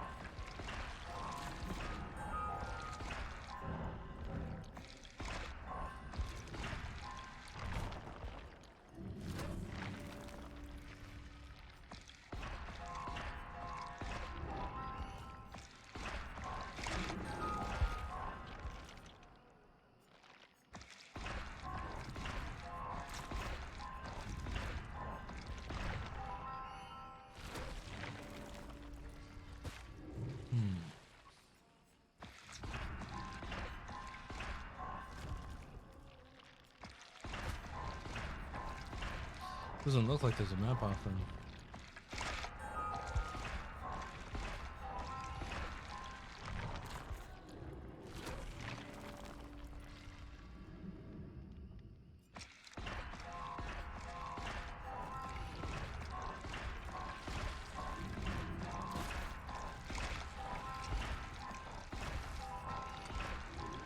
Almost done. So it's taken about 1.5 million blood points to hit level 50. That's not going optimal path.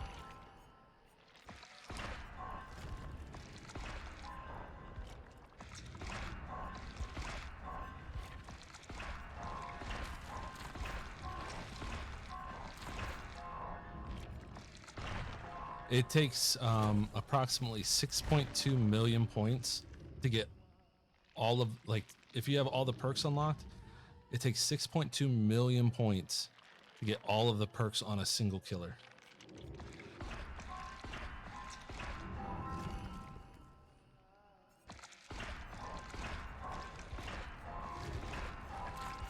And that's min-maxing. That's not chasing Eries or the rares. Or, I mean, the very rare.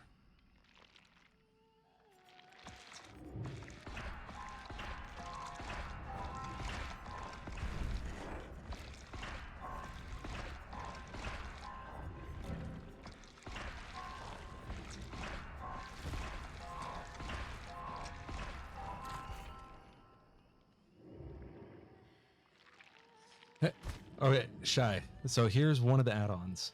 Survivors' auras are revealed for 3 seconds when using the last teleport token. When entering a locker using teleport, other lockers within 6 meters of survivors open and slam their doors. So can you imagine, you know, you're just sitting there on a gen, all of a sudden you start hearing locker doors slamming?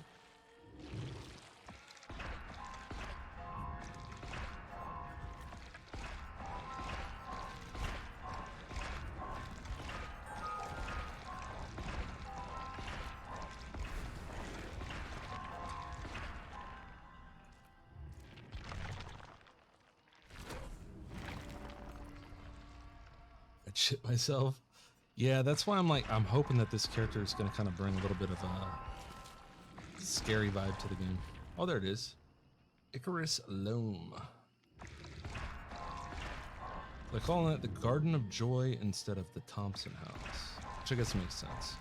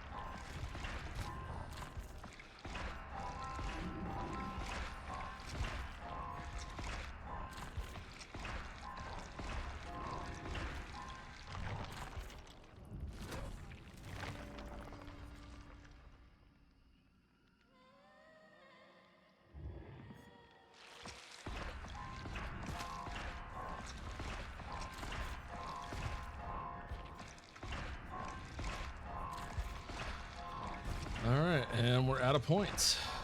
Okay. Wow. So, for exactly 2 million blood points,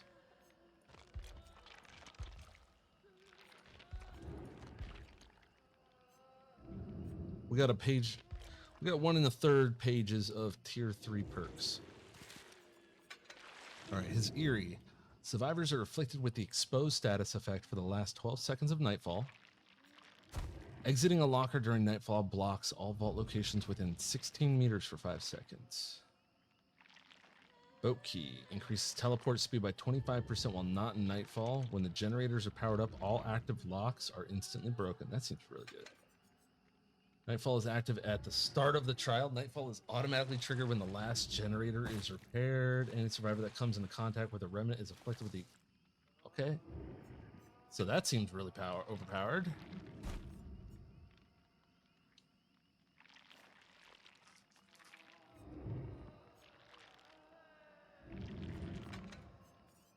Do that. All right, let's see. All right, corrupts. When you search a locker, the aura of all survivors within 8 meters of any lockers are revealed to you.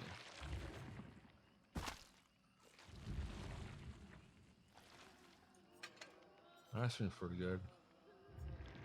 Pop.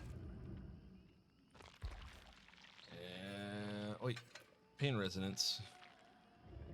Oh, we got DMS. All right.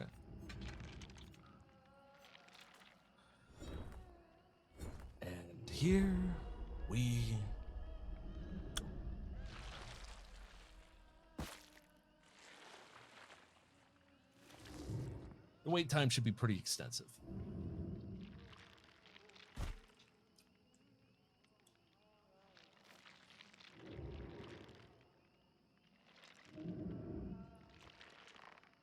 I'm gonna sit here and eat my pizza. How's everybody's whatever today is?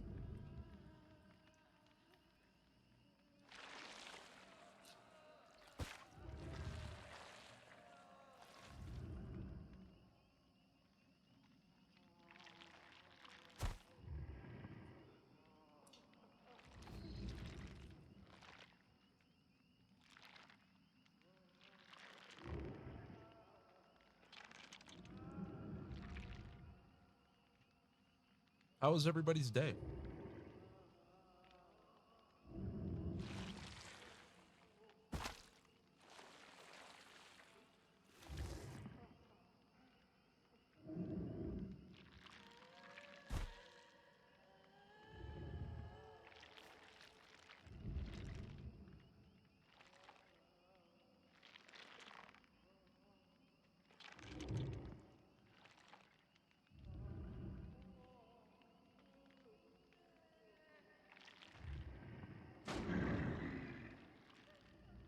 It's raining here, though.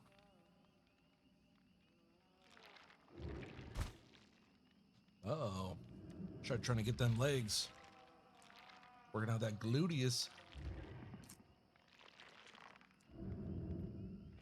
You're excited about going to, hell yeah. Getting excited to go to the gym is, when you reach that point, it's such a good feeling.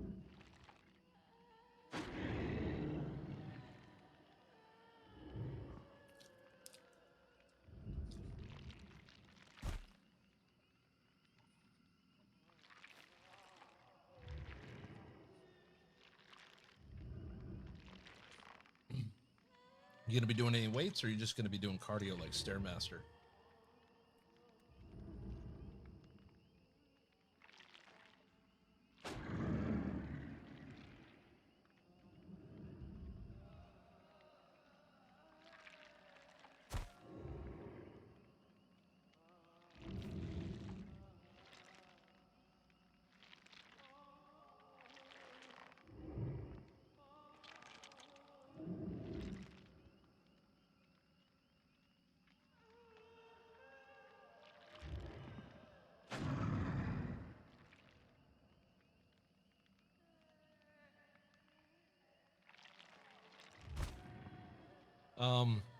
I would stick to machines for now.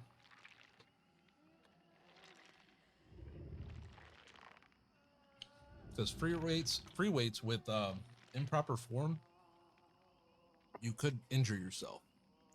Whereas the machines, usually they're pretty self-explanatory. They'll have instructions on the side.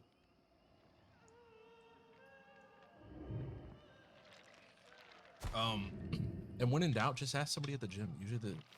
Normally they'll help out. Gym people are usually really, really nice. What are you trying to attain? You trying to get a banging ass? You trying to get some ripped arms, abs? What area are you trying to? Is there a particular area that you're trying to focus?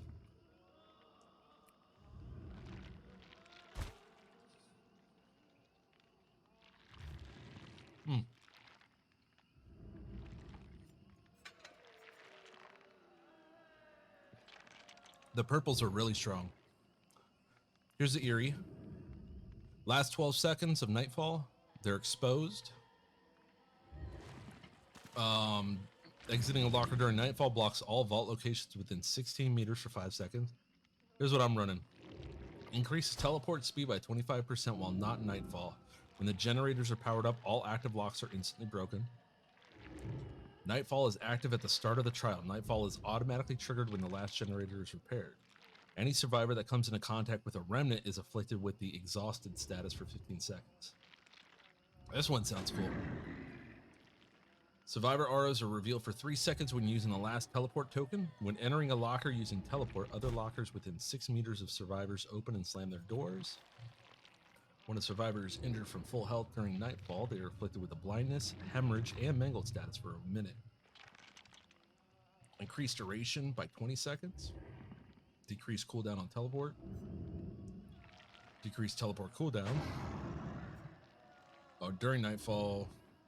Out of Nightfall. Increased killer instinct duration by 1.5 seconds during Nightfall.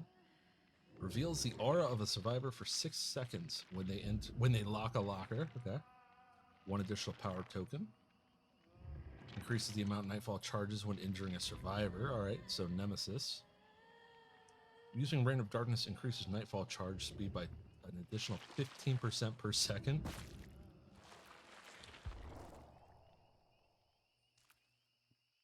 Okay. Decrease the time to exit a locker by 1 second. Increases Nightfall charge speed by 66% while any survivor is injured. What? Yo, that's crazy. I'm gonna do that. Auras of locked lockers are visible in yellow while charging the gloaming and teleporting. Teleporting to the remnant will activate Killer Instinct even when not in Nightfall.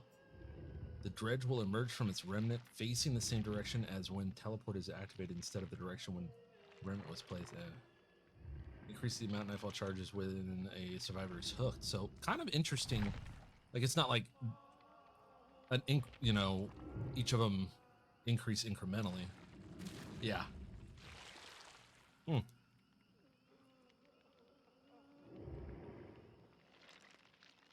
trying to build my ass, but I need to tone all of me.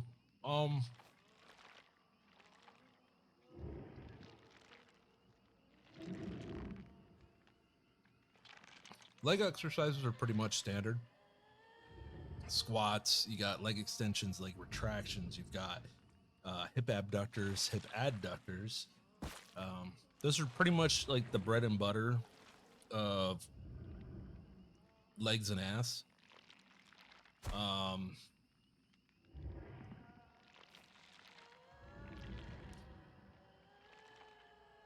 Let's see.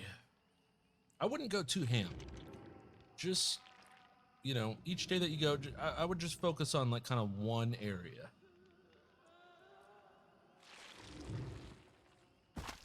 Just start out nice and easy.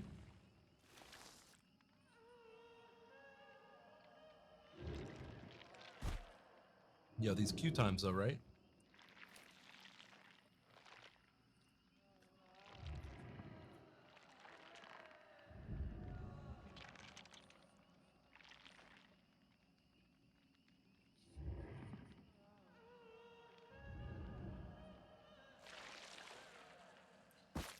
Well, it is PTR. Yeah, but I figured everybody'd be on it right now. I guess they are all on it right now to play killer.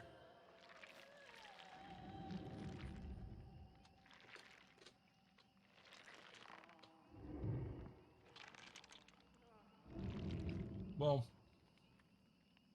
yeah, most women enjoy working their legs. Because let's face it, when it comes to working out, women want one thing. They want to bang an ass and flat abs or flatter abs. That's about it. They don't care about arm size or anything else.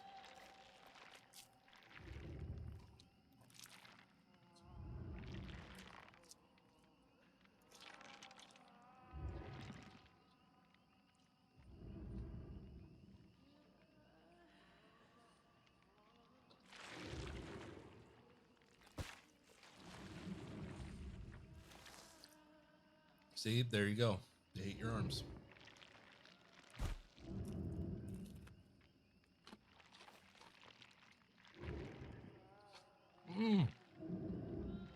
That is true, Telly. That's really, really, that's like one of the biggest things. Well, Shive, see, and for men, it's the exact opposite. We hate leg day. It's all about arms and chest day.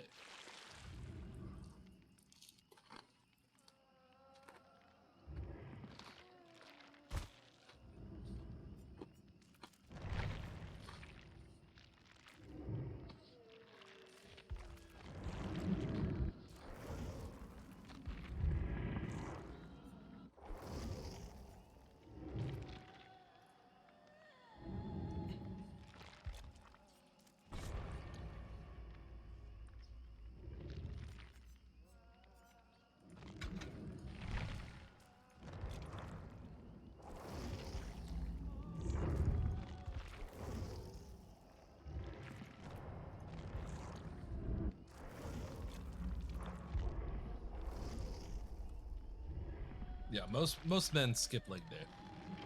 Because for us, it's like, well, you know, whether our ass looks good or not, it's all about the arms, you know? How much can you bench, bro? Bruh.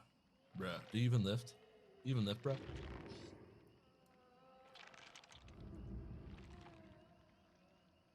Bruh, I PB'd, man.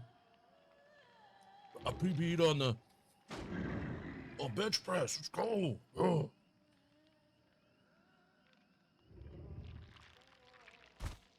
That's what it's all about. A lot of men have natural good-looking cheeks. How would you know, Shut?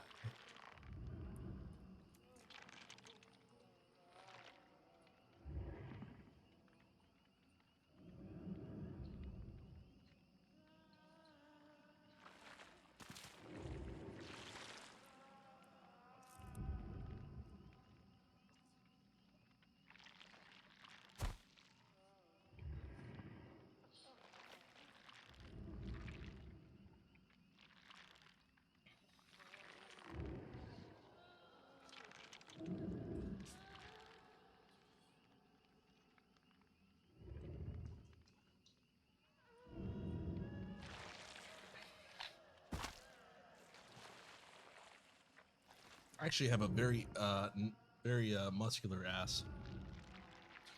I bring pleasure to the world because I have such a wonderful arse. Cat, Red Dwarf. Oh, Red Dwarf. Holy shit.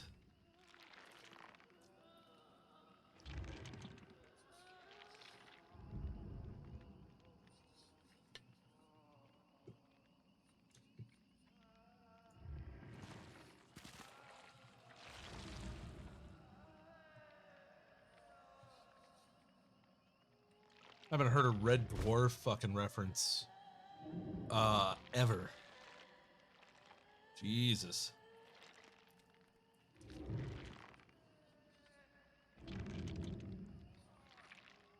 I loved Red Dwarf. But yeah, you're right. It was that time, that, you know, day and age type thing.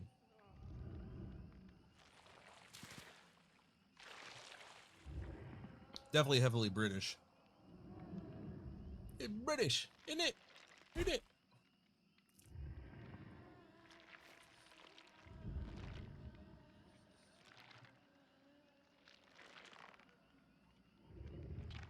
Like to watch it while I drink a bottle of water.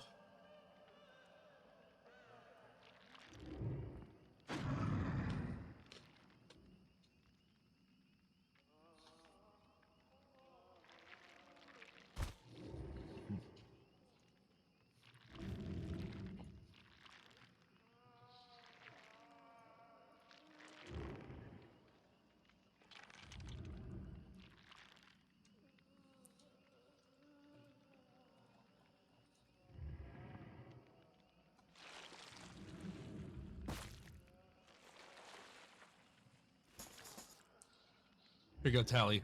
This is for you. Failed badly because they didn't get why Lister was funny. Yeah. See, a lot of Americans don't understand British humor. It's also why I liked the original Office versus the I didn't like the American version. Here you go. Here's what every American thinks British people are like.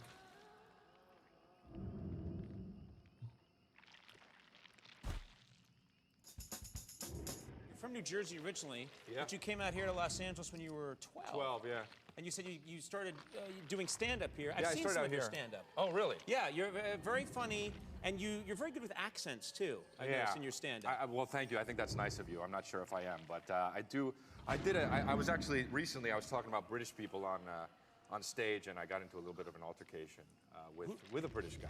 Oh, they don't like... No, I don't know, man. Was he insulted? I was just talking about, I was doing the accent. I was like, British people, I was just having fun, whatever. Being a real idiot. Oh, this is how British people are. This is what British people do. And that's my stand-up, basically, for an hour. And it kills. And, yeah. And, so this guy, and he got upset because what were you saying about British people? I don't even remember. I was just kind of going with it at the time. And afterwards at the show, he was like, I've got to talk to you for a second. He's like, first of all, we don't all talk like that. And I was like, yeah, well, that is fine, but you definitely have to change your voice, because that's exactly what I was doing on stage. And when British people threaten you, you don't know what they're talking about. It's in English, but they just say things. You don't know if it's good or bad or what. They'll just be like, you keep talking to me like that, you keep yapping off at the nanas, this is what happens. You keep chomping them clam bets, I'll get the Stoozy boys to roll up on you. I'll leave you halfway up Main Street if your pants around your ankles and a lollipop in your mouth. There you go. That's what all British people are like. You're like, awesome, is that a party? Yeah. Is this a bad thing that's going to happen now? You keep talking like that, I'll come over bright and early and literally do grout work in your bathroom. You're like, for free? I'm dead. That was for you, Tally.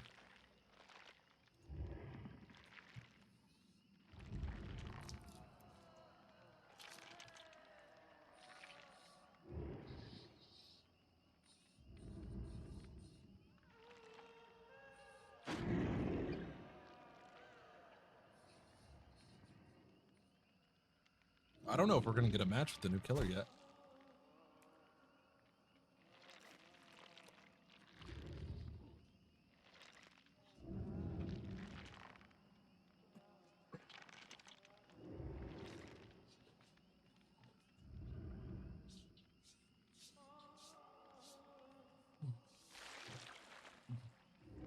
Well, Britain, England. It's all England, isn't it? Isn't it? You fucking Harry Potter sounding wankers.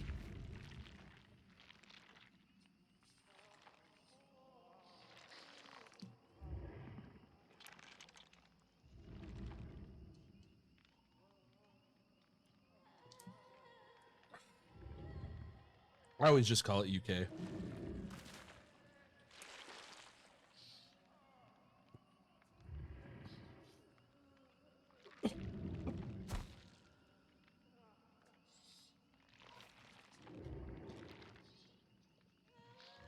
Y'all are so divisive.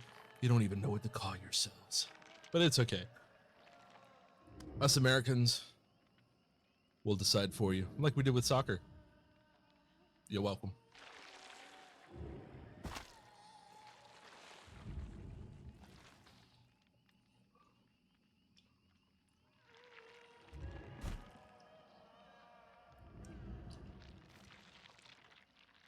I just want to teleport in a locker.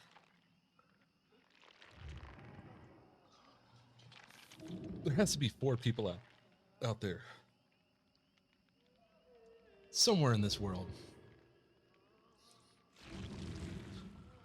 Wife's watched Charmed for nostalgia.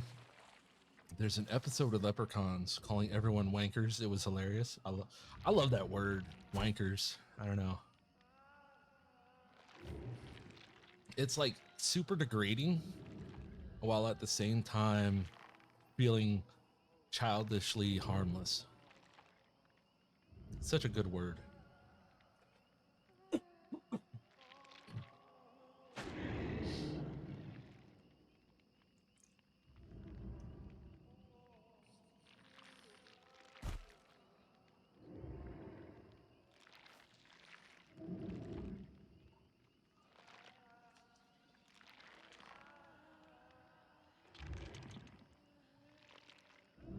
We may have to wait until later on this evening to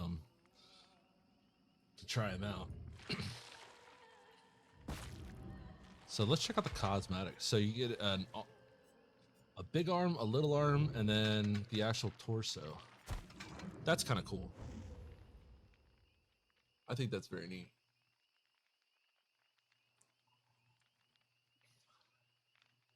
Looks like in the PTV they're already allowing you to do this. Let's wait. I thought we were supposed to be able to look at the rift. We can't see the challenges. Come on.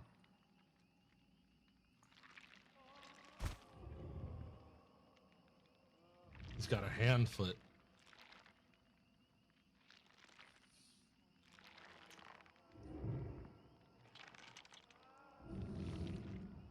Would you put your dick in it? Ew, it's got like one little fucking beady eye right there.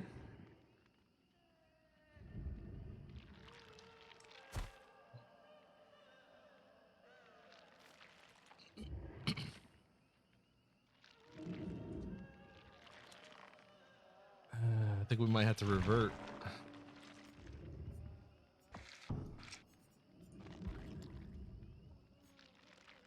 Yeah, look at this perk though.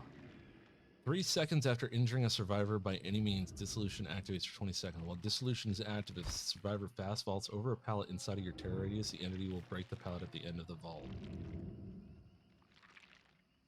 I kind of think 3 seconds is a little long though. Maybe not. This will be good for kind of shutting down loops, but at the same time,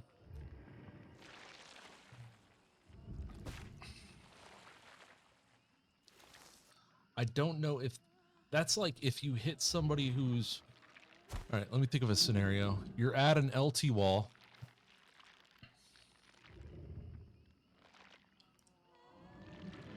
Or double L wall. I forgot. I think it's an LT wall. One window and a pallet. You chase somebody to the back side of the window. You hit them as they vault through. And then they fast vault over the pallet that they dropped already. I don't know. That seems... Yeah. Oh. Gamers. Ladies and gentlemen, boys and girls, dying times here. I want to be an asshole though. Wait. Oh, I'm gonna be an asshole. I mean, like, who uses Lightborn in the PTB? This guy. This guy.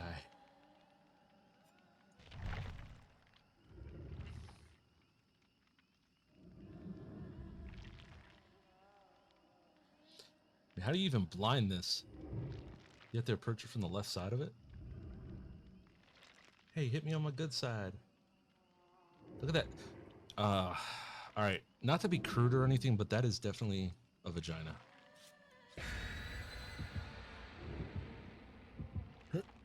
Yes, I have the offering for the new map. And watch, you're going to see 5 offerings for the new map.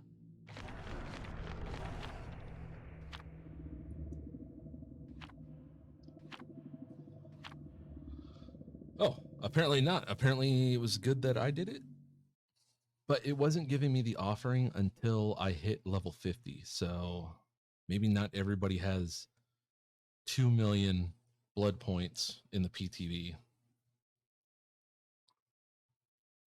Because it goes to it mirrors, I guess, the last rank reset.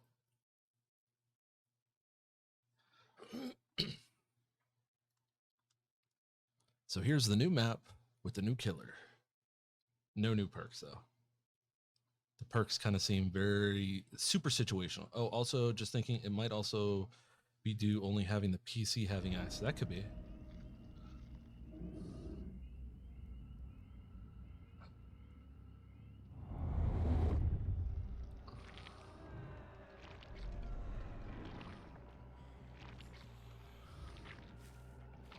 Oh, look at this. I have no terror radius.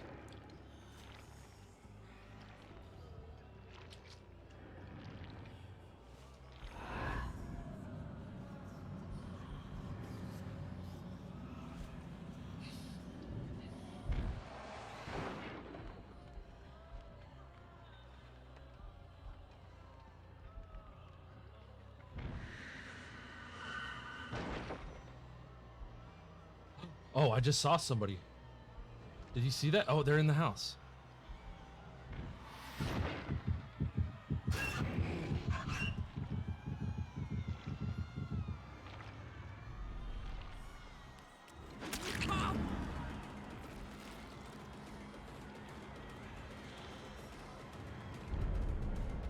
Wow, yo, this level's crazy.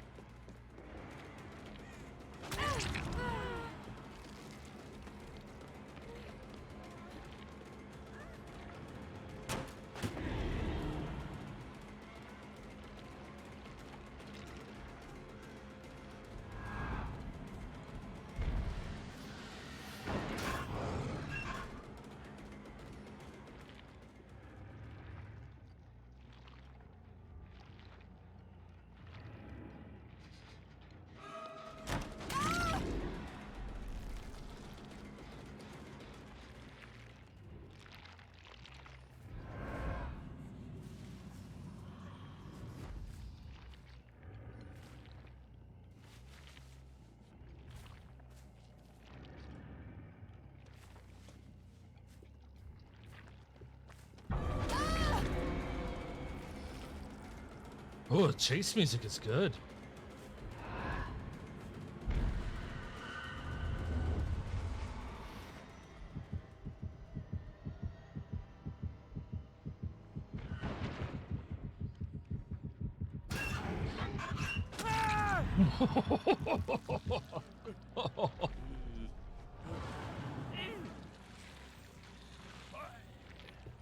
Yo, that was cool.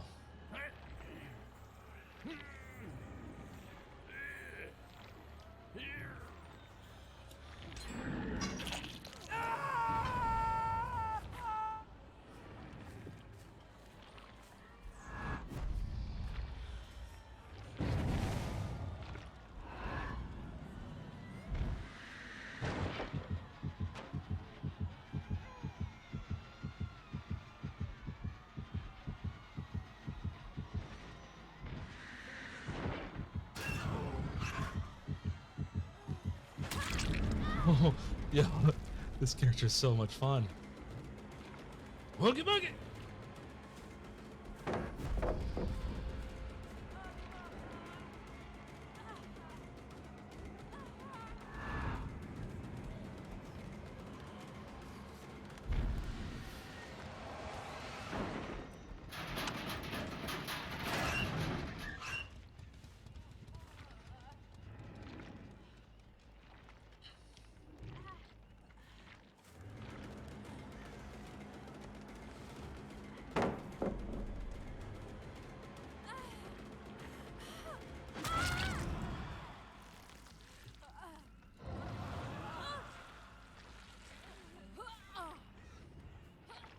Is it nightfall now? Not yet. I don't know where that's charged.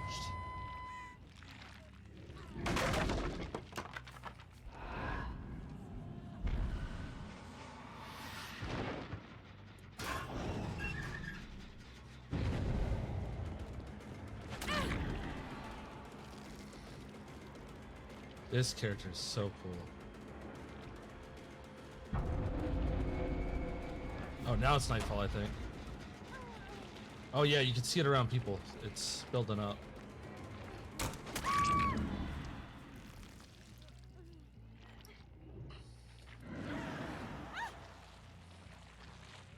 Oh, I think this hook is gonna give nightfall.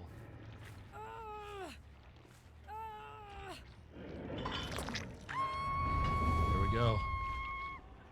It's nightfall now.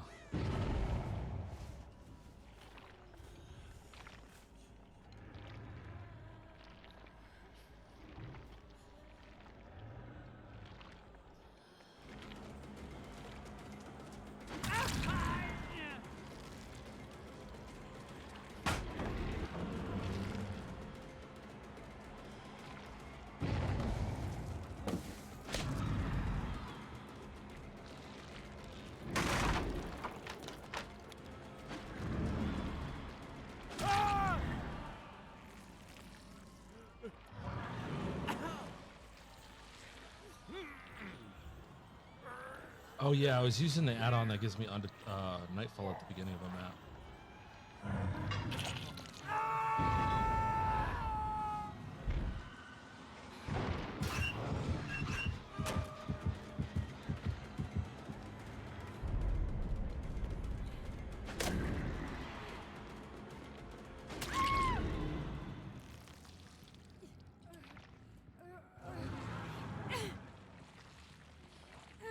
Massive cool man.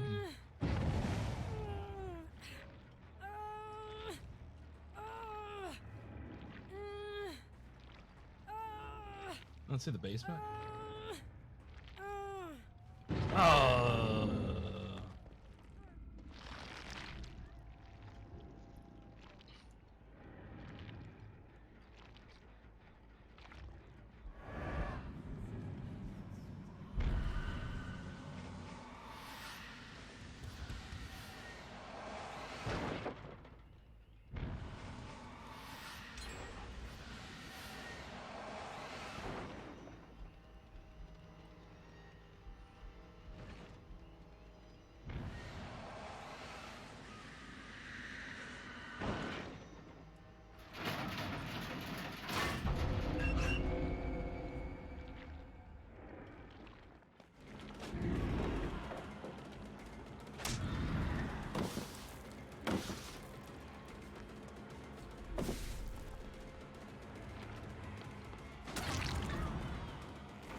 Shit, it's dark. Nightfall.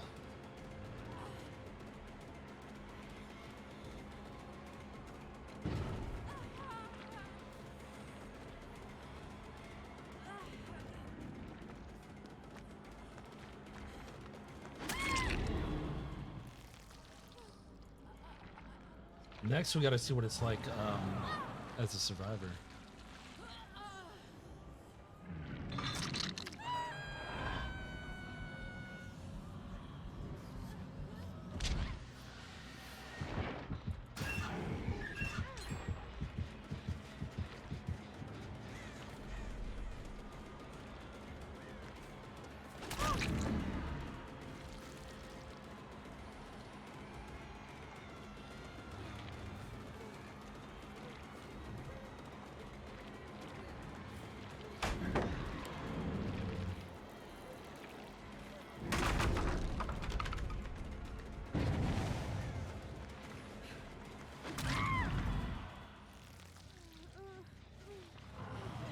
I don't like that everyone is white, to be honest. Makes it feel different. Yeah. What does it mean when it's glowing? So Nightfall was activated, so they can't see anything except for me.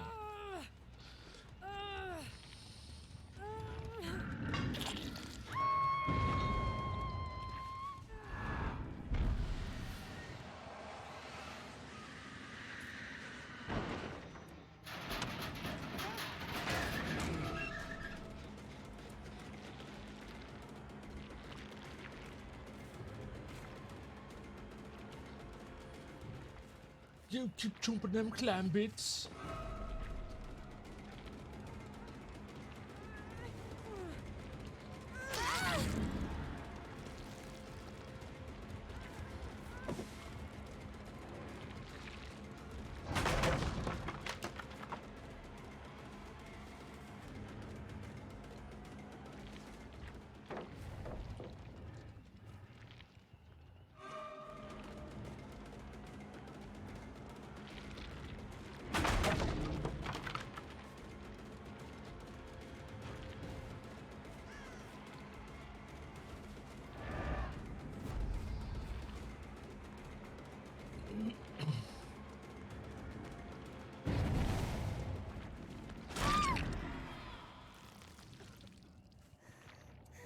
Seems to charge up pretty reliably. So.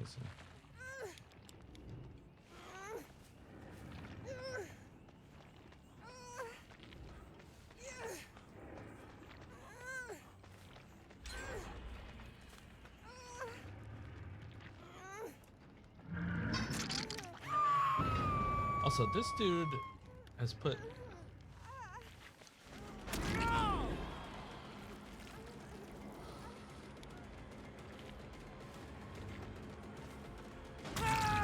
bird.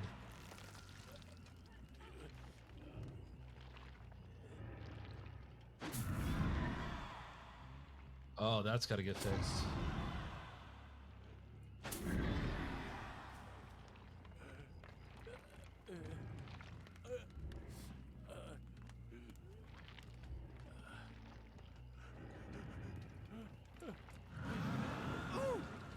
I like the pickup animation.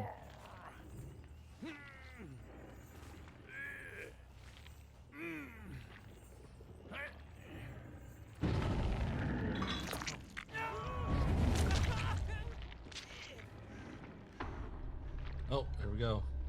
Nightfall.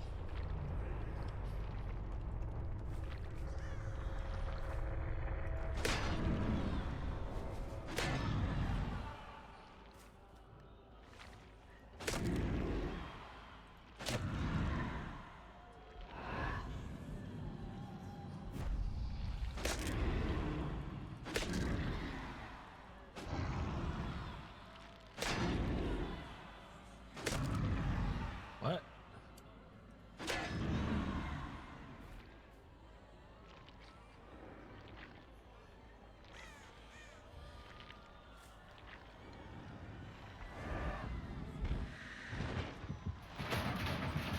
I thought you could only lock a locker once.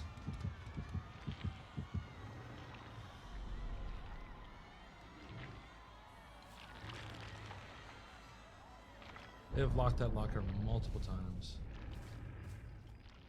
Oh shit, one person. No, one person died.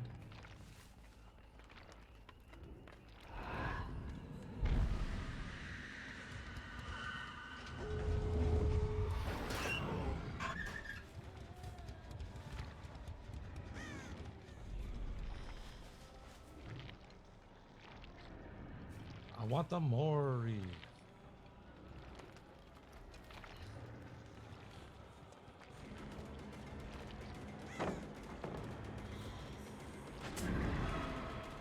Immersion is gone on this.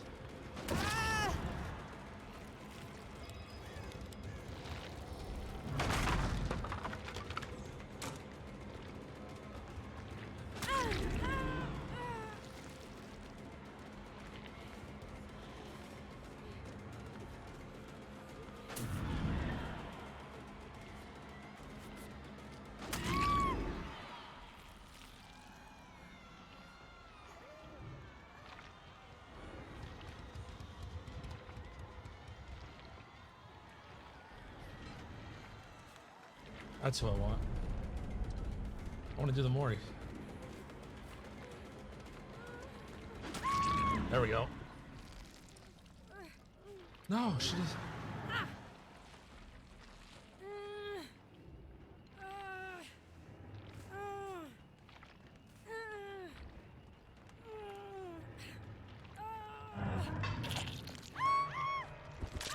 Huh? Oh, I don't have the Mori. Never mind.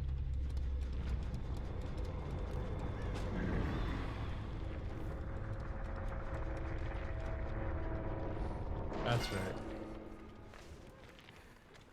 Hey, what's up, Papa Bear? His great vision. That's right. Fucking legend. This is the new killer on the new map.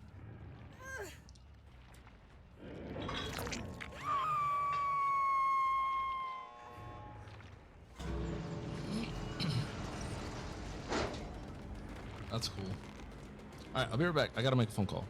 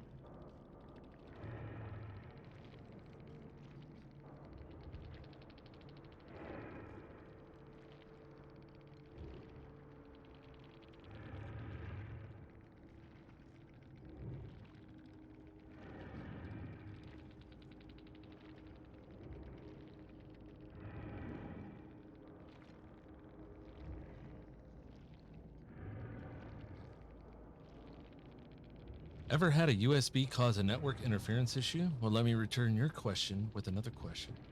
You ever drink Bailey's out of a shoe?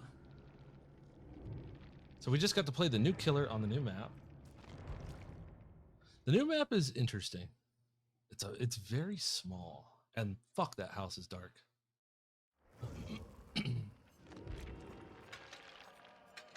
Out of 2 million blood points, I got 1 map offer. So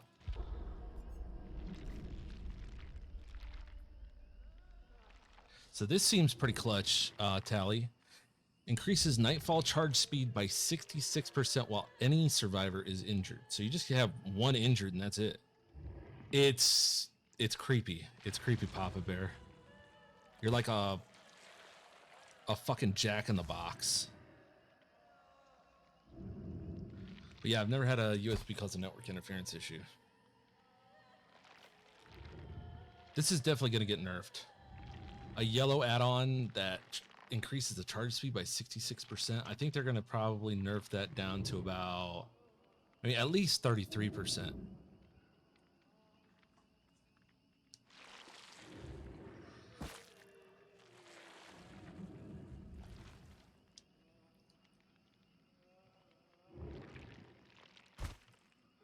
Only if the USB is trying to be a network card? Yeah. Or unless it's a Russian spy device. So last time it took me quite a while just to get 1 match. That with Thana seems fun. Yeah. Yeah. That, Thana, Sloppy Butcher, Corrupt, and... well... maybe just Sloppy. Maybe not Thana. I would go Sloppy Butcher, Tinkerer, Pop, and Corrupt. There are USB kill sticks? Yeah.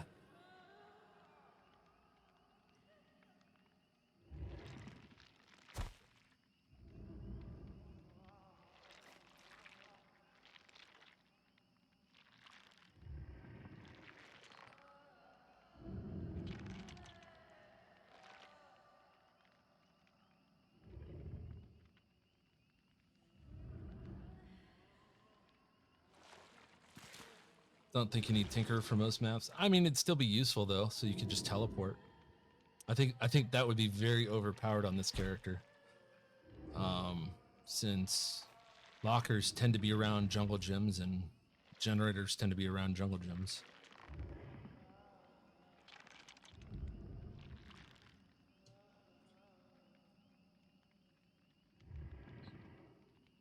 Which makes me think it was causing a short. That's a new one for me. Most places that spawn gens have some lockers. Yeah, yeah. But as you noticed, hold on. I thought they were only supposed to be able to lock. Each locker can only be locked once. Well, that may be just like screwy wording because they definitely lock the upstairs lockers more than once. Maybe they meant like it can only be locked once at a time, and like once it's locked, it can't be relocked. I don't know. They replace the memory components with capacitors. Once the capacitor is fully charged, they discharge their power straight to the motherboard and fry. Yeah. His TP is slower than Nurse, and I feel that's a good thing. Yeah, but he's also got stuff that speeds it up.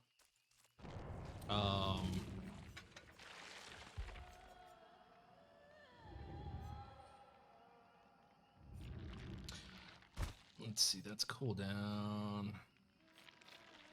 Increases teleport speed by 25% while not in Nightfall.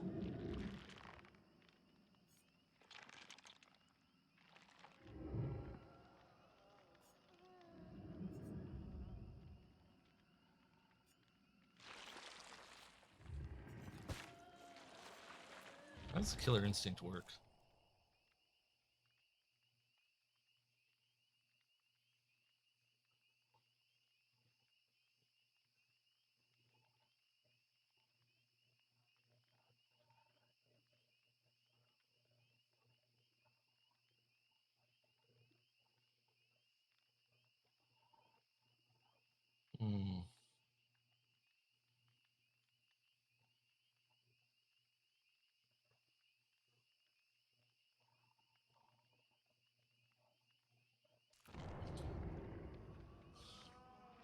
That's not the problem. Simple replug fixed what I thought was an internet issue, which made no sense to me. Damn, I got big brain for no reason. Yeah. Thinking it can only be locked once, but not once per trial. Yeah.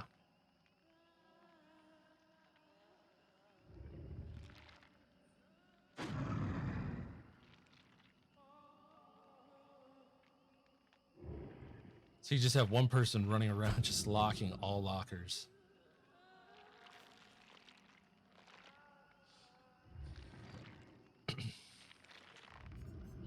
What else do we have? This doesn't want to be blinded.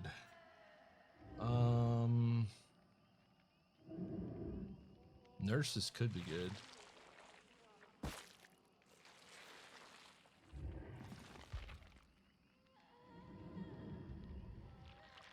I don't have a lot of perks. You know what? Floods of Rage could be good. That thing looks so grotesque. Yeah. It looks like a turkey with a pussy for a face. They call it turkey pussy. Gobble gobble, baby. Gobble gobble.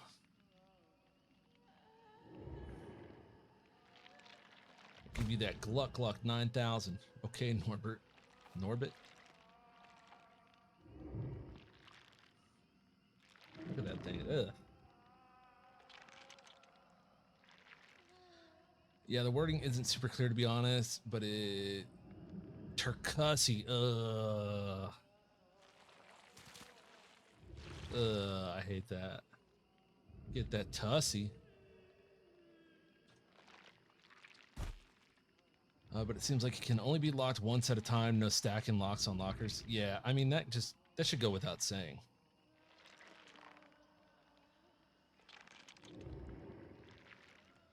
Spread my fat feathery ass. It has no ass, sir. This is a Wendy, sir.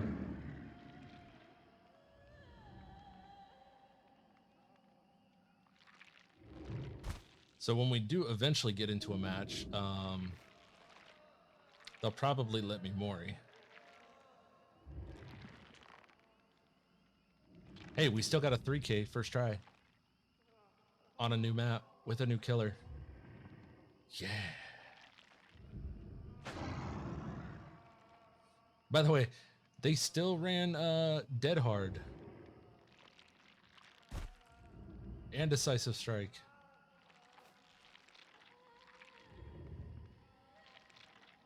So he's an M1 killer? Yeah, he's an M1 killer. He's more of a stealth killer.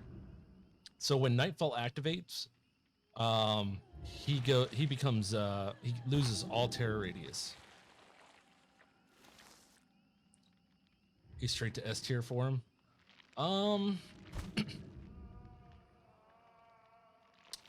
No, I wouldn't say S tier. He's I mean, off of just one game, I would say maybe A tier, possibly B tier. How is he at looping? He's not good.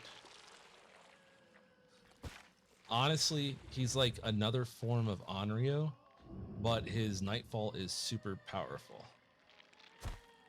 Because his Nightfall makes, according to the survivors I just faced, it's like when somebody uses knockout on you and you get that tunnel vision. But it illuminates everybody's like aura, like if you were stalking with Myers at any distance. So that's his strong point. The lockers, it's kind of like Onryo.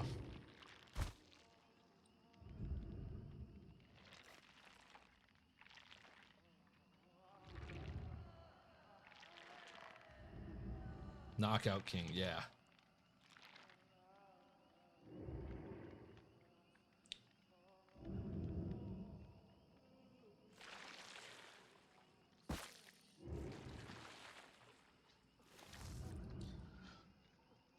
But he's got no anti-loop.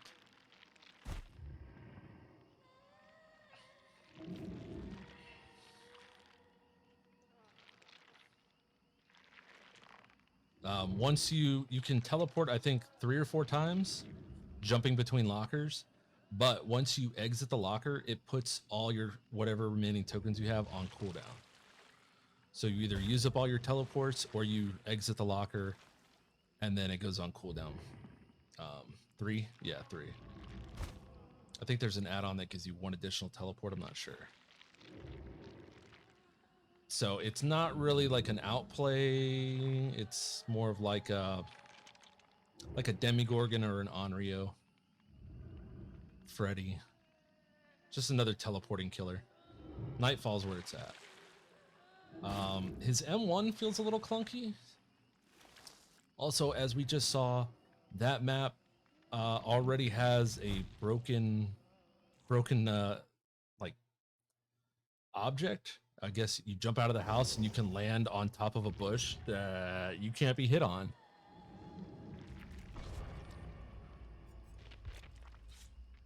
All right, so Nightfall charges 66% faster as long as we keep somebody injured. And they're going to start in Nightfall. So it's kind of like almost having like a lethal pursuer.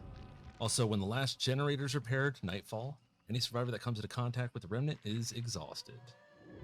Why we have PTRs? You goddamn right, trans.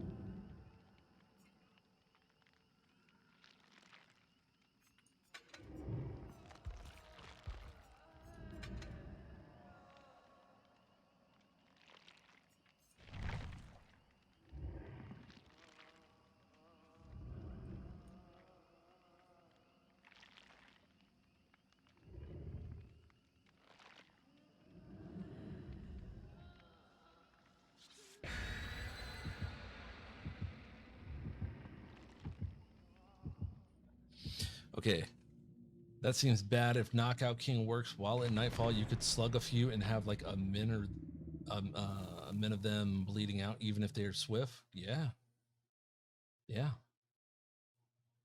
That's what we'll call that build, Tally. Knockout King.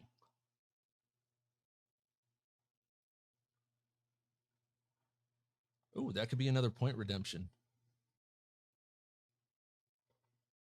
This character is a fun novelty. I don't know. I don't know how much I would end up playing this character though. No anti-loop, kind of lowers it for me. I never remember perks names that I don't have. Well, there you go.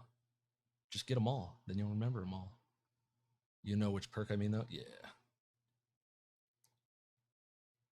The knockout Hex 3rd seal. Oh, Gardener Joy. All right, so we are running a Mori for new killer. I know. All right, let's see. Oh, there we go. See?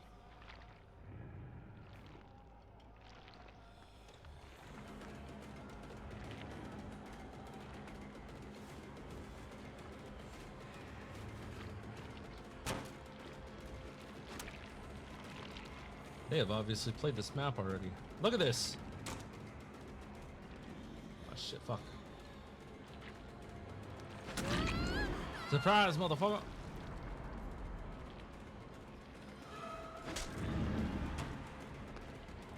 It's like a lobster. But it wasn't a rock. It was a rock lobster. Rock lobster. Rock lobster.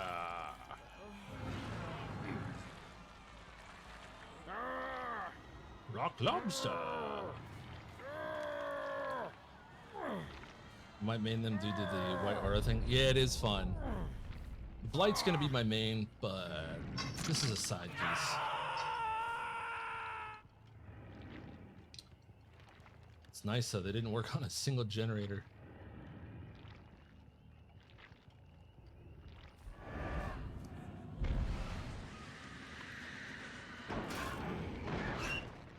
Whoa, check in the box. Surprise!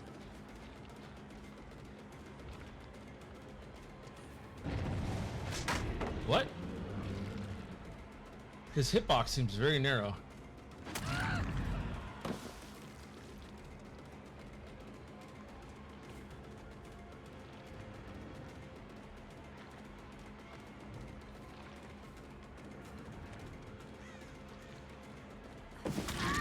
Gotcha. I like the chase music though. Needs to be more obvious. Yeah, yeah, I agree.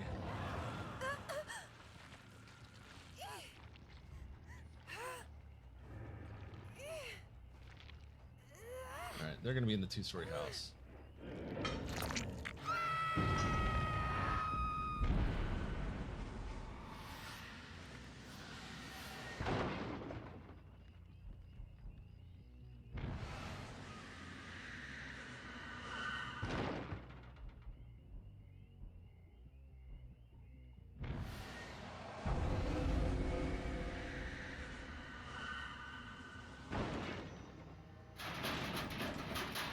Turn around, locking on the lockers.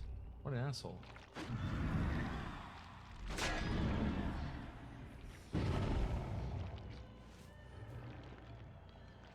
Save the best for last might be good on him.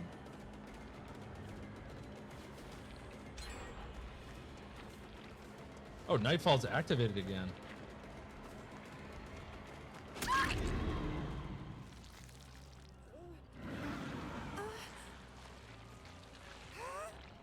Ooh.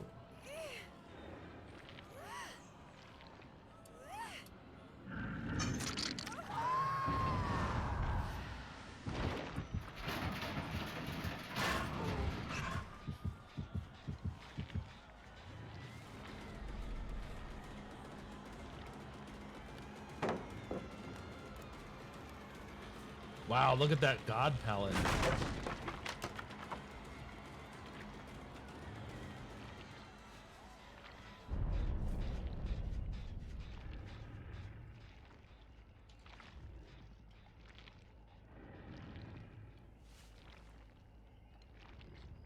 Oh my God, God palette next to a vault.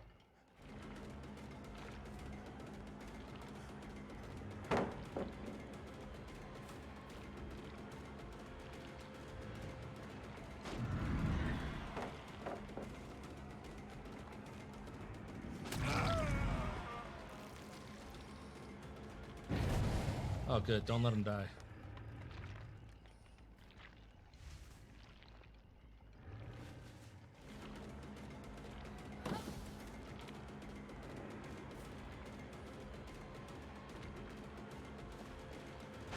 Sorry, science.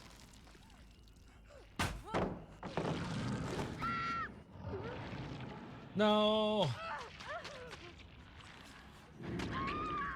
Too violent for TV. Someone gets tied up. 2 unlockers means one less on junk. Yeah.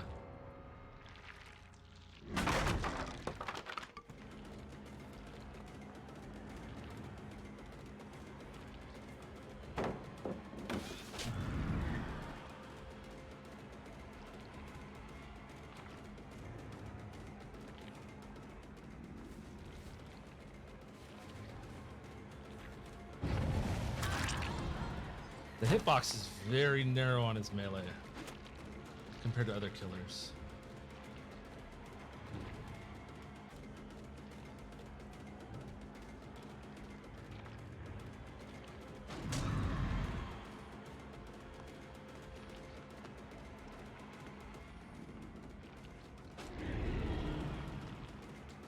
Oh my God, I couldn't see him.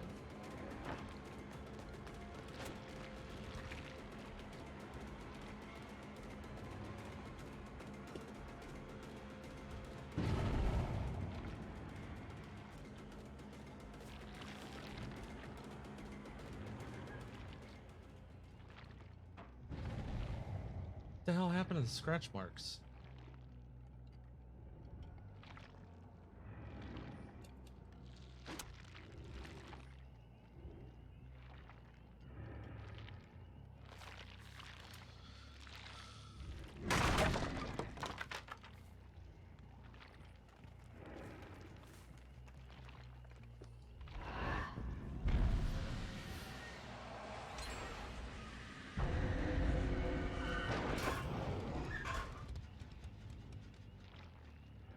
Nightfall is about to hit. Look at the fucking safe palette here. Gotta break it.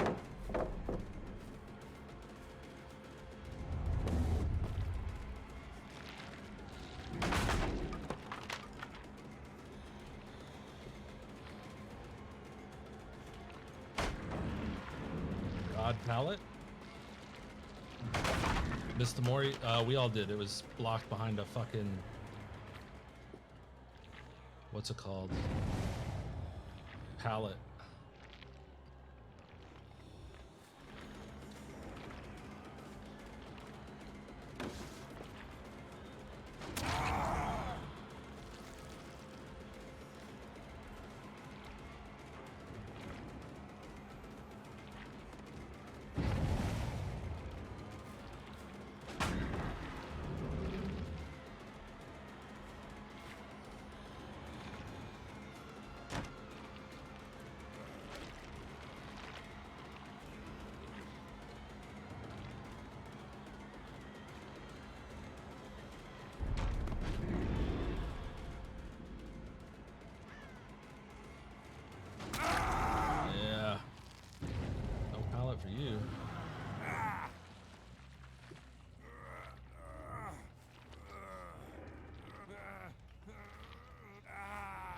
Look, it's like a flash speed. Yeah, it's like weird.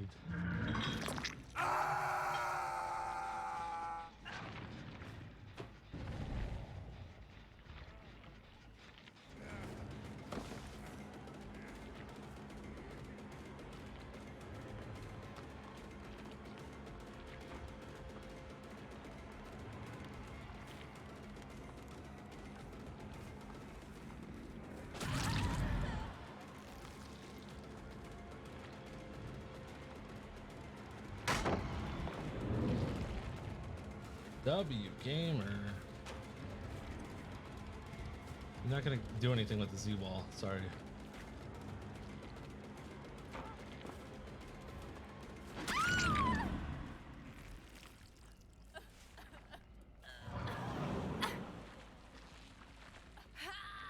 Somebody's got to be getting close.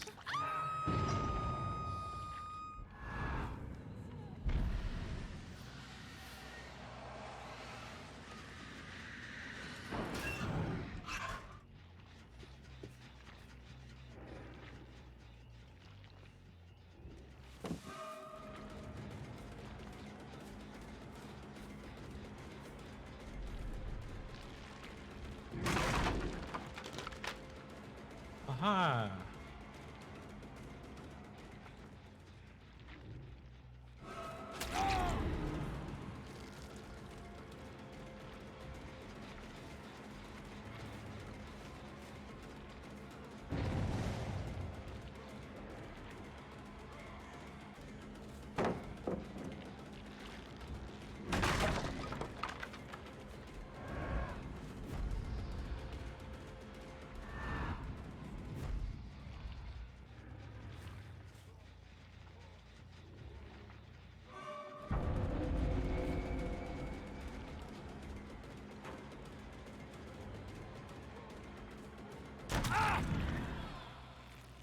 Alright. I just want to see the Mori. I don't care if they get out.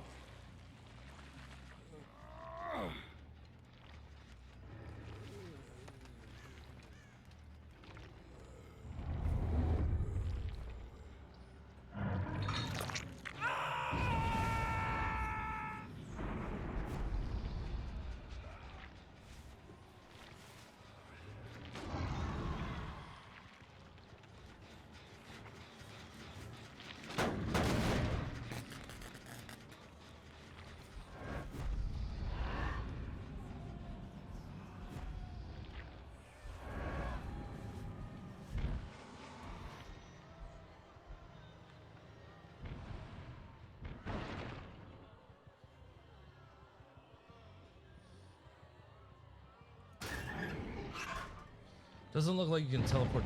Wait. Oh.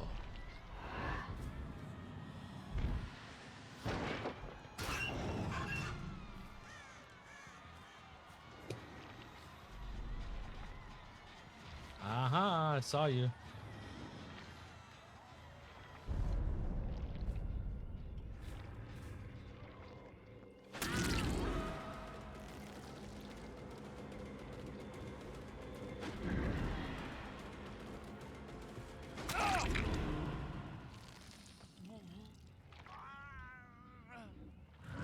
Let's get a good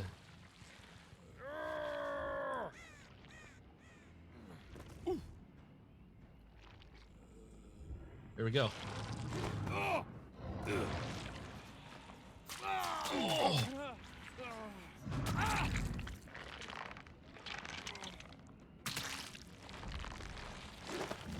Okay.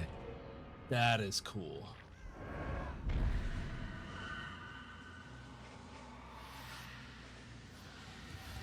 No, you only have to unlock it if they put a lock on it. That's a cool Mori.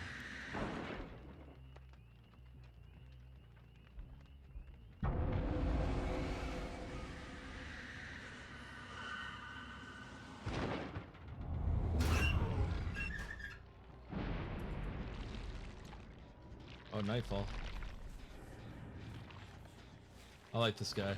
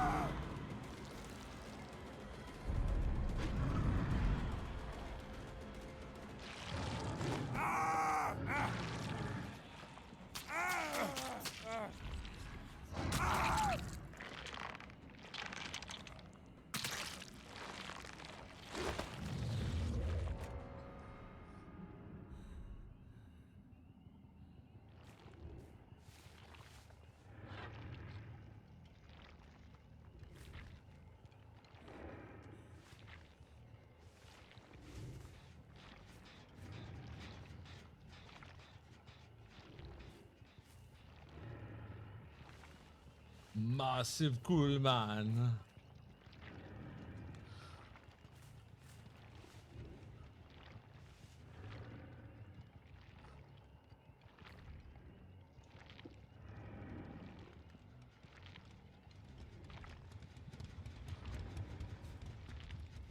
Inside that house is fucked though. It is so dark.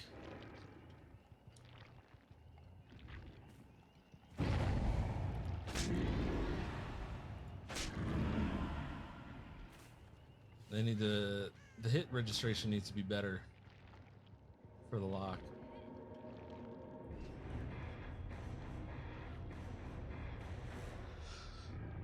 I thought you were done playing Path of Exile.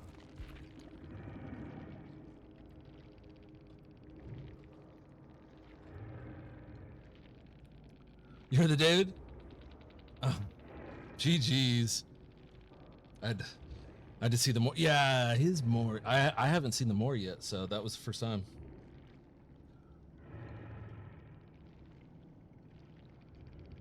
That Mori was cool. Just shanks him a bunch. Oh, that was very, very cool. Yeah, GG, Shadow Wolf.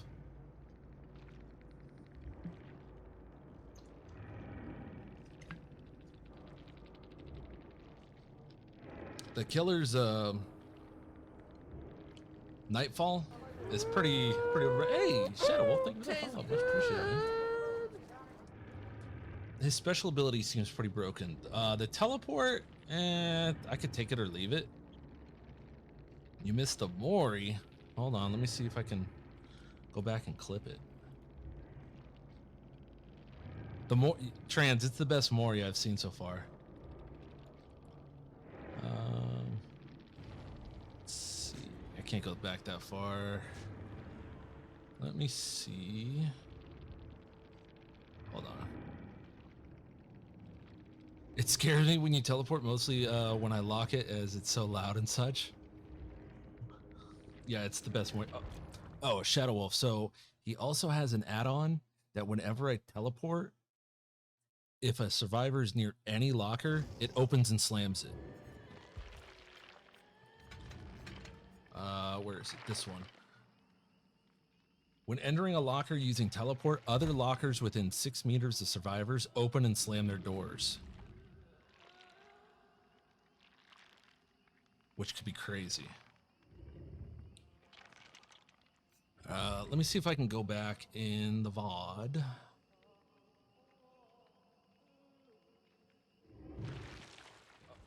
Oh, Shadow Wolf. So also has it. Goddamn, I hate hearing myself. It's the fucking worst.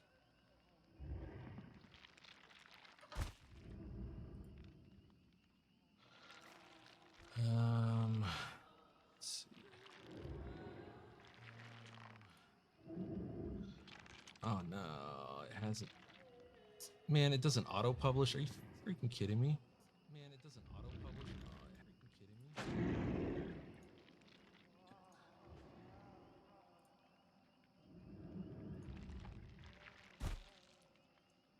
Settings. Channel? No. Stream? Always publish. I hate that.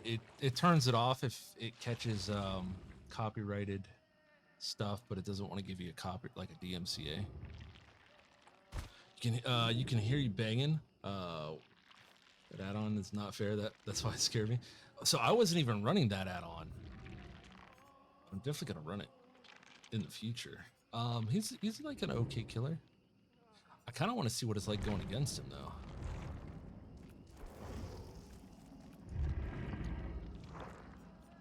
Cause that shit was. Cause I don't know what it's like when nightfall hits.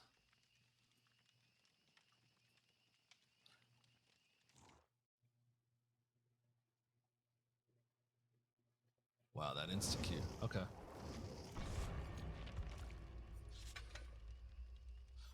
I'm 100% breaking this. Whoa, whoa, whoa. What is this?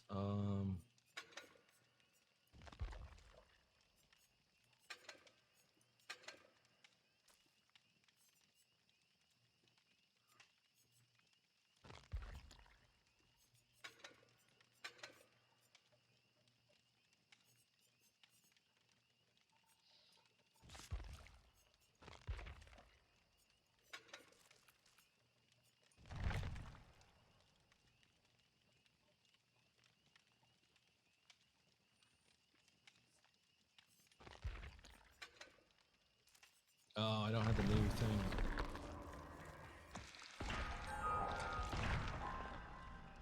Let's see, come on, give me the new map. Nope, no new map. So now we're gonna see it from the survivor side.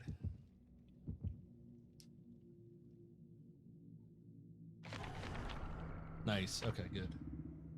All right, we're going there.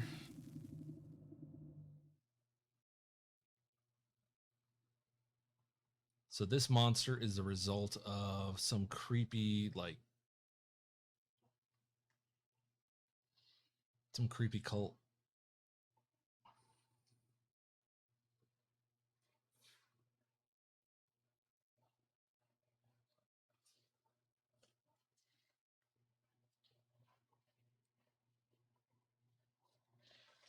It's like Jonestown.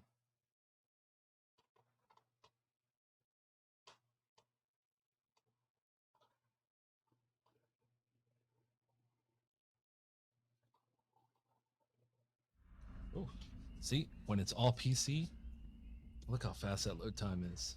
All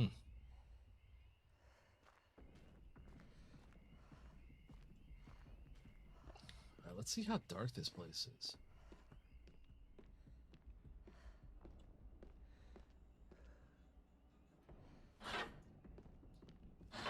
Wow, that's super fast. Oh man, that music is harrowing. Because most people kill themselves.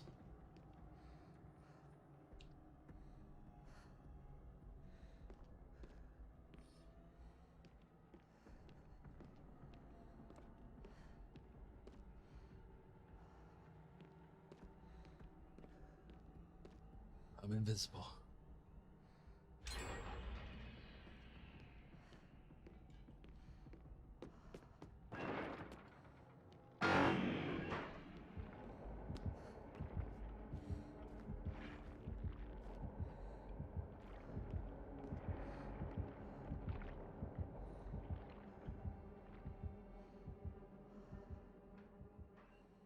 Oh, that is creepy.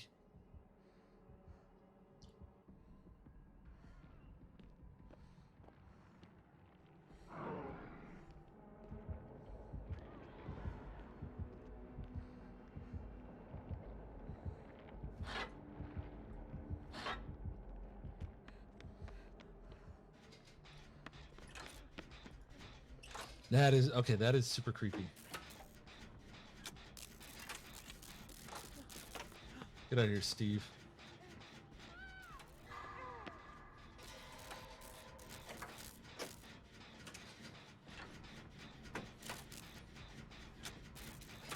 All right, you can stay, Steve. I don't like your goggles, though.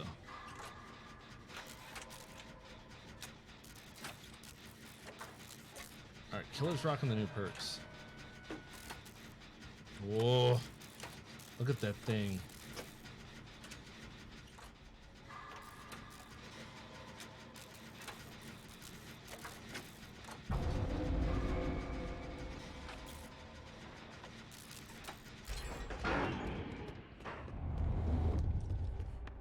Oh no, Nightfall. Oh wow.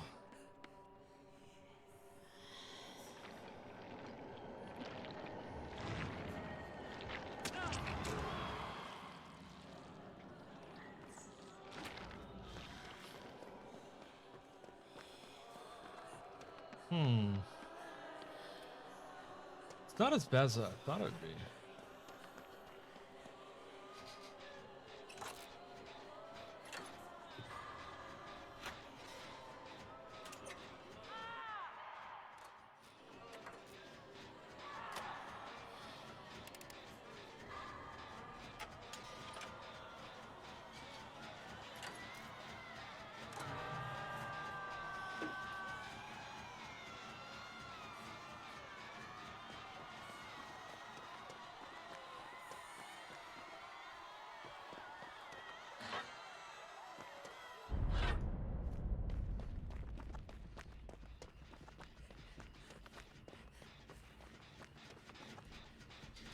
Made it sound much worse.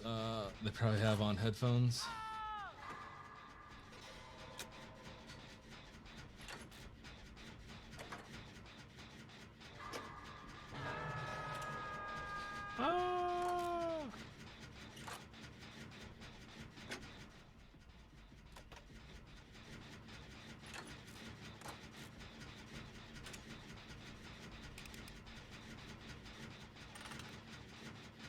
Damn, when you tunnel in the PTB without a Mori.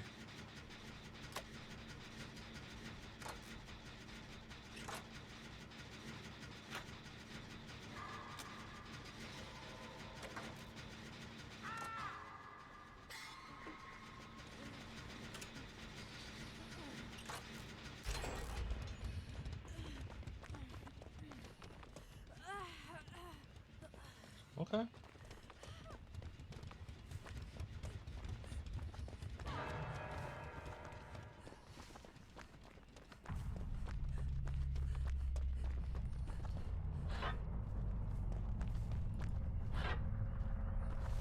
Holy lockers, Batman.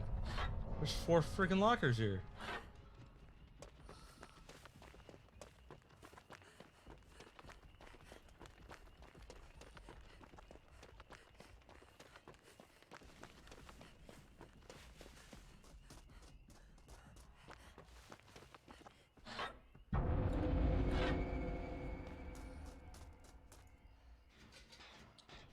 So you just teleported.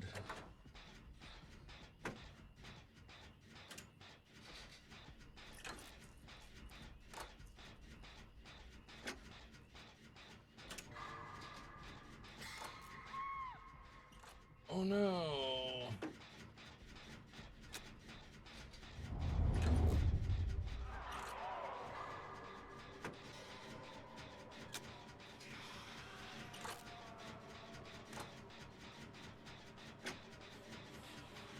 Well, Windows still works, so.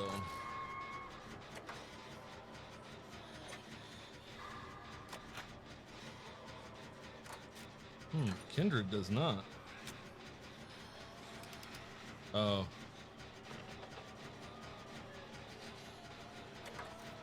Because he's undetectable.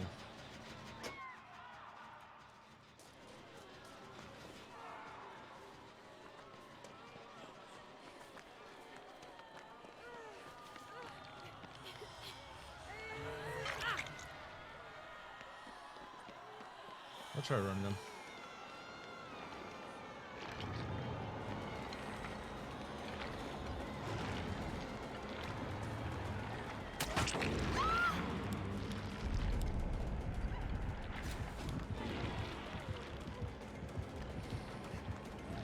What I just did, don't ever do that.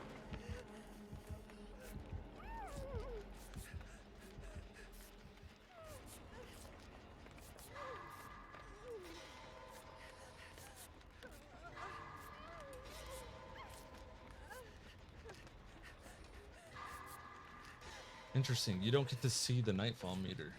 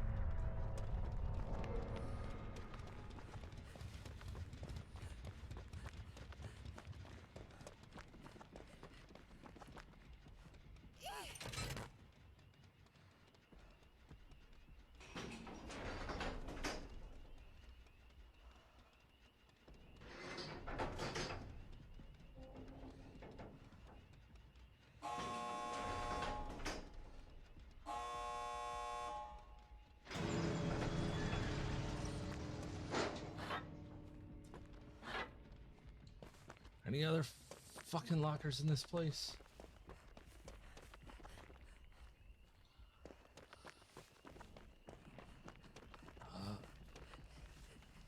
Where are they?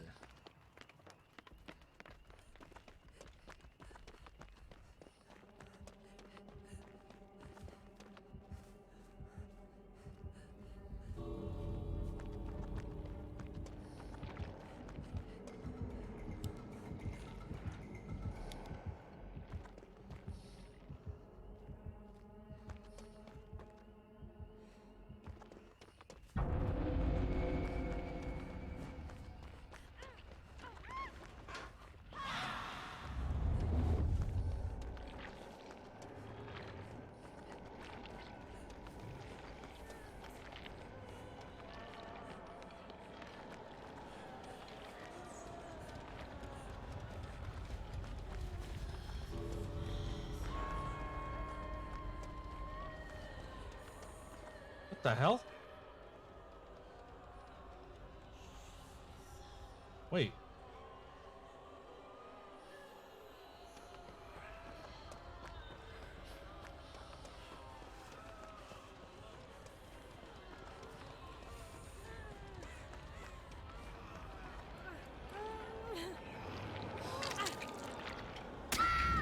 Oh my god, you're running no ed in PTV.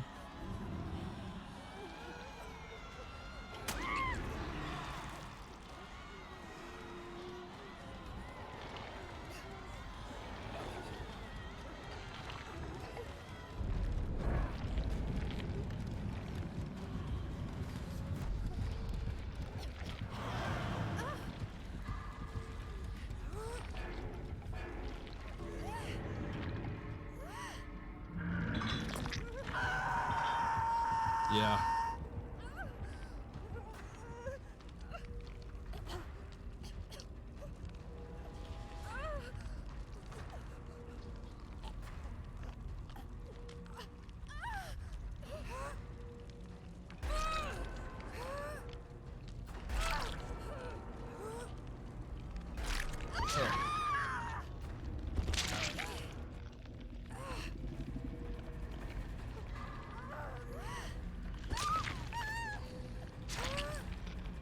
This man is toxic in the PTB.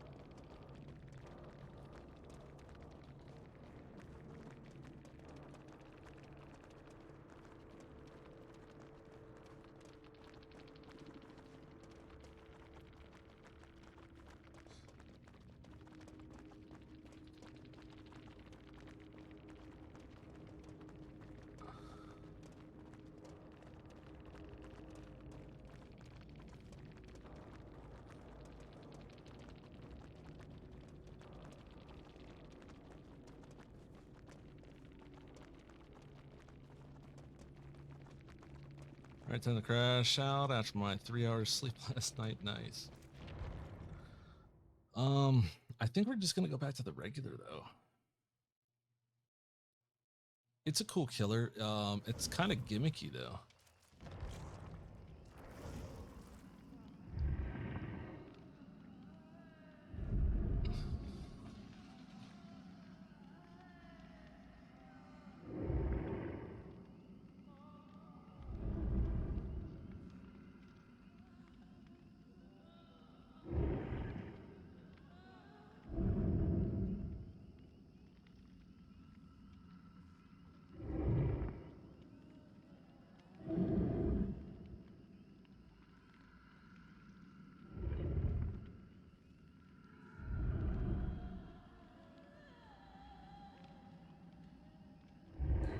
All right, Tally, you take it easy, man.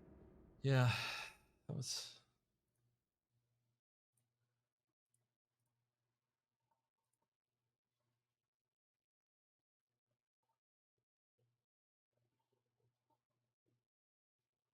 Also, I kind of wish PTB was a separate thing, or at least easier to toggle between.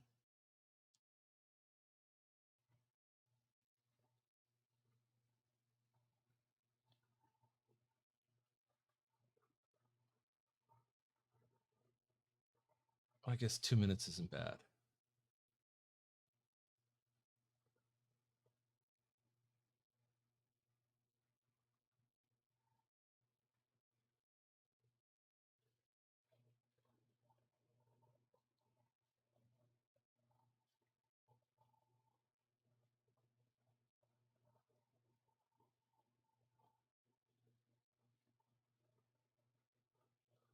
Nearly finished.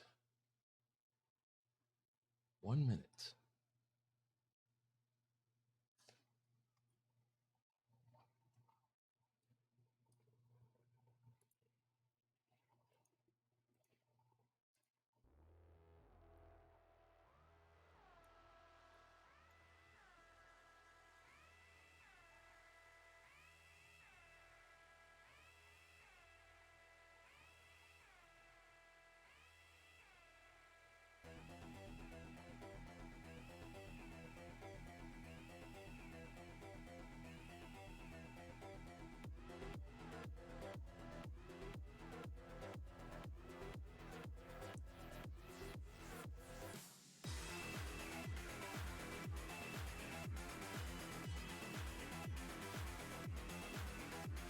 2, 1. Oh, now it's got to verify. Come on.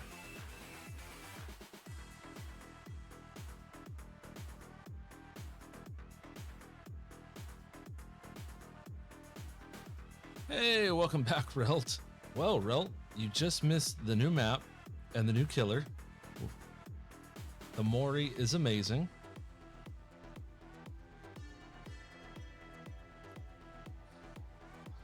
These little arms come out and just shank the shit out of the survivor, and then they get completely eaten and absorbed.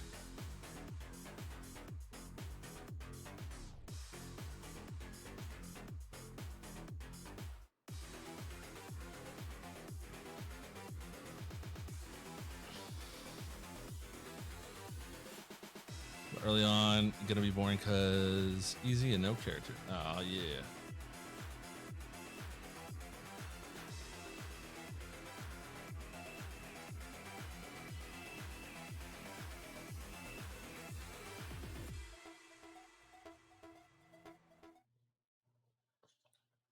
Relearn Huntress.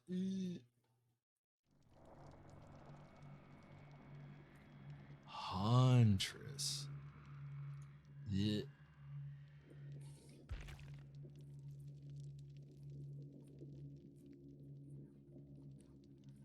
You just left click on people. The hitbox on her hatchets are still insane. You don't get very good options at the start, man. I mean, you're not wrong. You're not wrong.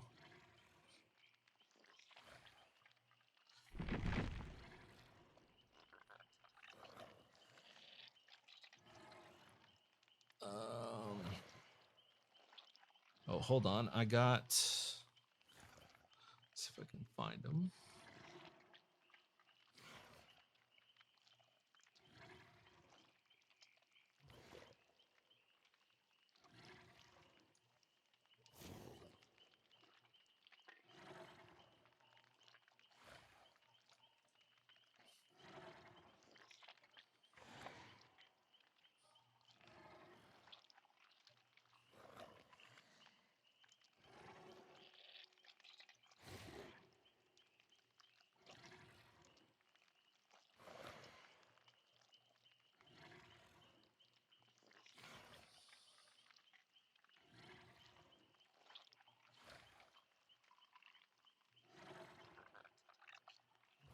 Shit.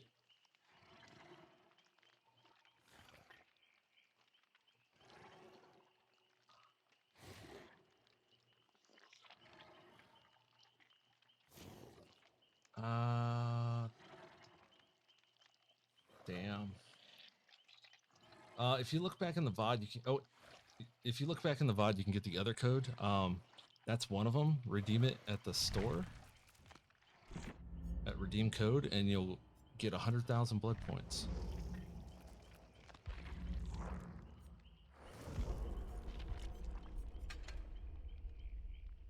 And the other one, it's too far back for me to scroll. So, like I said, if you go through the VOD, you can see it.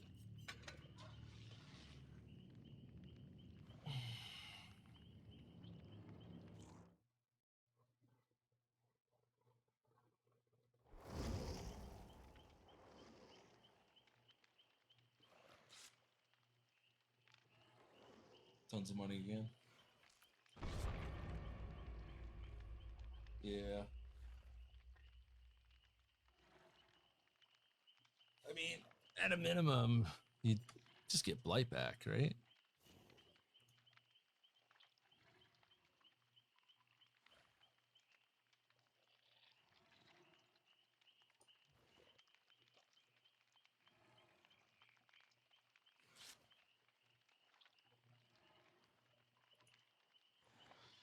I like variety. Yeah, but you know, Blight.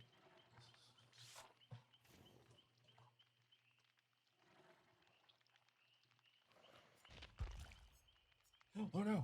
Shit. No!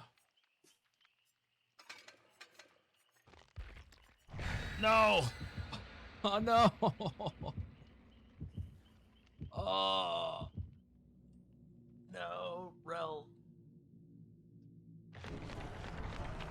forgot to turn my build back from the perk randomizer. No. Well, there's some variety for you. Hopefully all the sweats are on the PTB.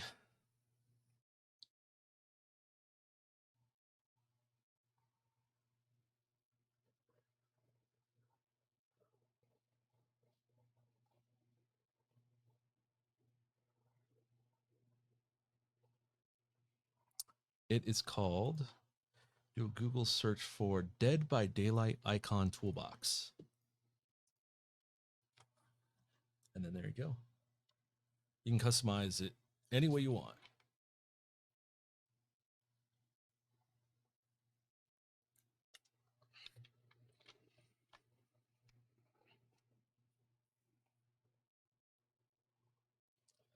A lot of artists have put some good hard work into it. It's all free too.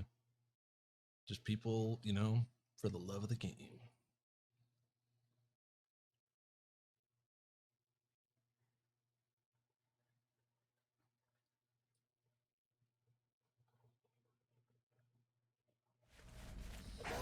You just gotta find certain images online or something? No, you download that app and it's all contained in it. No. Shit.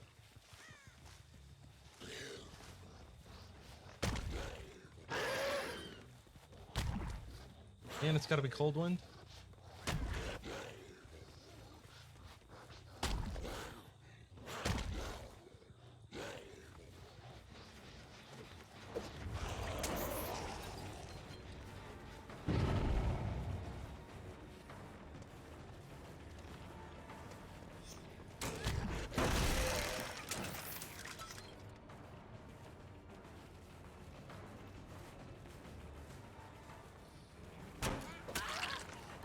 Nice slow vault.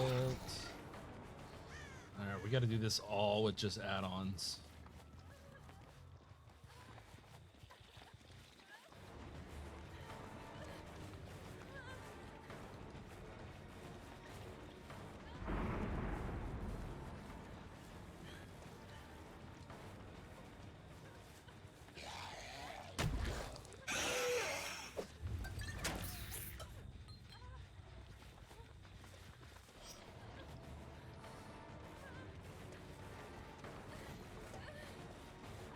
Dead hard.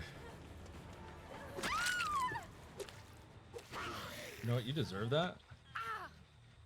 Like, so much.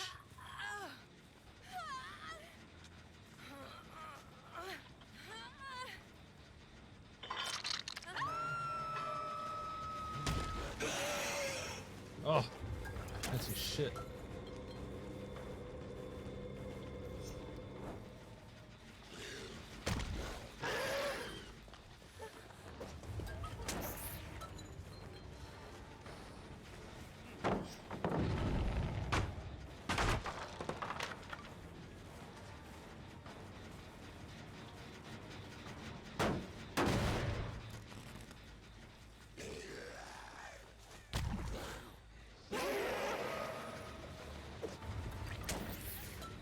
I gotta start running Shadowborn.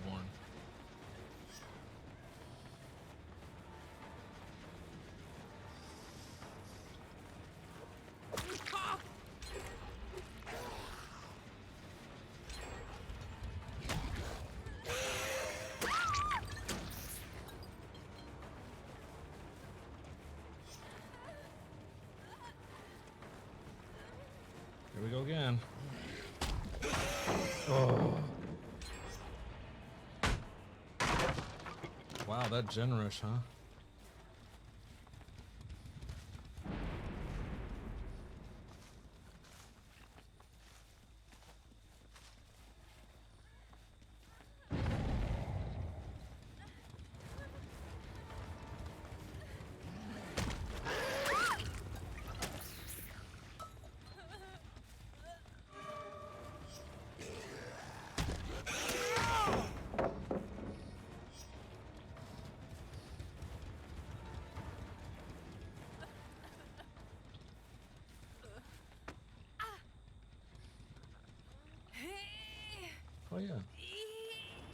Nope.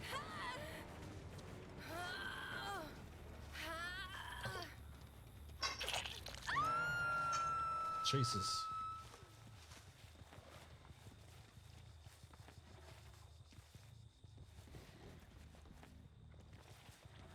Mm-hmm.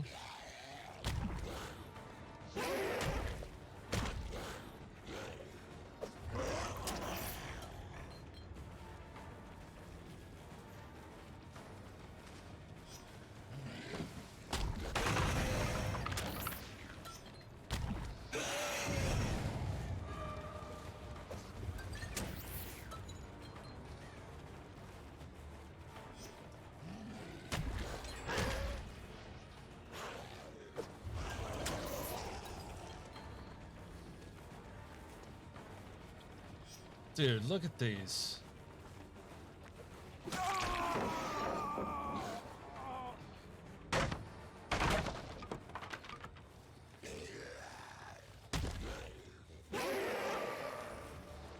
Oh, we almost. And then, okay.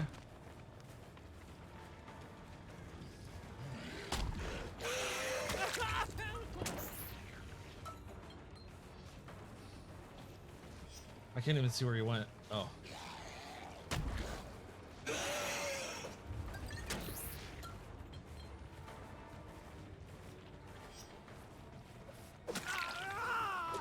Yeah, you just healed.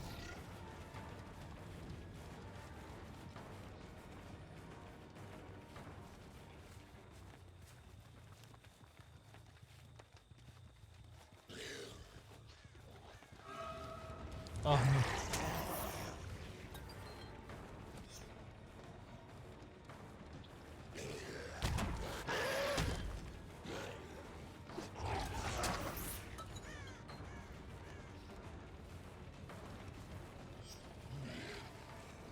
Fuck.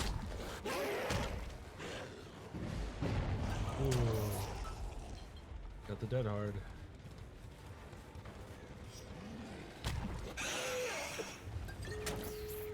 Oh, and adrenaline? Okay.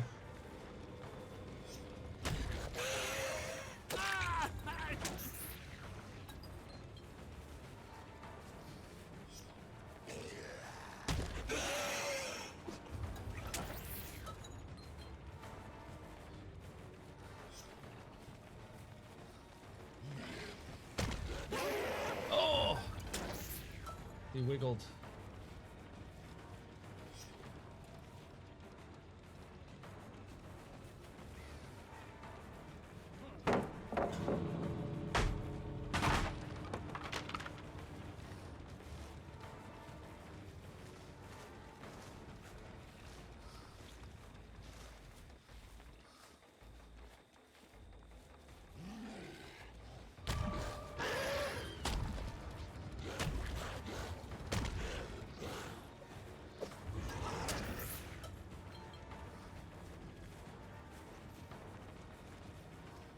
Oh.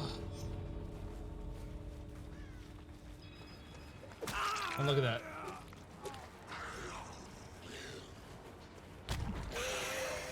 And dead fire. Straight up level 1. Well then hopefully you won't have to deal with what I'm dealing with right now.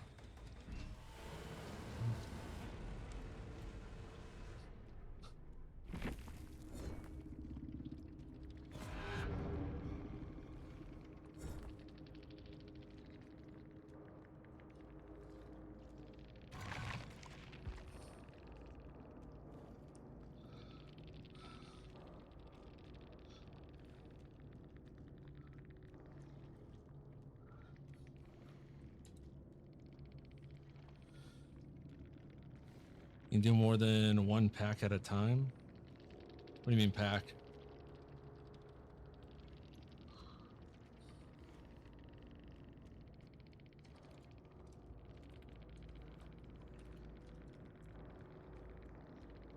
Look at the sweat. Like if I want different portraits and different add-ons, yeah, you just click on what you want when you go to download. Look at this shadow staff. Circle of healing, borrowed time, small game. 2 prove thyself. 3 dead hearts and adrenaline. Wow. What do we say to that? Disappointed!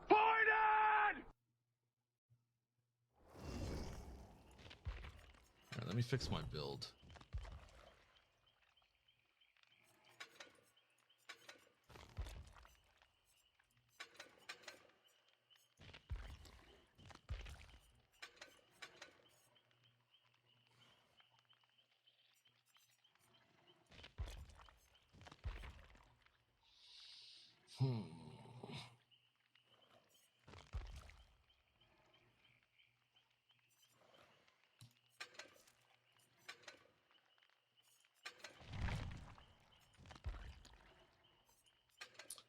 Let's do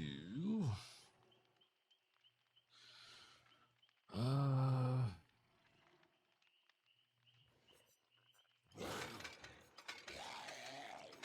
do a crow and a 21.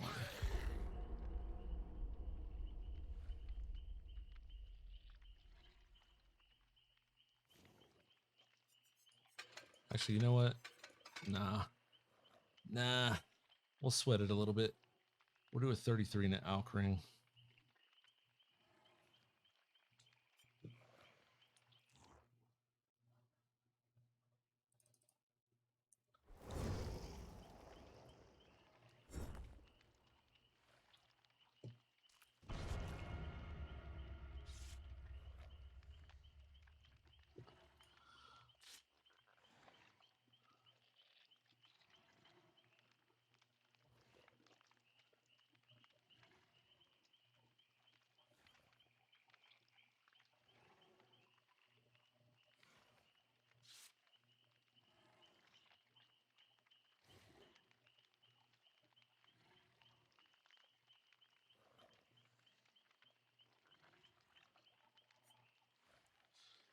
Wow. Map, 2 toolboxes, and a med kit.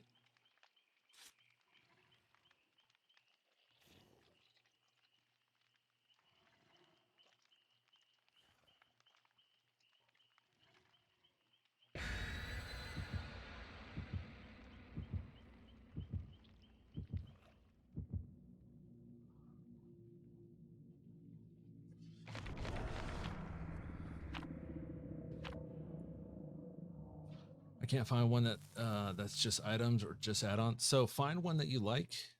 I'll show you how to do it after this. And then when you let's say you find icons that you like, but it's got a bunch of other shit. When you go to download it, unclick all the other folders except for the icon. So that only the, whatever it is you want. I found a portrait and icons one I like. All right, so just make sure that portrait and icons are the only ones checkmarked when you download it.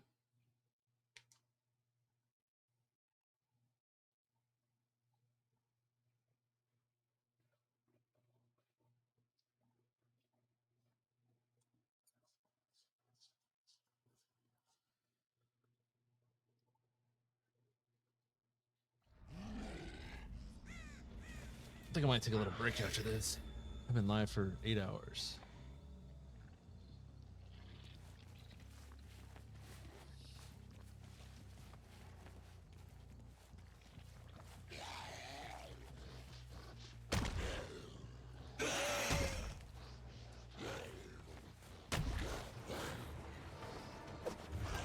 Almost.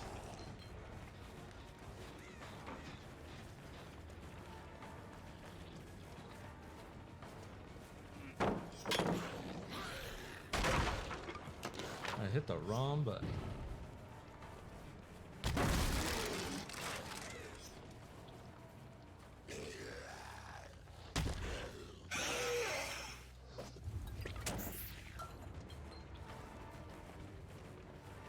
Come on.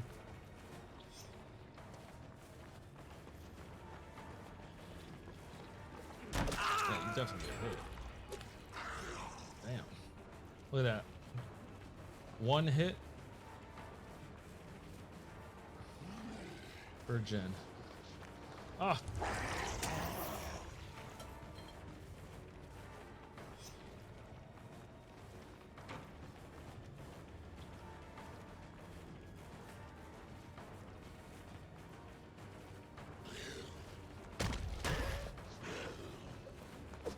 Gotcha.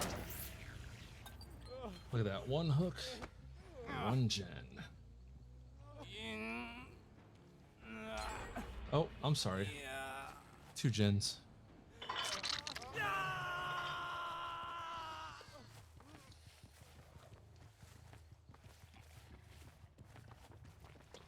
Hi, Nia.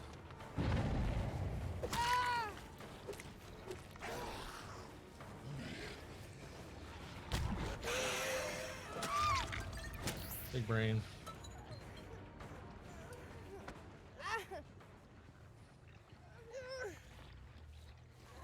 I kind of feel like those might have been branded parts.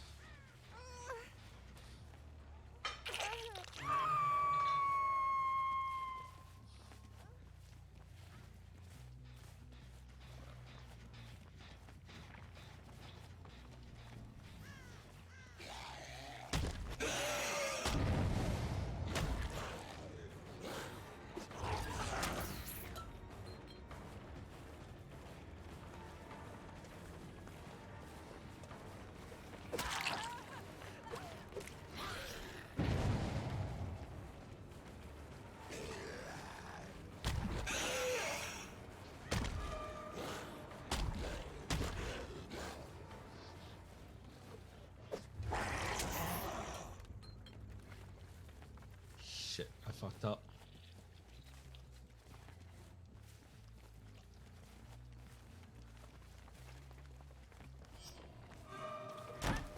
Oh, maybe not.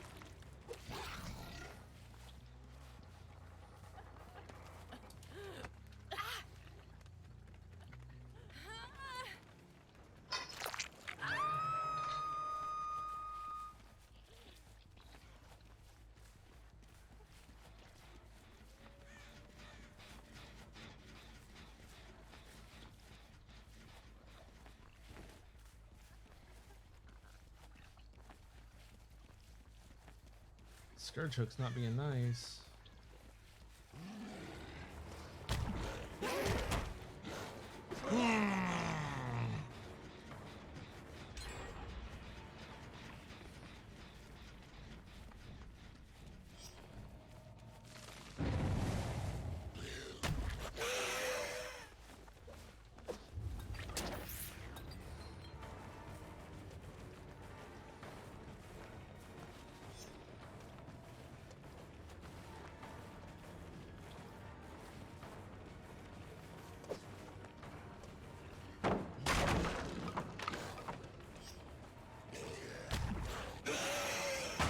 Ah!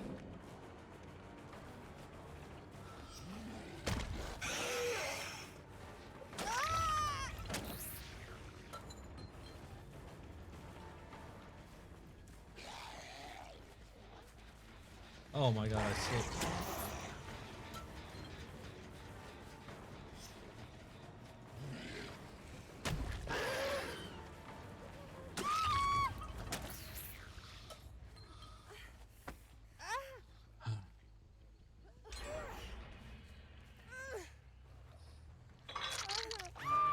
I'm getting generous like a motherfucker. Look at that. 4 hooks, 4 gens.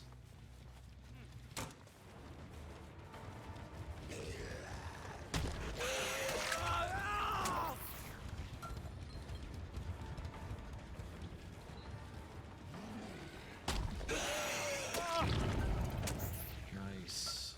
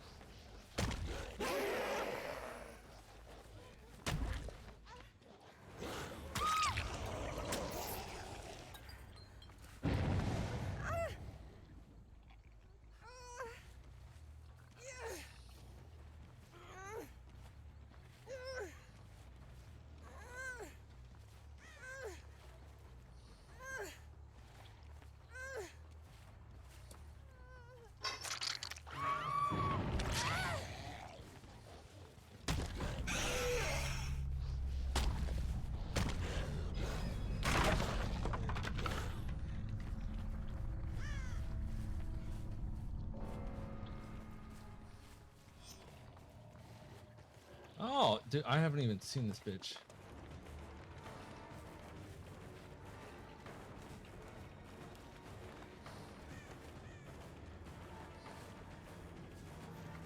She drops the pallet here.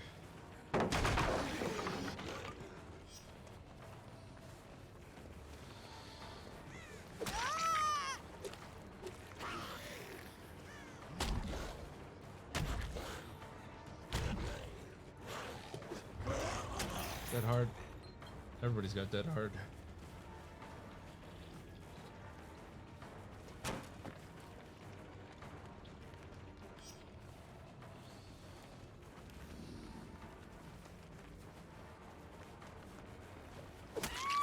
Once they lose their dead hard, they don't know what to do. Every time. And no fucking scourge hooks. They're about to pop that last gen. Watch.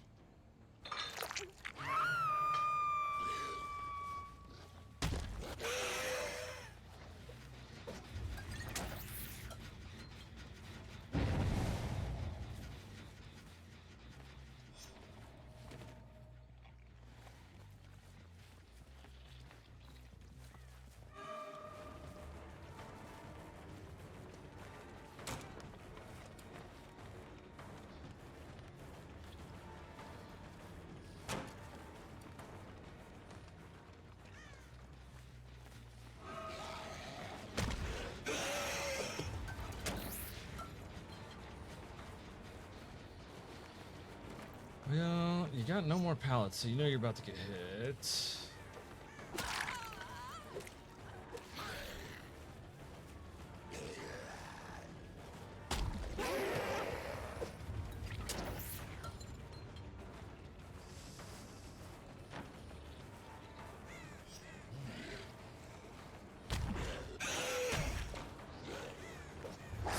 Oh, I did soon.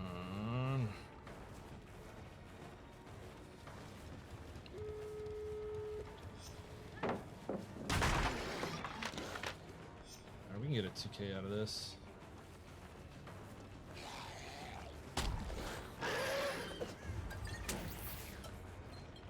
Of course, dead hard.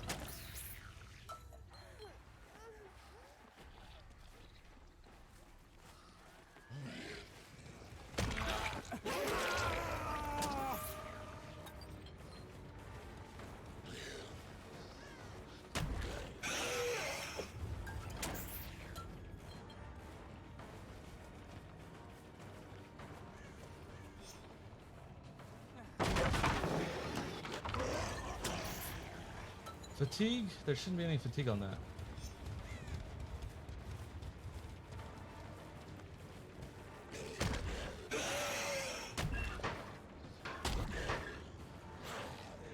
Oh! Come on, bolt.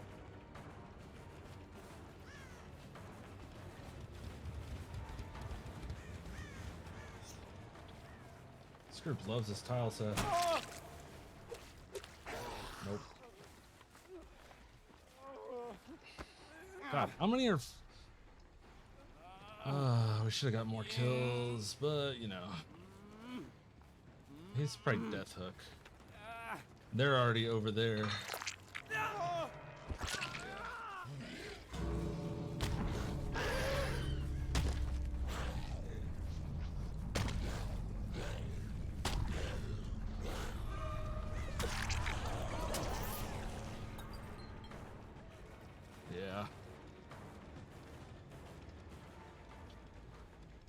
Blight and P-Hit. Go to the store and it's on the main store page.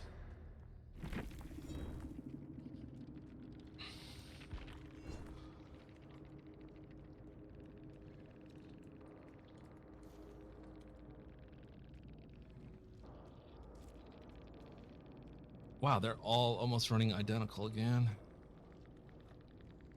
There was a brand new part. Okay. I knew those gens got done way too fucking quick.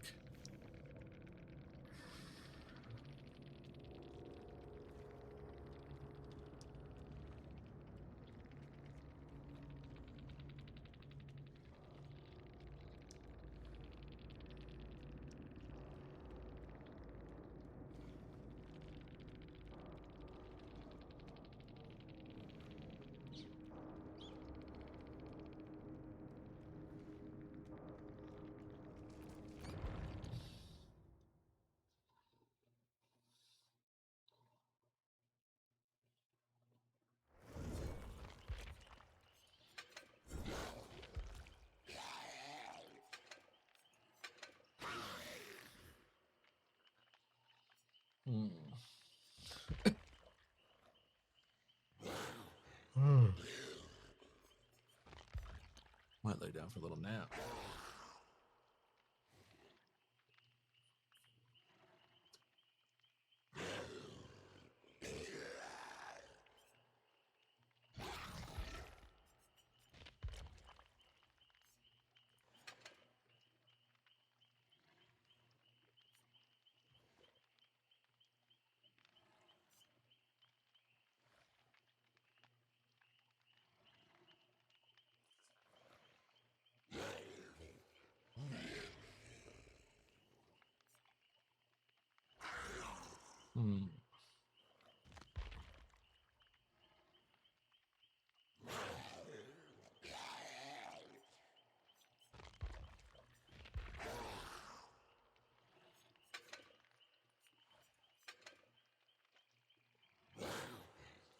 I'm gonna take a little nap.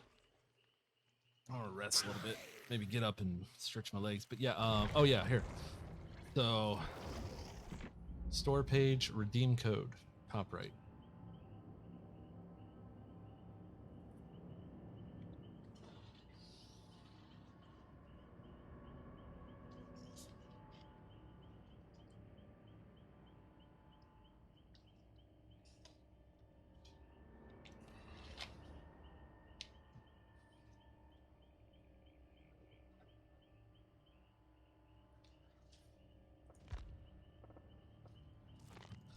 And let me show you the toolkit.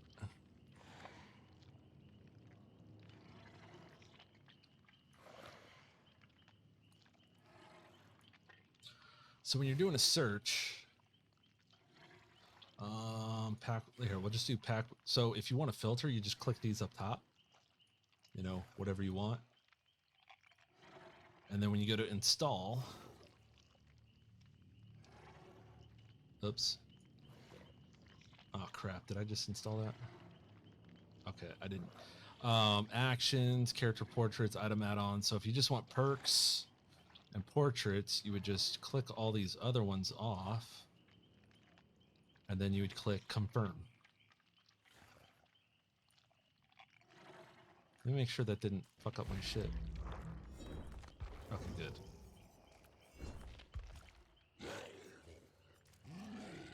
So hopefully that helps. So you can filter through up here, and then once you click install, you can go through, and as you can see, there's quite a bit.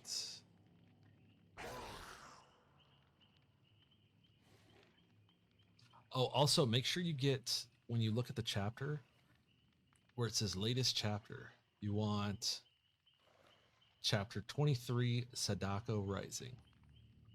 That way it's got all the different add-ons properly done.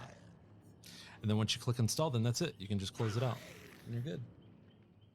Let me see who's live. Let me see who's lickety live.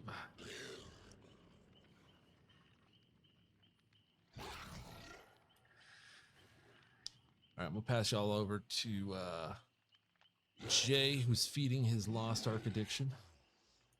Good buddy. Little JR4, everybody give him a follow. Good guy. We'll rate him because I guess he can't host anymore. And I'll be back on later after my nap. Catch you guys later. Hey, and thank you everybody for hanging out. I know a lot of you have been here all freaking day, so thank you.